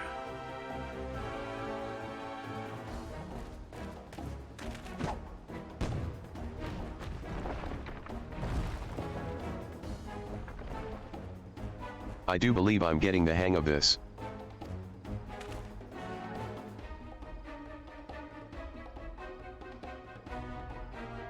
You may leave the next one to me, Shauna.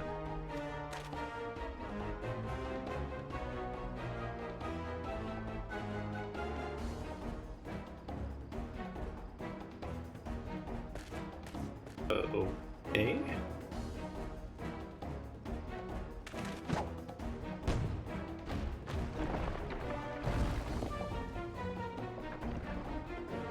Haha. That should do it. Now we have all we need to proceed.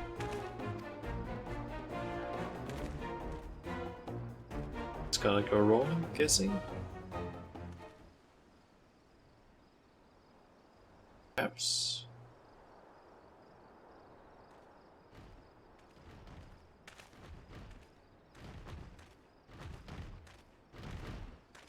Or... oh, it actually went well.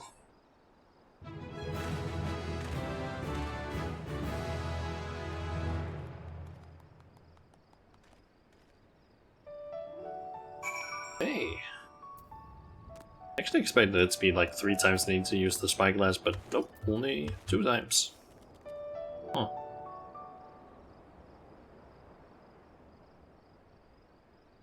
I can scarcely believe it. It was a reckless, foolish plan. But somehow, it worked.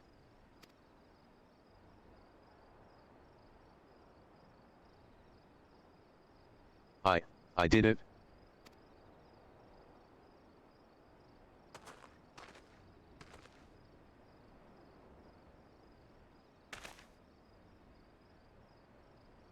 Master Chai. I believe I owe you an apology. Your plan to replenish Yulmari's food stores showed forethought and sound judgment. What's more, it is plain your time at Deadless Stoneworks has equipped you to lead, as evidenced by the extraordinary company you keep. You, sir, are more than qualified to be the next mayor of Yulmari. I thank you for your vote of confidence, but the fact remains, I am wholly ignorant of the world of politics. Which is why I would ask you to join me, and grant Yulmari the benefit of your counsel. I would be honored. Hey. When the people behold these Talos, I have no doubt they will lend you their support. It would seem Yulmari's leadership is at last in capable hands, would you not agree? We should probably be getting back soon, Master Chai. After you've tinkered with the Talos and all that. Lady Chai's worried sick.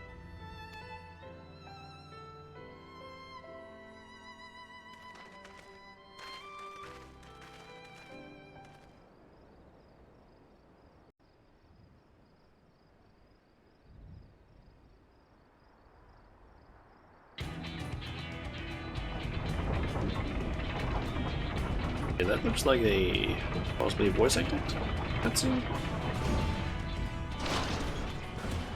Right. Right then. Form a line and make for Yulmore. It's voice acted.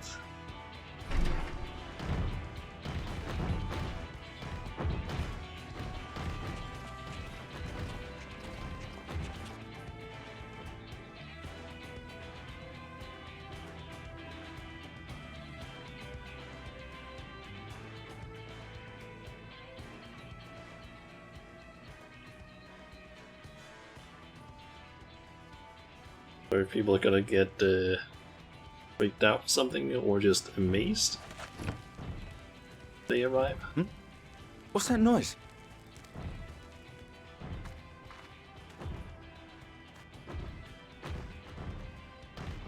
Wicked White! Runaway Talos! Call the guard!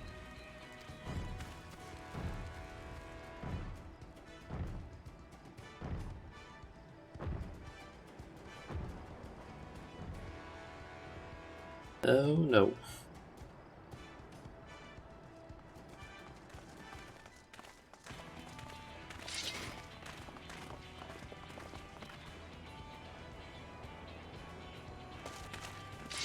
Stay back! All of you!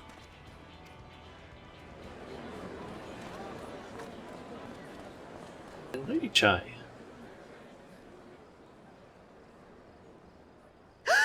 Is that...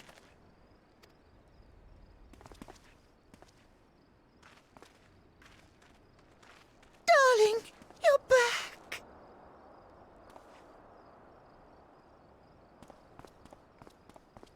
But of course I'm back. You didn't see... Dearest, I can't... Oh!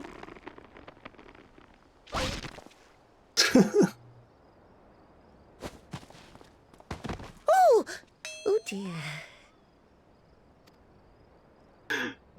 God.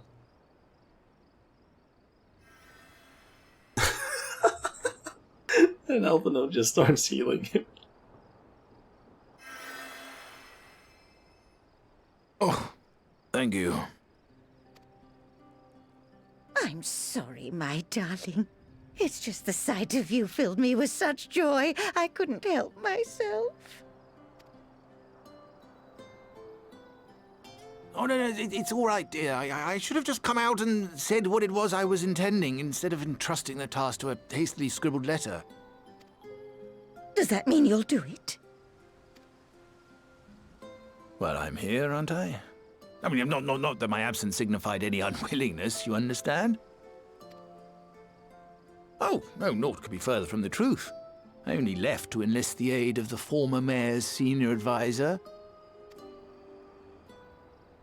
And now that I have it, I believe I am ready to take office. Oh, how wonderful!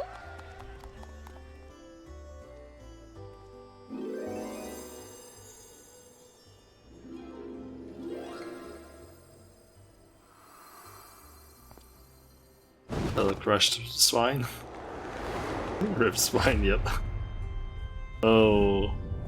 Dearest, please!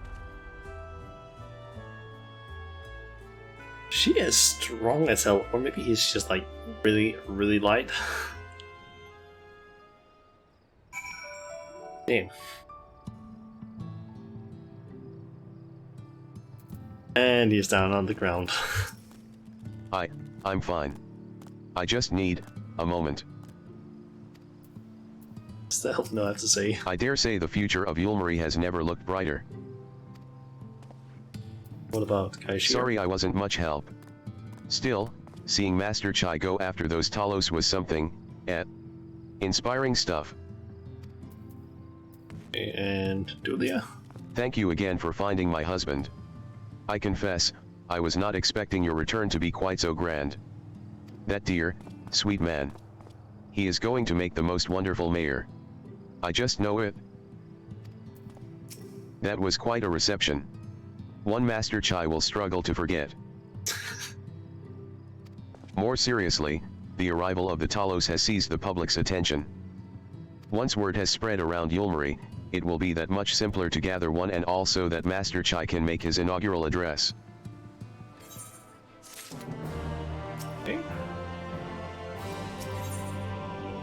Moving forward, and we also get Pain and Pleasure. It's an orchestra and roll. Nice.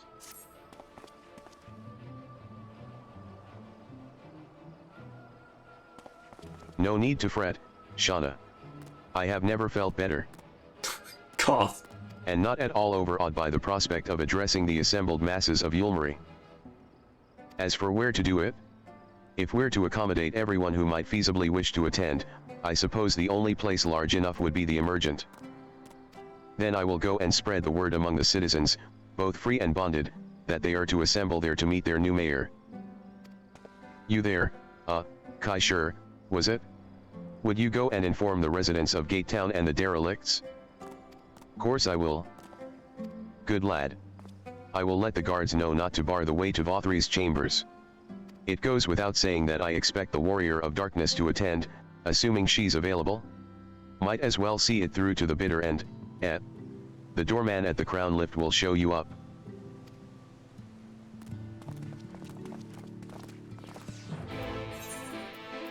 So, going to speak with Chatton? I think that's how it's pronounced. Okay. Assuming that I can get there from above Yulmore. I think it's like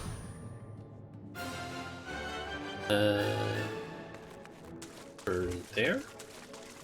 That guy, I'm assuming. Yep. Also, are my containers are done? Oh.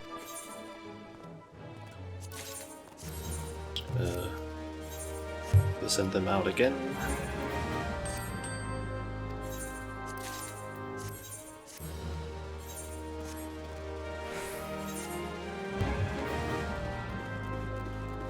Okay.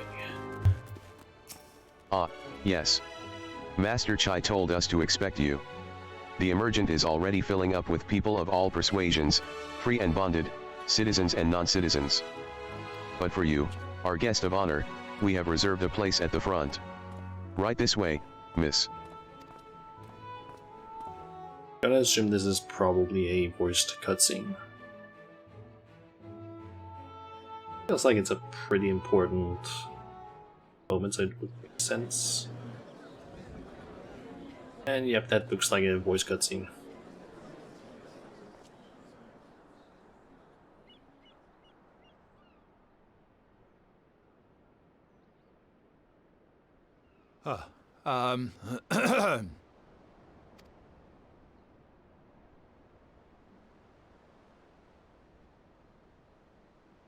Go on, dear.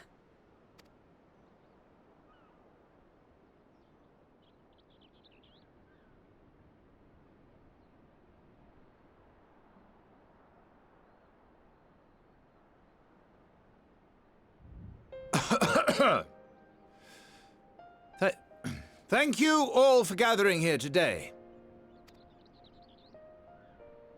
But before going any further, could I ask the free citizens of Yulmore to look around?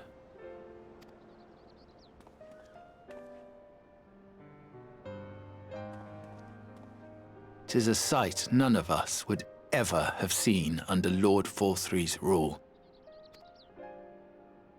Not only do we stand in the familiar presence of those we once called the Bonded, but today we welcome the peoples of the Derelicts and Gate Town too. Today we welcome the Warriors of Darkness, come to bear witness to Yulmore's new beginning.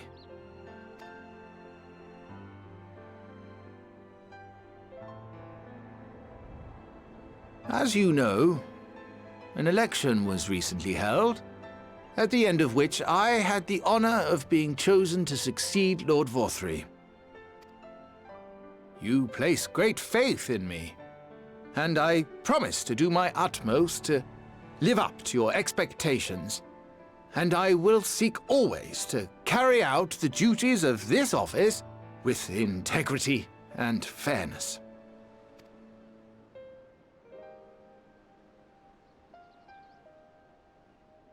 Always, I say, but not forever. Let it be known that I do not intend to hold this post indefinitely. I consider myself but an acting mayor, who will serve only for the interim, while Yulmore is reshaped according to a new set of values.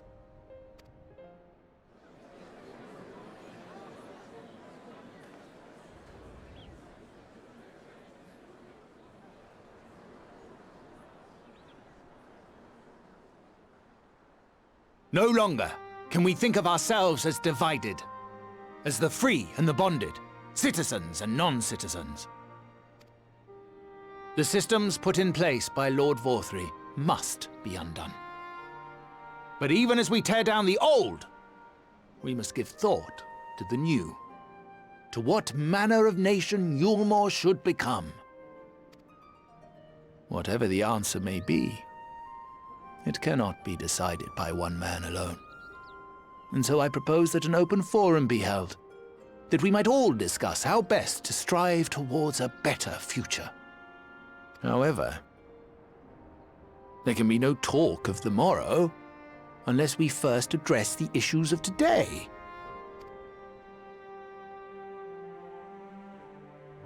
Securing new sources of food, rebuilding relations with our neighbors, re-establishing industry. There is much and more that needs to be done.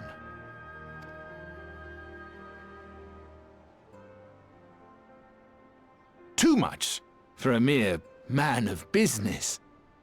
And so I pledge instead to do everything in my power to ensure our city's security and stability while we all work together to see these problems solved.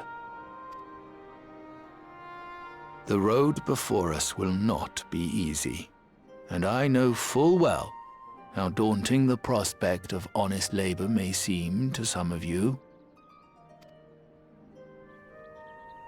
But we must accept the reality of our circumstances. We must move forward. This much we owe to ourselves and to the brave heroes who risked their lives to bring back the night. Once we have shored up our city's foundations and regained some semblance of normality, let us reconvene to speak of the future. Until then, I humbly ask that you lend me and each other your strength. For Yulmore!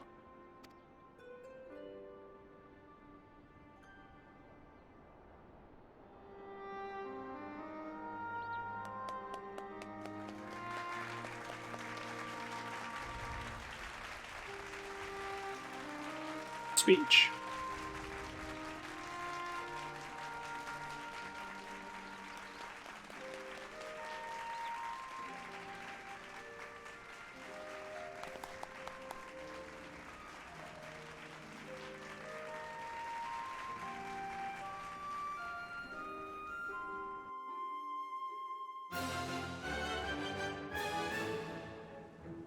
Okay.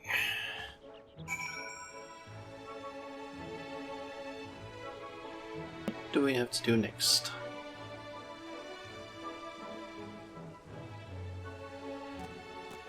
Okay, speak with Alpha now.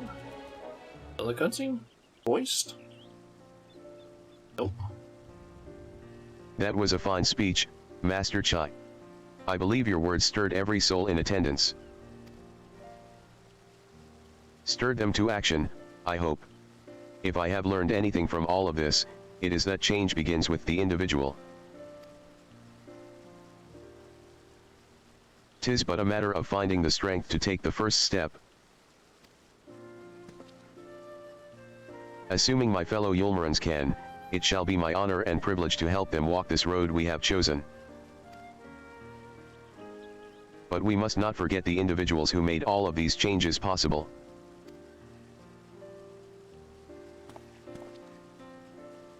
Were it within my power, I would carve a tribute to your heroism into the very stone upon which the city stands.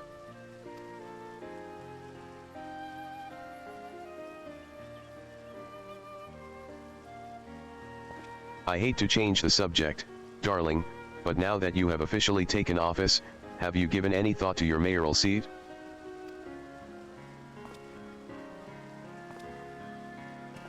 We will not be moving into the emergent, dearest. It's too big, for one thing, and too far from the people for another. We will retain our current residence, and I will govern here in the parlor. Oh, I was hoping you'd say that. I much prefer the view from the parlor. Begging your pardon, Master Chai. But have you got time for a word?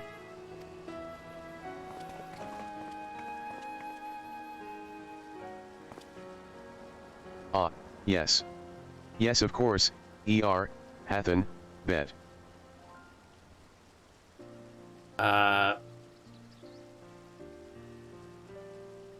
Kinda looks like he is a little bit see-through.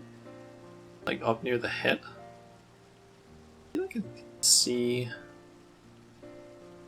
don't know if it's just me, but I feel like I can see some of the stuff behind him through his head. It could also just be me that's seeing things, but I just feel like I'm seeing something. Hi, that's me. I liked your speech. But there's folk outside these walls as don't even have enough food to last till tomorrow, and more who are counting their crumbs. If you have a plan to change that, I want to help set things in motion. Then we've much to discuss. No sooner do I take office than my work begins in earnest. Well, I suppose I brought it upon myself. Thank you again for your help, Shauna. I hope to see you again before long.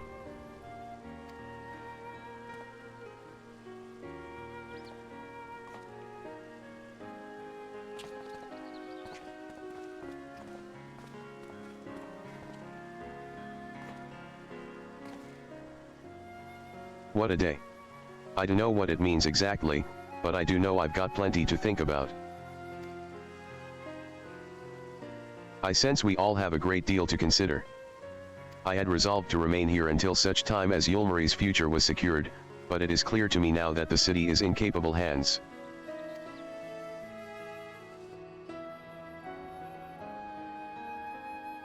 I have every confidence they will find their way, and I believe it is time we went on ours. So back to Crystarium, guessing.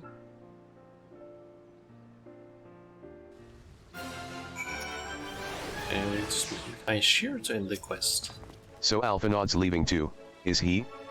Seems like everyone's moving on. Everything's changing. I've been thinking about what I should do in all this. Like I told you, I spent most of my life dreaming about living here with my friends. In paradise.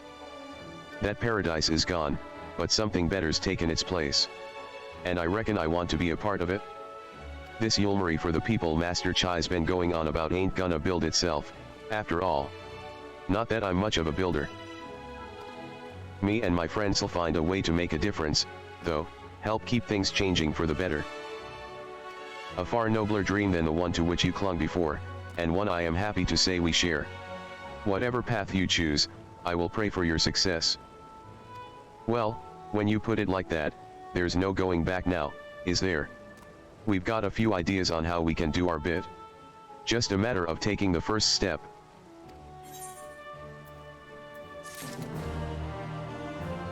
And he has a blue quest, which I think what is.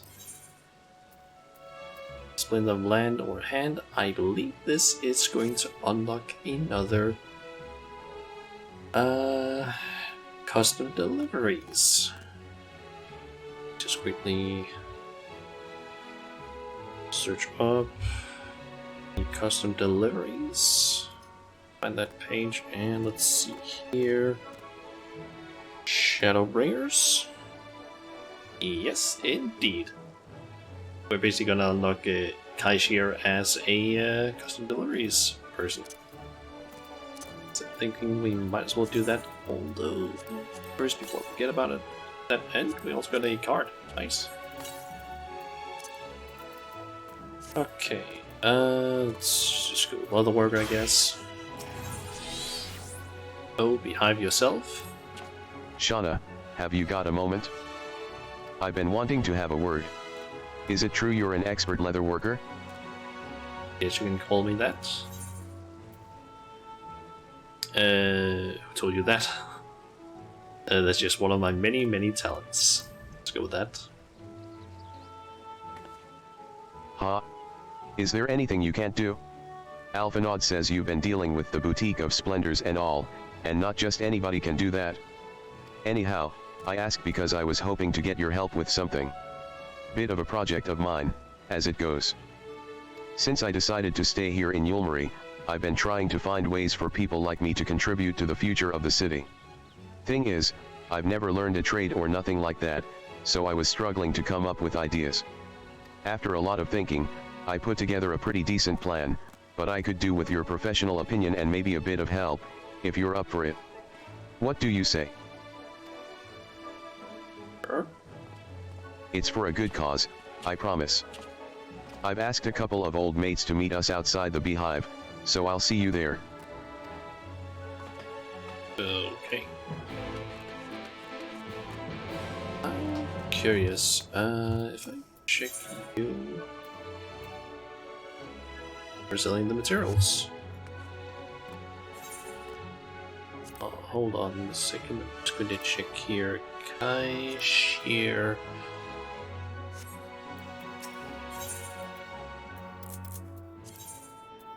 Just gonna grab that.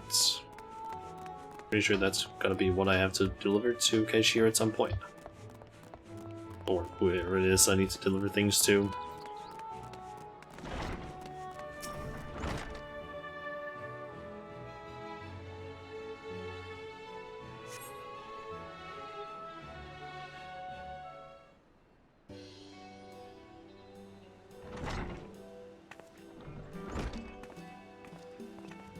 First things first, let me introduce you. This here's Enfrig, who serves his drinks shaken, not stirred. Yes, as the saying goes here in the Beehive, fancy a shake. Reactions vary, as I'm sure you can imagine. Ahem. It's a pleasure to meet you. And this is Bostazia.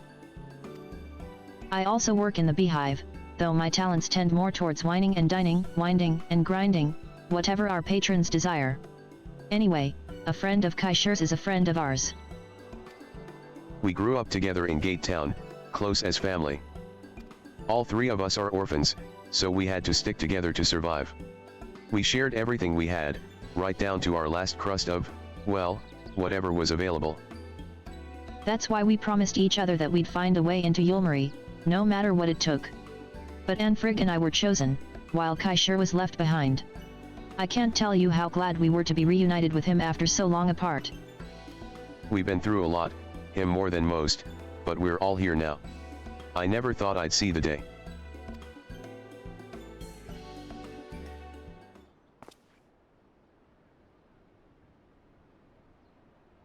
I hate to say it, but the way things are going, there might not be reason for us to stay in Yulmari. So much has changed since the fall of Vothri, and business at the Beehive has really dried up. I'm guessing our plan's gonna be to help the Beehive in general. While I am all for the city becoming a fairer place to live, we need to face facts. At this rate, places like the Beehive will struggle to stay afloat. If we were to be let go, the chances of us finding similar work here would be slim at best. You're not thinking about leaving Yulmari, are you? To be honest, we don't have much choice.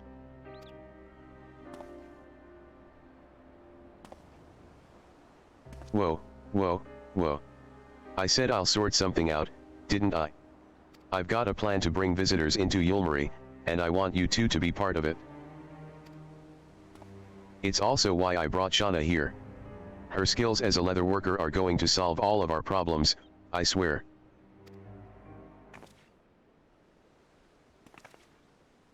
Well, well. How wonderful it is to see my employees engaged in such lively conversation.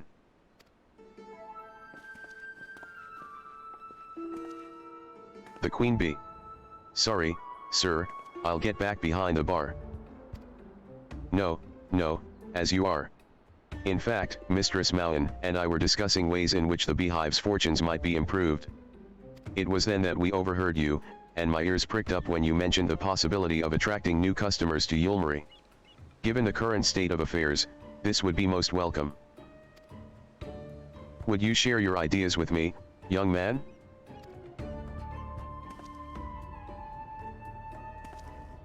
I ain't a businessman or nothing, so you'll have to excuse me if I'm off the mark here, but seems to me that under Vothri, Yulmarans forgot what it means to actually work for a living, and most of the old industries disappeared altogether. Still, there are a few things left over from those days that we can put to good use. Such as the entertainment. Yulmarans ain't the only ones who like to have a good old knees up, you know. If we open up the City of Final Pleasures to visitors, we'll be raking in the gill.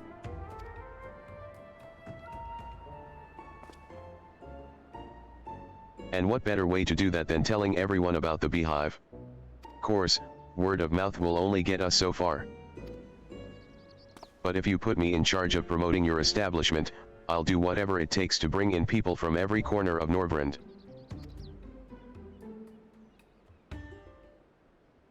Including the pixies? I wonder.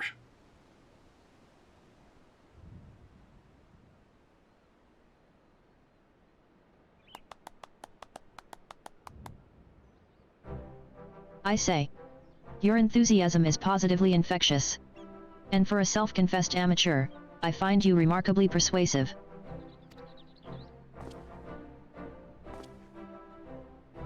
I for one think it's a marvelous idea. Wouldn't you agree?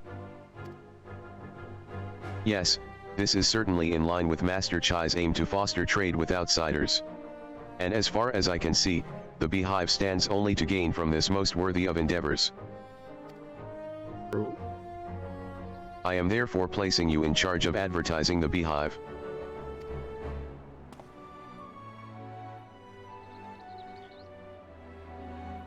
Since I have a vested interest in the success of this undertaking, the Boutique of Splendors will gladly grant rewards for bringing much-needed custom to our doorstep.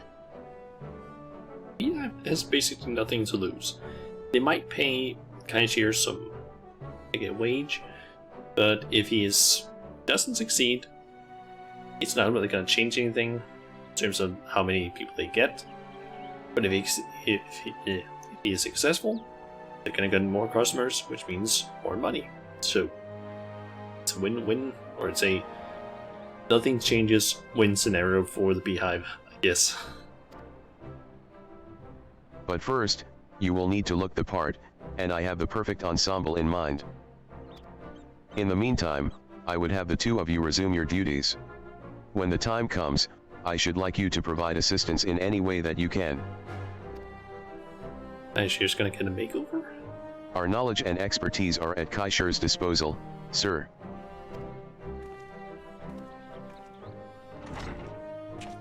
I gather that you are here at the lad's request, yes. I can only guess as to what it may entail, though I dare say all shall become clear soon enough. I bid you good day.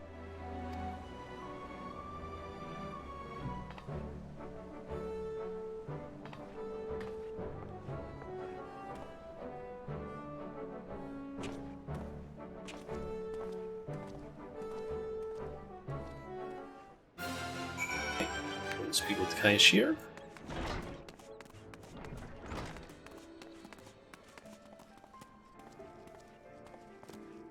Ah, there he is.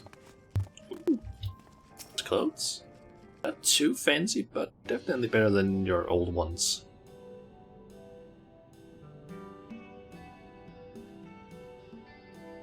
I'm surprised you recognized me in this getup. Might also have gotten a new haircut, but I'm not sure entirely. I had to tell you, I ain't used to wearing anything like this. Sure, that's a new haircut for him. Still, if I'm to advertise a place like the Beehive, I suppose I've got to look the part. Not that it really matters for our first task, though.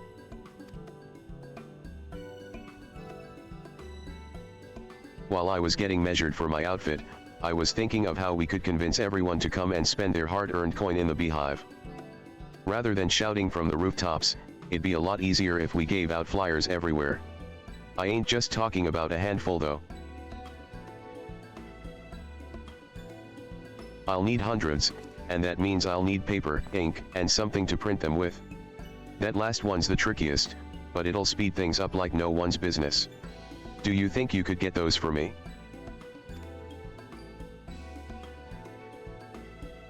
There was one other thing. Oh right, payment. Course, I ain't expecting you to do it for free. I'll be getting scripts and whatnot from Mauen, so I'll send a few your way. That sound alright to you? Sure. Thanks, I owe you one. Or I will once everything's been sorted out. All you have to do is bring me the stuff for the flyers, and I'll take it from there. Nice, got new custom liveries.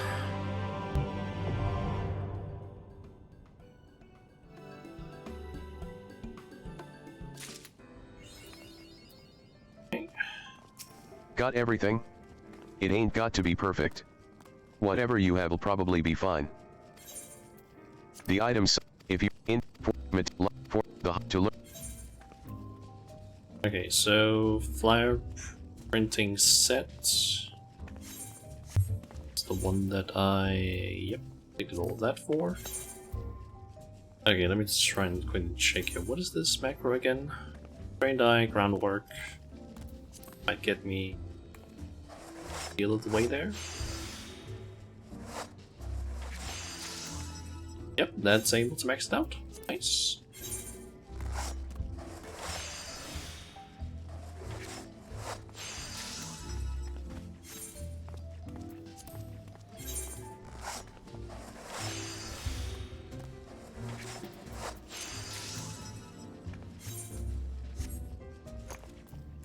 Got everything. The I if in for the hot to. Okay, contains almost everything needed to make several bundles of flyers. Double grease not included. So you brought the stuff for making the flyers? Let's have a look, then. Bloody hells, I'm amazed. You've really taken it to another level with this. In making your first 6 with each, you can. Yeah, I don't need to. Let's see, there's also raven coal. Once the dense coal has been grounded into powder and mixed with water, it can be used as a substitute for ink. Be sure to keep it away from white clothing, as the stains are a bugger to get out. And Laxon inkhorn, spiral-shaped mollusk that secretes a bizarre purple liquid. Okay. So you brought the bloody. And this one should make us 80. So you brought this bloody. Well, we've got everything we need for the flyers. All that's left is to print them. Nice, got advanced touch.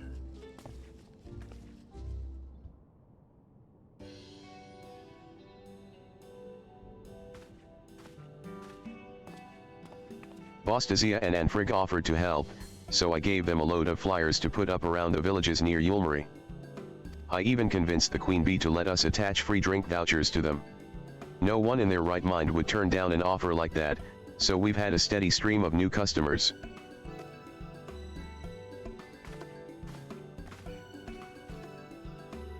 Giving away a bit of booze is one thing, getting them to stay is another. Most of them left after the free one.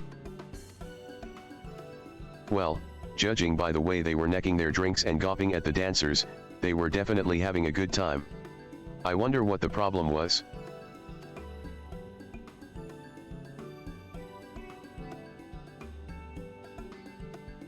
From what I gather, those two over there are from right. Maybe we should ask them what they think of the beehive. It's a good idea to get some info. These are just information like, what do they like about it? What do they not like about it? You're not here to kick us out, are you? Hey there, you call? Welcome to the stream. I've just unlocked and completed the first satisfactory level 4 Kaishir. And we've also done some of the MSQ today. Got up to the point where I'm forgetting his name now. The Talus Mikode. He basically became mayor. We got to that point. Why, nothing could be further from my mind. I was hoping that you might share your impressions of our establishment. Oh, you're asking what we think of the place. Huh? Anywhere that gives away booze like this for nothing is alright in my book. And I love the interior. What's the word? Gaudy. No. Vibrant. Yes, that's it. Well then, if you're happy, then so are we. And yet we're not seeing a lot of people coming back after their first visit. Could it be the food and drink aren't to their liking? Perish the thought. This complimentary beverage is one of the finest things I've ever tasted. I shall savor it while it lasts. We'd like to have another, maybe try some of the food, but we simply can't afford to. For the price of a single steak, we could feed ourselves for a week. I'll have a word with the manager and see if there ain't something we can do about it. Thank you for your time. They make some Chinas or whatever. It's his face. Yeah, Chinas. That's his name. Kind of forgot about it. Yeah, what sense to maybe make a wider price range for some of these things so you could have like some simpler, cheaper foods you could buy. Maybe accommodate several types of people that might have different income.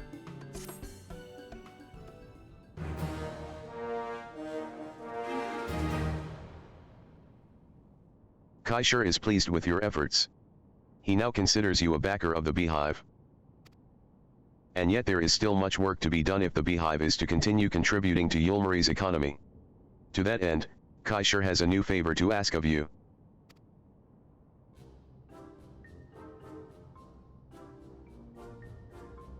I should have realized this sooner, but the Beehive only caters to the rich, and most people in Norvrend just can't afford what we're charging.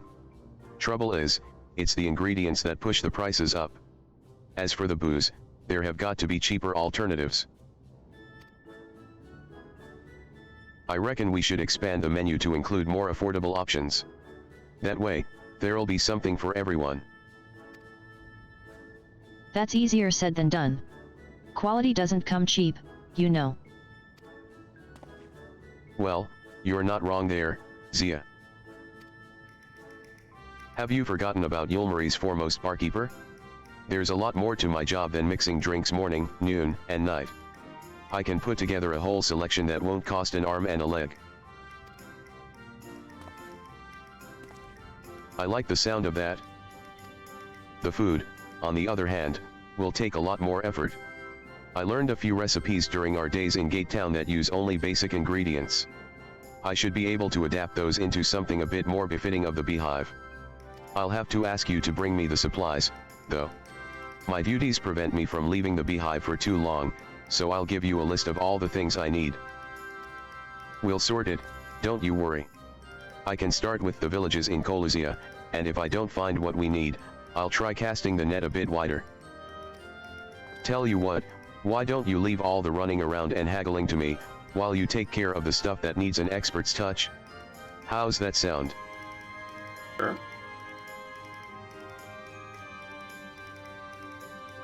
Alright, let's get cracking.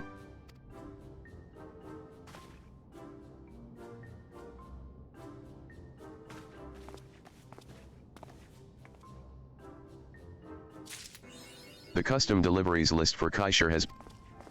Yeah, I know it's been up. How are the cooking what are the things he actually wants? So, Colusian cuisine set contains all the seasonings, condiments, and utensils needed to produce a range of hearty yet affordable dishes.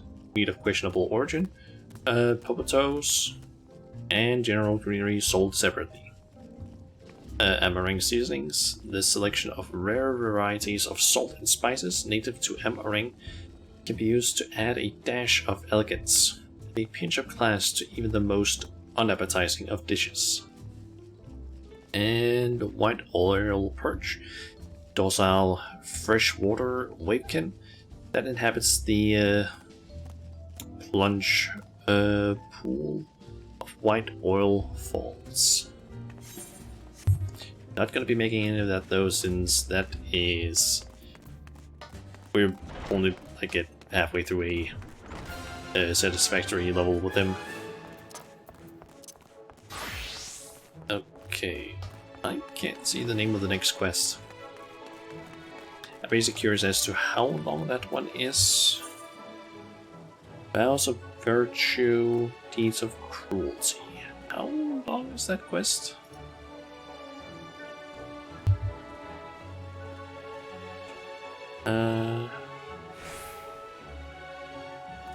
Why are there two versions of that quest? The name is basically listed twice on the wiki for some reason.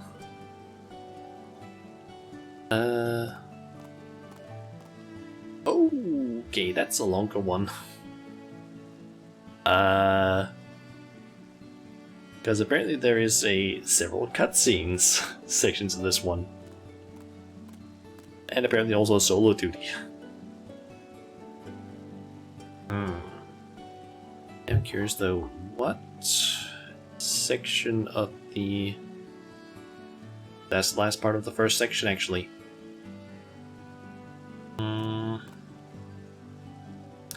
You know what? We can go a bit over time. Truly, to see Kaishur thus inspired by our actions is inspiring in itself. Yet however much I may wish to stay and see what comes of his efforts here in Yulmari, we have matters of our own to attend to. Come, we should return to the Crystal Tower. Mayhap Beglug's studies have borne fruit in our absence.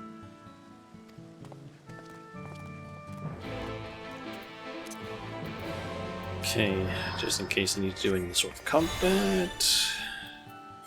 Get my carbuncle up, or carbuncle out.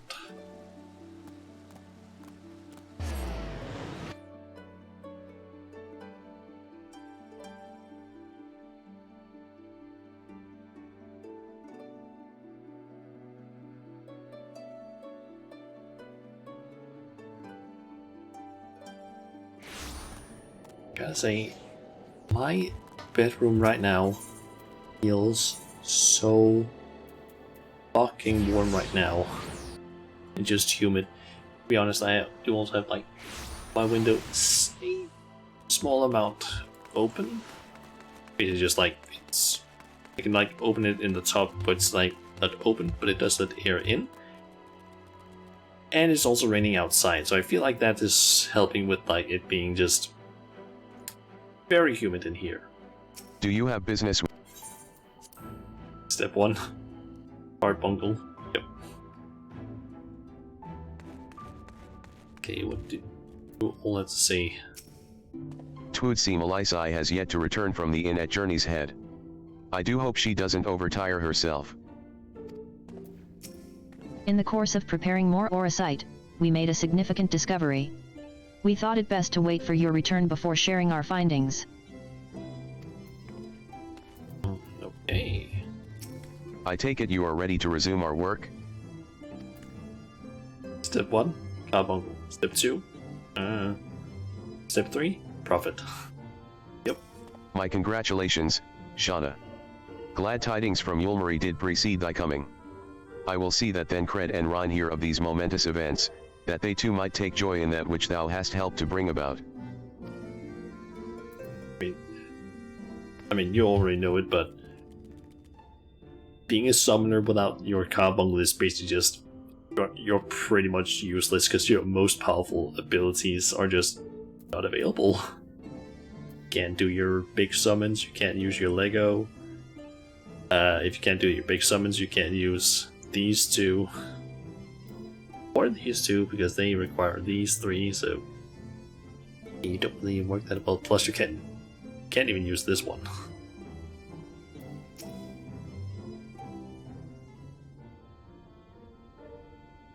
Welcome back. We are given to understand a new mayor has taken office in Yulmari. It's like a tank without tank stance. Yep, pretty much. Essentially that. Indeed. Our good friend Master Chai was elected by popular vote, and, after some considerable soul-searching, chose to accept the post. Almost completely useless. Pretty much.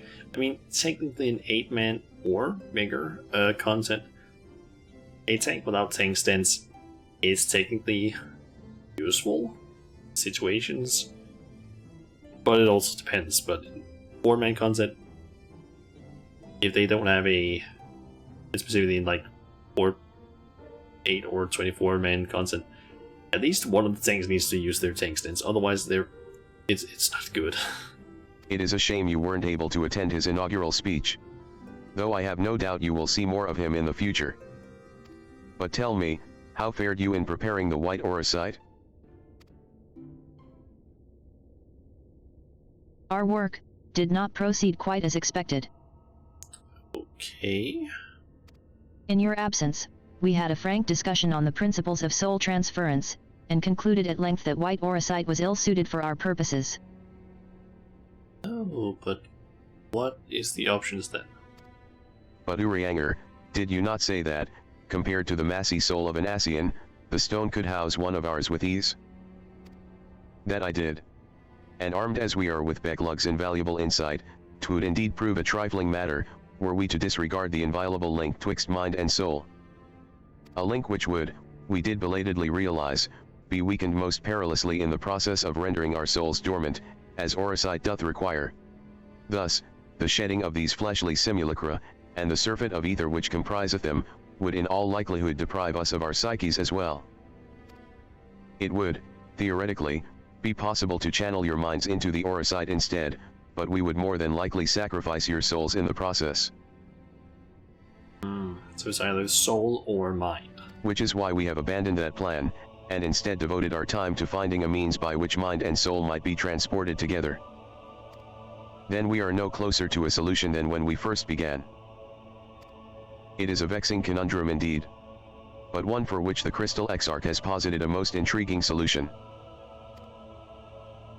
When our discussions turned to the transference of memories and the psyche, I could not help but be reminded of a technique with which I have personal experience.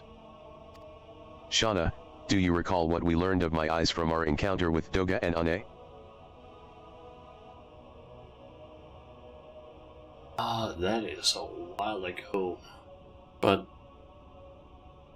not quite. Can you I speak of the royal eye of the Allagan imperial line, gifted to my forebears through the blood and memories of the ancient Allagans. It is by this gift that I am able to control the crystal tower.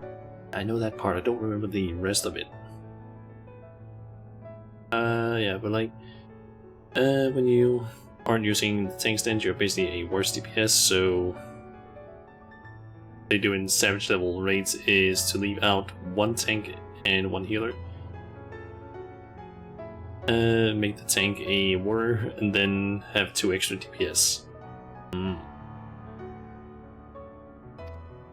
If we were to gain an understanding of the technology by which the Allagans were able to accomplish this transference, perhaps then we could keep mind and soul together. Imagine, if you will, a device like unto a soul crystal, replete not only with our worldly memories, but also the bountiful energies of the soul. That is our current avenue of investigation, and we will follow it wheresoever it leads. Those warriors self-heal a lot. Yeah, they are pretty good at self-sustaining.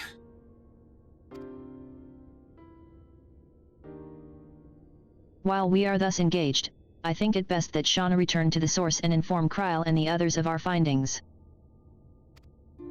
Agreed. I imagine Tateru will be relieved to hear we've made progress of a sort.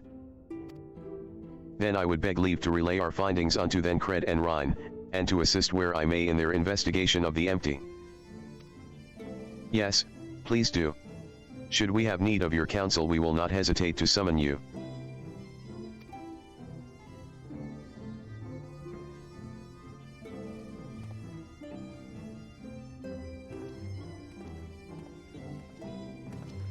Give our regards to Tateru, won't you?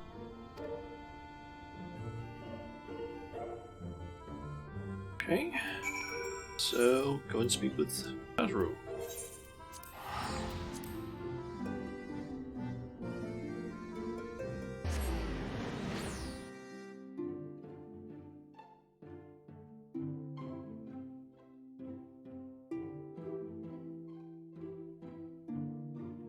This might also be the step that's gonna trigger a lot of cutscenes, apparently.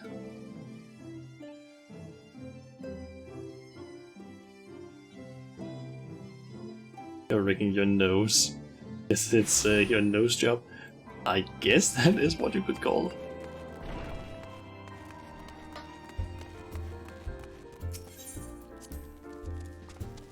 Okay, let's see. Tateru is like still standing, just like there. Shauna, you're back. How did everything go in the first? Wait, Don't tell me. Kryl will be here shortly, and she'll want to hear too. She's just tending to the others. Their bodies, I mean. Gods, I don't think I'll ever get used to saying that. Anyway, you can tell us everything the moment she gets here. Upon speaking with Tateru, several cutscenes will play in sequence. It is recommended that you set aside sufficient time to view these scenes in their entirety. Wait for Kryl's return. Voice cutscene? Perhaps? Oh yeah, that's a voice cutscene. Also, might as well just... one of these? Sorry to keep you waiting. I've carried out the treatment as per Master Matoya's instructions. It should slow the destabilization of their corporeal ether quite significantly. But tell me, how fare our friends in the First?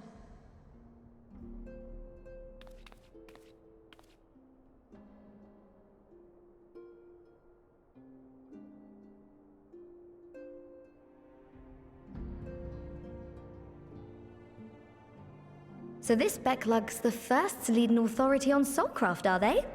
Sounds promising. And Urianger's proffered solution of white auracite is rather ingenious now that I think of it. Well, while they press on with their preparations, you may rest assured we will continue to do our part here.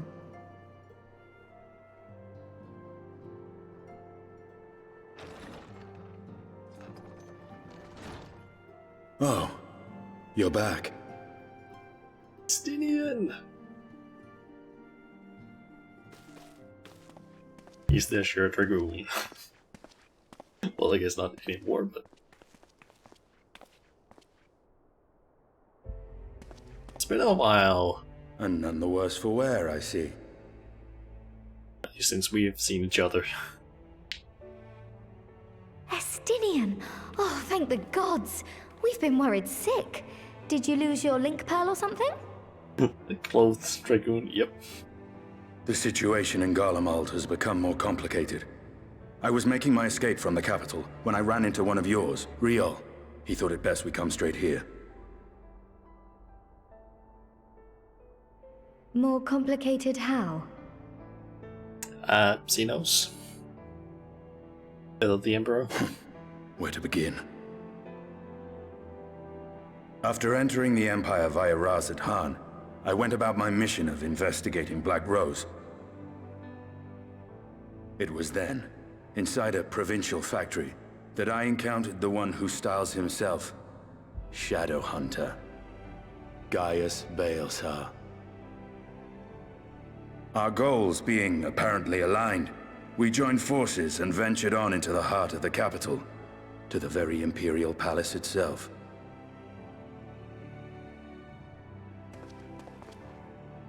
There, we found a man whom all assumed dead. Xenos. But his soul lives on. And he has wrested back his flesh. Xenos Ye Galvus.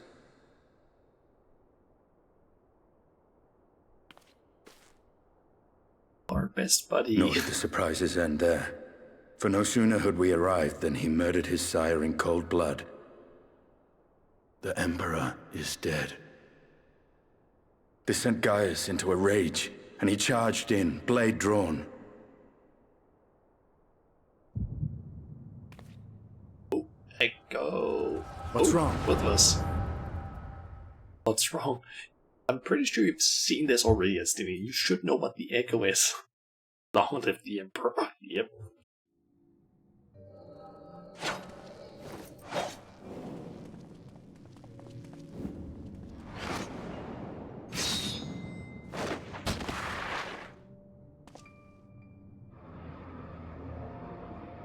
Oh.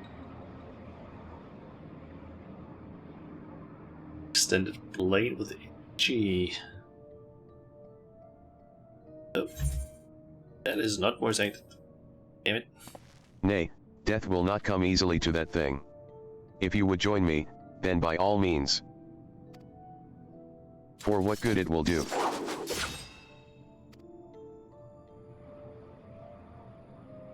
The Black Wolf, and the Azure Dragoon. I suppose this might suffice. Why is this not voice acting you had? I'm pretty sure this was already a voice acting cutscene at some point. It's the former one. Come, then.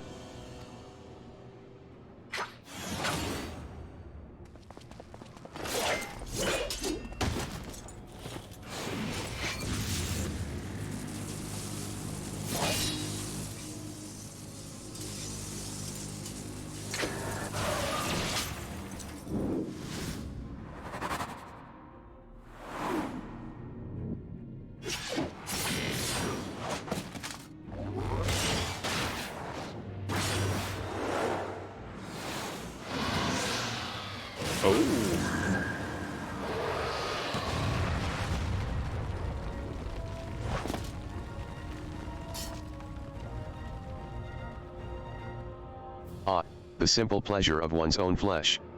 Truly, there is no place like home.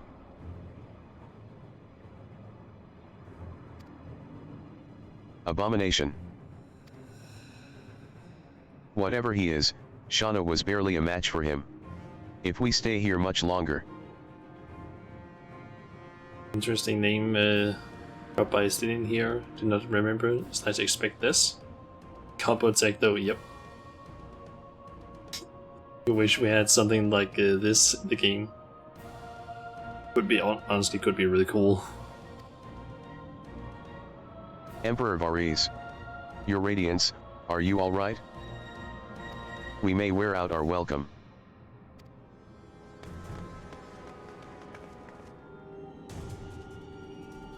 Your Radiance. No.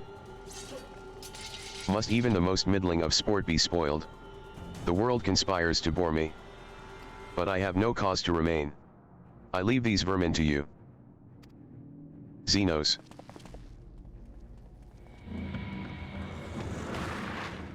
Oh.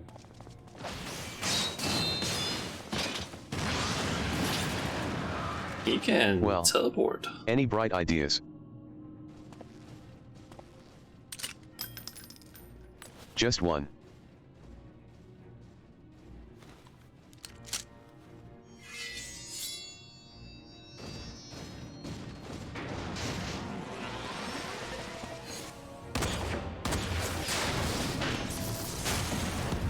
Damn. Yeah.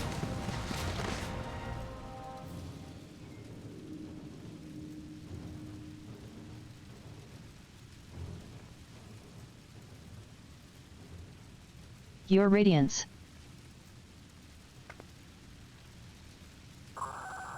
The intruders have taken flight. I repeat, the intruders have taken flight. Deploy all available Magitech armor. We cannot let them escape.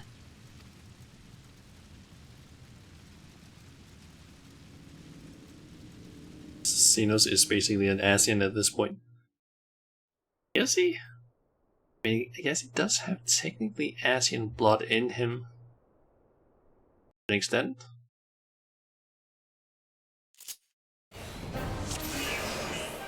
And we're playing as Stinian. Alert. Alert. Intruders detected in the Imperial Way. All available units, converge. It seems there is no turning back. We must force our way through. The Black Wolf is among the intruders.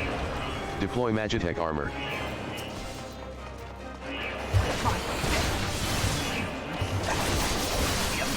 There they are. Stop them.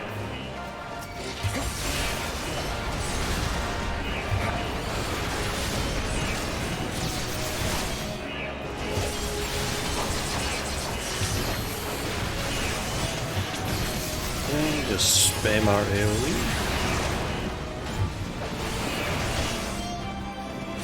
Let's keep moving. Ugh, there is no end to them.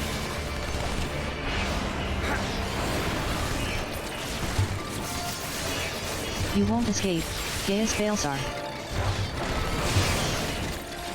You will pay for your crimes, traitor. I was wondering when the Imperial Guard would appear. Focus on the Magitech armor first.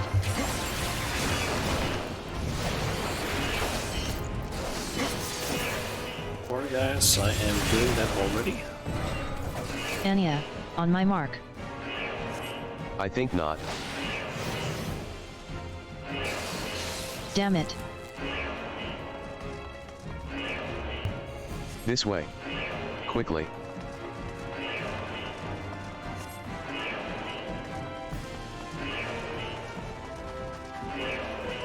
We make ourselves easy marks by moving together. I suggest we split up. Alright, then. I'll take the low road, so to speak. I will see you outside. Stay safe. Kissing this direction.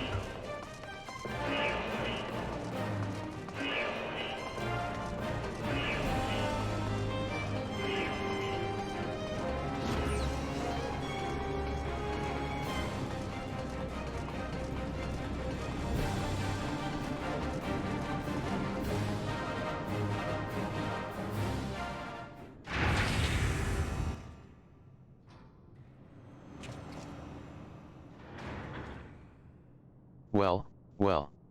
Someone's been busy. The fuck is that? Is that a sort of...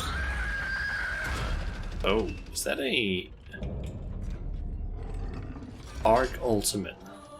Volatile prototype. And you would bar my way, would you? So be it.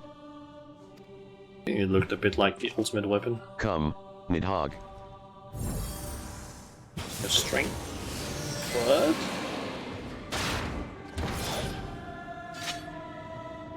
Something fucked up, that's what. Yep. What's going on with that guy in the back? Apparently, Stydian can call upon Nidhogg's power? It seems we've been afforded an impromptu field test. Ready all battle data, and begin test sequence 2.0. Okay, we have Alamorn, deals and damage, damage over time, Word Roar, Star Diver. Let's see here. Thinking that one there. Then possibly this. That might be easier for me to actually use. Initiating synthetic orosite system. All systems now fully functional.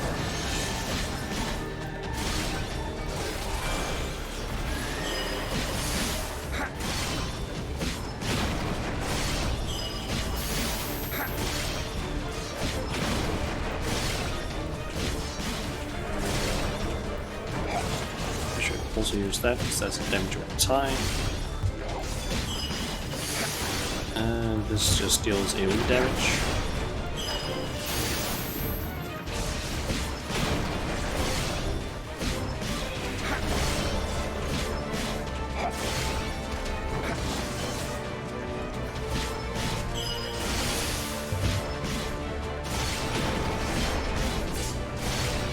We haven't much time. I said ready the battle data, damn you. Now loading data sample 14. This sample 14, what?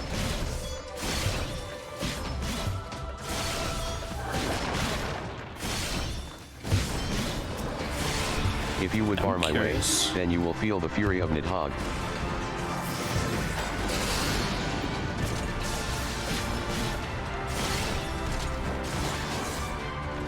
Oh, just didn't kill them.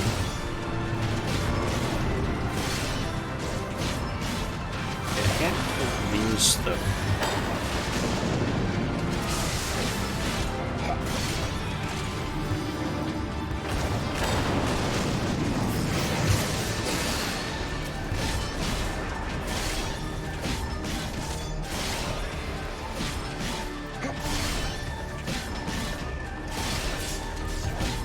It's not working. Ready another sample, the one taken from Castrum Abanya. Now loading data sample 12.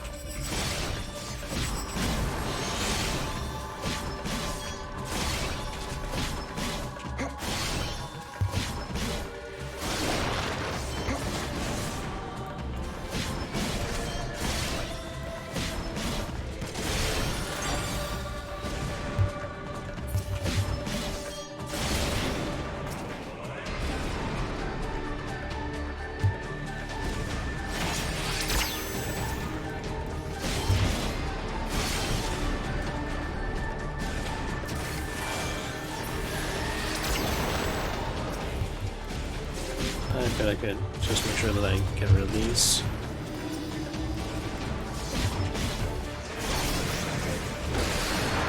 Just for safety.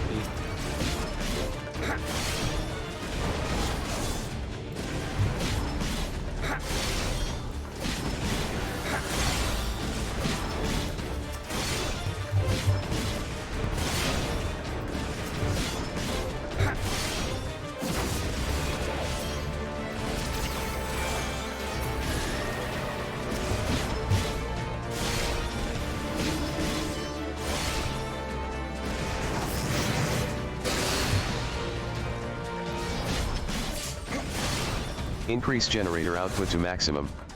Activate the Magitech field, full power. And with our, I don't know, do it break soon? It works, it works. Ha ha ha. Arch Ultima is unstoppable. Unstoppable. We shall see about that. Ultimate? Yep. Nidhogg. Show them your fury. Taste my lance! That was called Dragon Song Die. Nice. The fact that they actually have some cinematic stuff in this, that is pretty cool.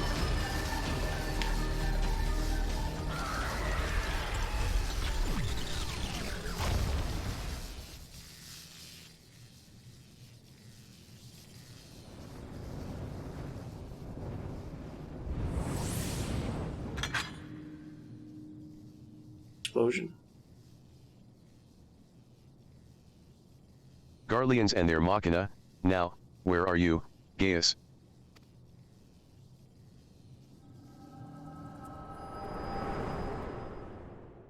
But why do you not have your armor on? Oh, here in the Rising Stones. My question. At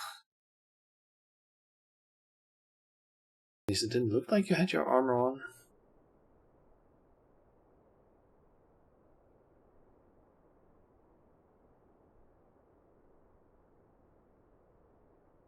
Are you all right? Discreetly those.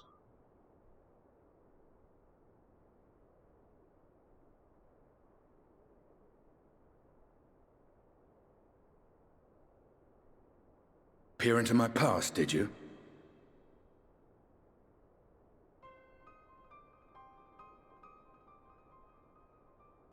Well, I didn't quite relive the experience as you did, but I bore witness to it all. I'm still not sure what I think of this gift of yours, but no matter. Our confrontation was cut short when the Imperial Guard arrived. It was then that Xenos took his leave, citing boredom. To think their research into the Echo could bear such fruit. Escaping death, jumping from one body to the next, and returning to his own after all this time. He is an Ascian in all but name.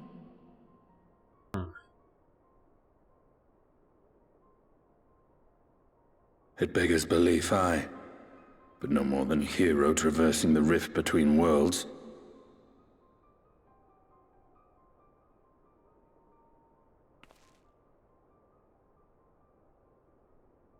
My concerns are far more prosaic. With the Emperor dead and the Crown Prince missing, the Empire is in disarray. Until order is restored, assuming it even possible, we needn't fear an Imperial reprisal. And for reasons of his own, Xenos took it upon himself to rid the world of Black Rose. Riol has already gone to apprise the Alliance leaders of these developments. We may leave the matter in their hands for now. Guessing that's because Xenos thinks that cowardly or boring way of killing people. Then perhaps we have seen the last of the fighting at Gimlet. Though, if it comes to civil war, I cannot help but fear for the provinces.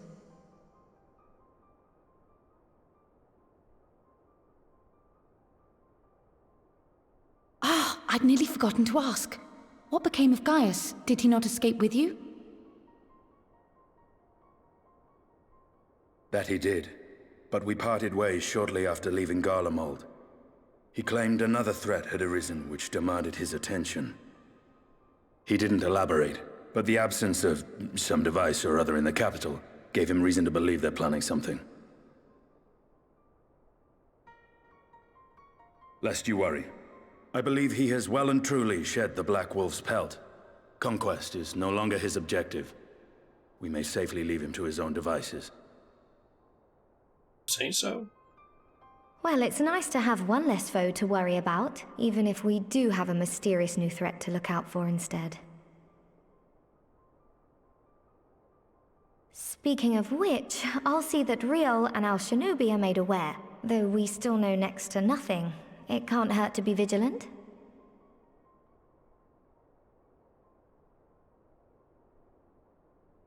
Well then, with Black Rose nipped in the bud, I believe I've fulfilled my part of the bargain.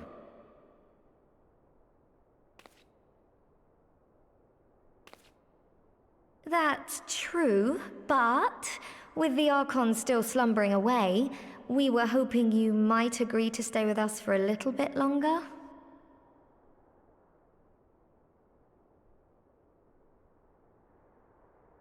Sorry, but I'm not inclined to extend my contract. Gaius isn't the only one with business to attend to. Aww.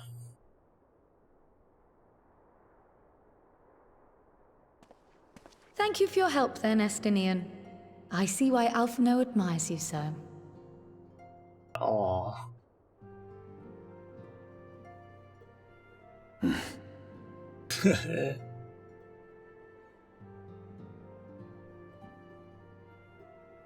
Farewell, my friend.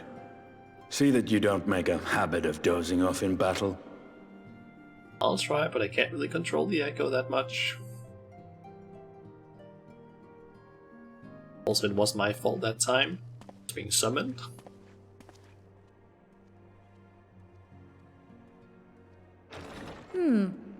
I suppose we should all be getting on then. As ever, we will see to the Archon's needs. In the meantime, why not get some rest?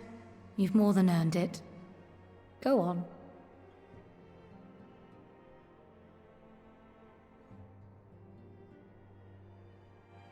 Okay. Speak with Talaru. That's what I'll have to say.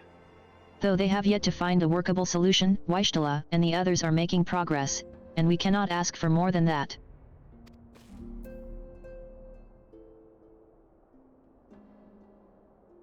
The echo of convenience. Very much yes, yep. You must be shattered after all that hopping back and forth between worlds. Why not stay here and rest for a while? I'm sure Becklug can manage without you. They've got enough science to help them, if you ask me. Okay. And cutscene. See, Xenos, perhaps? Meanwhile in Garlemald. Or is it perhaps Gaius?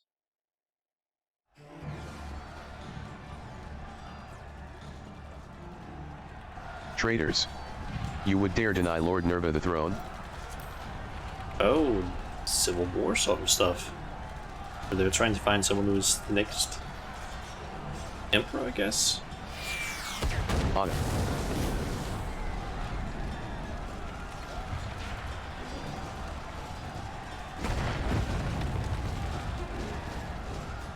Onward. Before this day is done, victory shall be ours. So I'm guessing it's the different legions that are fighting against each other.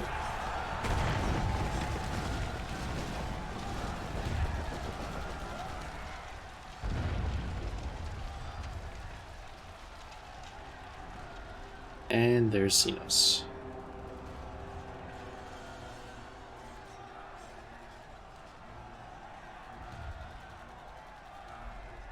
Boring, boring, boring.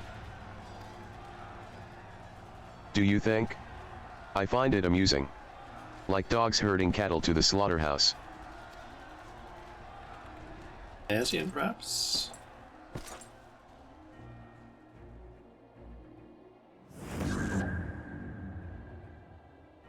That you. Your soul is. Who are you?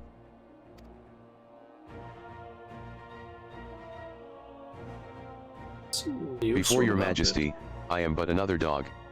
Lost, in want of a new master. A hunting dog if you should wish it so. For I know full well the prey you would seek next. Zodiac. Okay.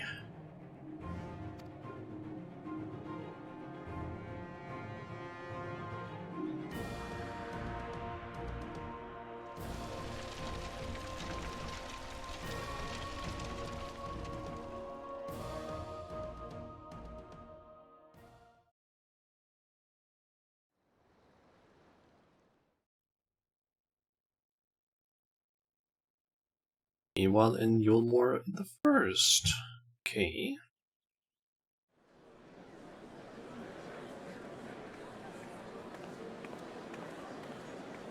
First cutscene, perhaps? Oh. Did you hear? The mayor's reopening Deadless Stoneworks, and they're looking for laborers. There's talk of resettling some of the old, abandoned villages too. They're even laying on free Talos to help anyone willing to make the move. Free Talos? Huh? We'd best get packing. Steady work, board, and lodging. If that's not a recipe for hope, I don't know what is.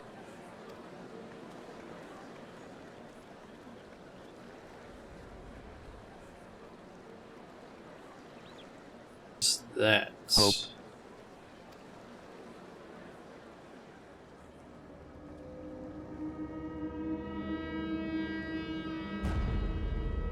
Yes.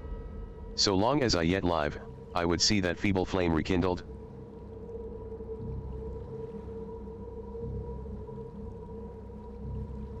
What the fuck? What? What? That's fucking Artbird. Wait, what the fuck is happening? What?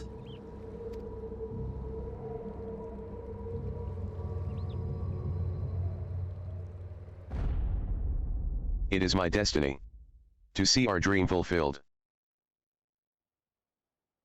What? Huh?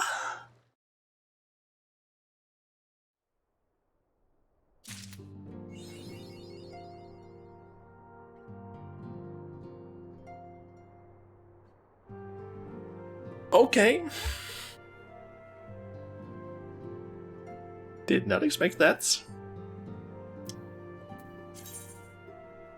I gotta say, some of these cliffhangers when they just go like, oh yeah, here's a cliffhanger for this patch. It's just like, I'm sorry, what?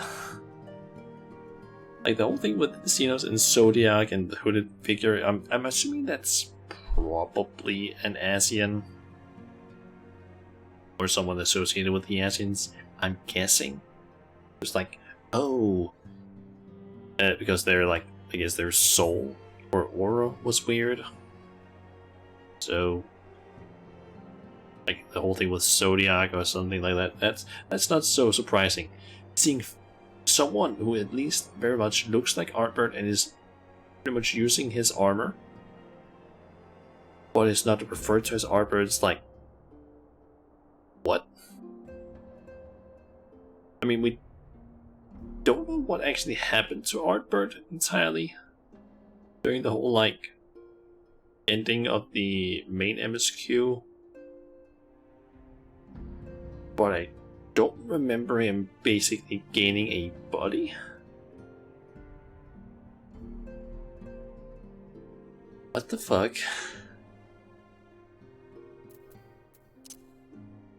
Well, actually, okay. Nope, I haven't gotten any more of those. I need to work on that a lot. But, yeah. I think I'm actually gonna go ahead and... It's been like 5.5 hours, so I'm gonna go ahead and start ending the stream now, because it is hot as fuck. I want to, like, get some cold air into my bedroom. And I would also like to kind of stand up, because let's just say my ass is kind of hurting right now after having sat down for like around 5 hours straight. So let's see here. I want to figure out who to possibly raid. Let's see here. To raid.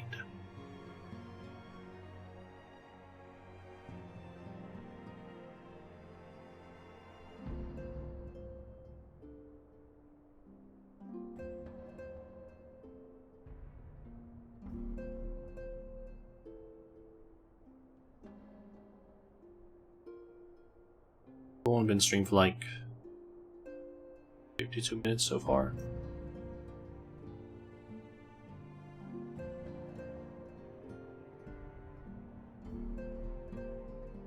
Yeah. Let's go with you. What is that notification I've got on Twitch? Ah, I actually got a subscription to her. Oh well, we are gonna be rating Jogar Girl. Apparently I got gifted a subscription to her in 1 month tier 1 sub like 16 minutes ago, apparently. Despite the fact that I only just opened up Twitch and opened her stream, so I don't know why I was given one. But yeah, I'm thinking we'll rate Jogar Girl. She is currently doing some just chatting. Specifically what she apparently refers to as the Snail Show. So yeah, gonna rate her. Let's see, next stream is gonna be tomorrow. Hopefully, unless I end up for some reason not doing a stream after all. Yeah, that's the plan at least, to do a stream. I'm not entirely sure 100% what we're gonna be doing, but we might unlock a few things and just continue with the MSQ, because yeah, not much else really. Yeah, that's basically the plan. Also, let me just quickly check something.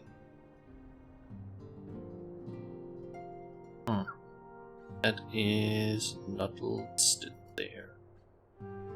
Well, anyway, stream tomorrow should be at around the same time as today. Hopefully a little bit before, because I did start the stream a little bit early today. By like, I don't know, 10-15 minutes I think. But it's not that big of a deal, I guess. Just need to make sure that I start a bit early, right? Essentially. But yeah. I guess that's the end of the stream. Hopefully I'll see you guys tomorrow. Again, thanks to it's Jonas TTV for the follow. He is if I'm not mistaken, another Danish VTuber, if I remember correctly. So, yeah, that's the plan at least for now. So, yeah. Thanks for the stream, and welcome, Yuriko. Thanks for dropping by, and yeah, guess that's gonna be it. We'll rate Joker Girl. Make sure to behave over there, and yeah, guess till next time, everyone. I'll see ya.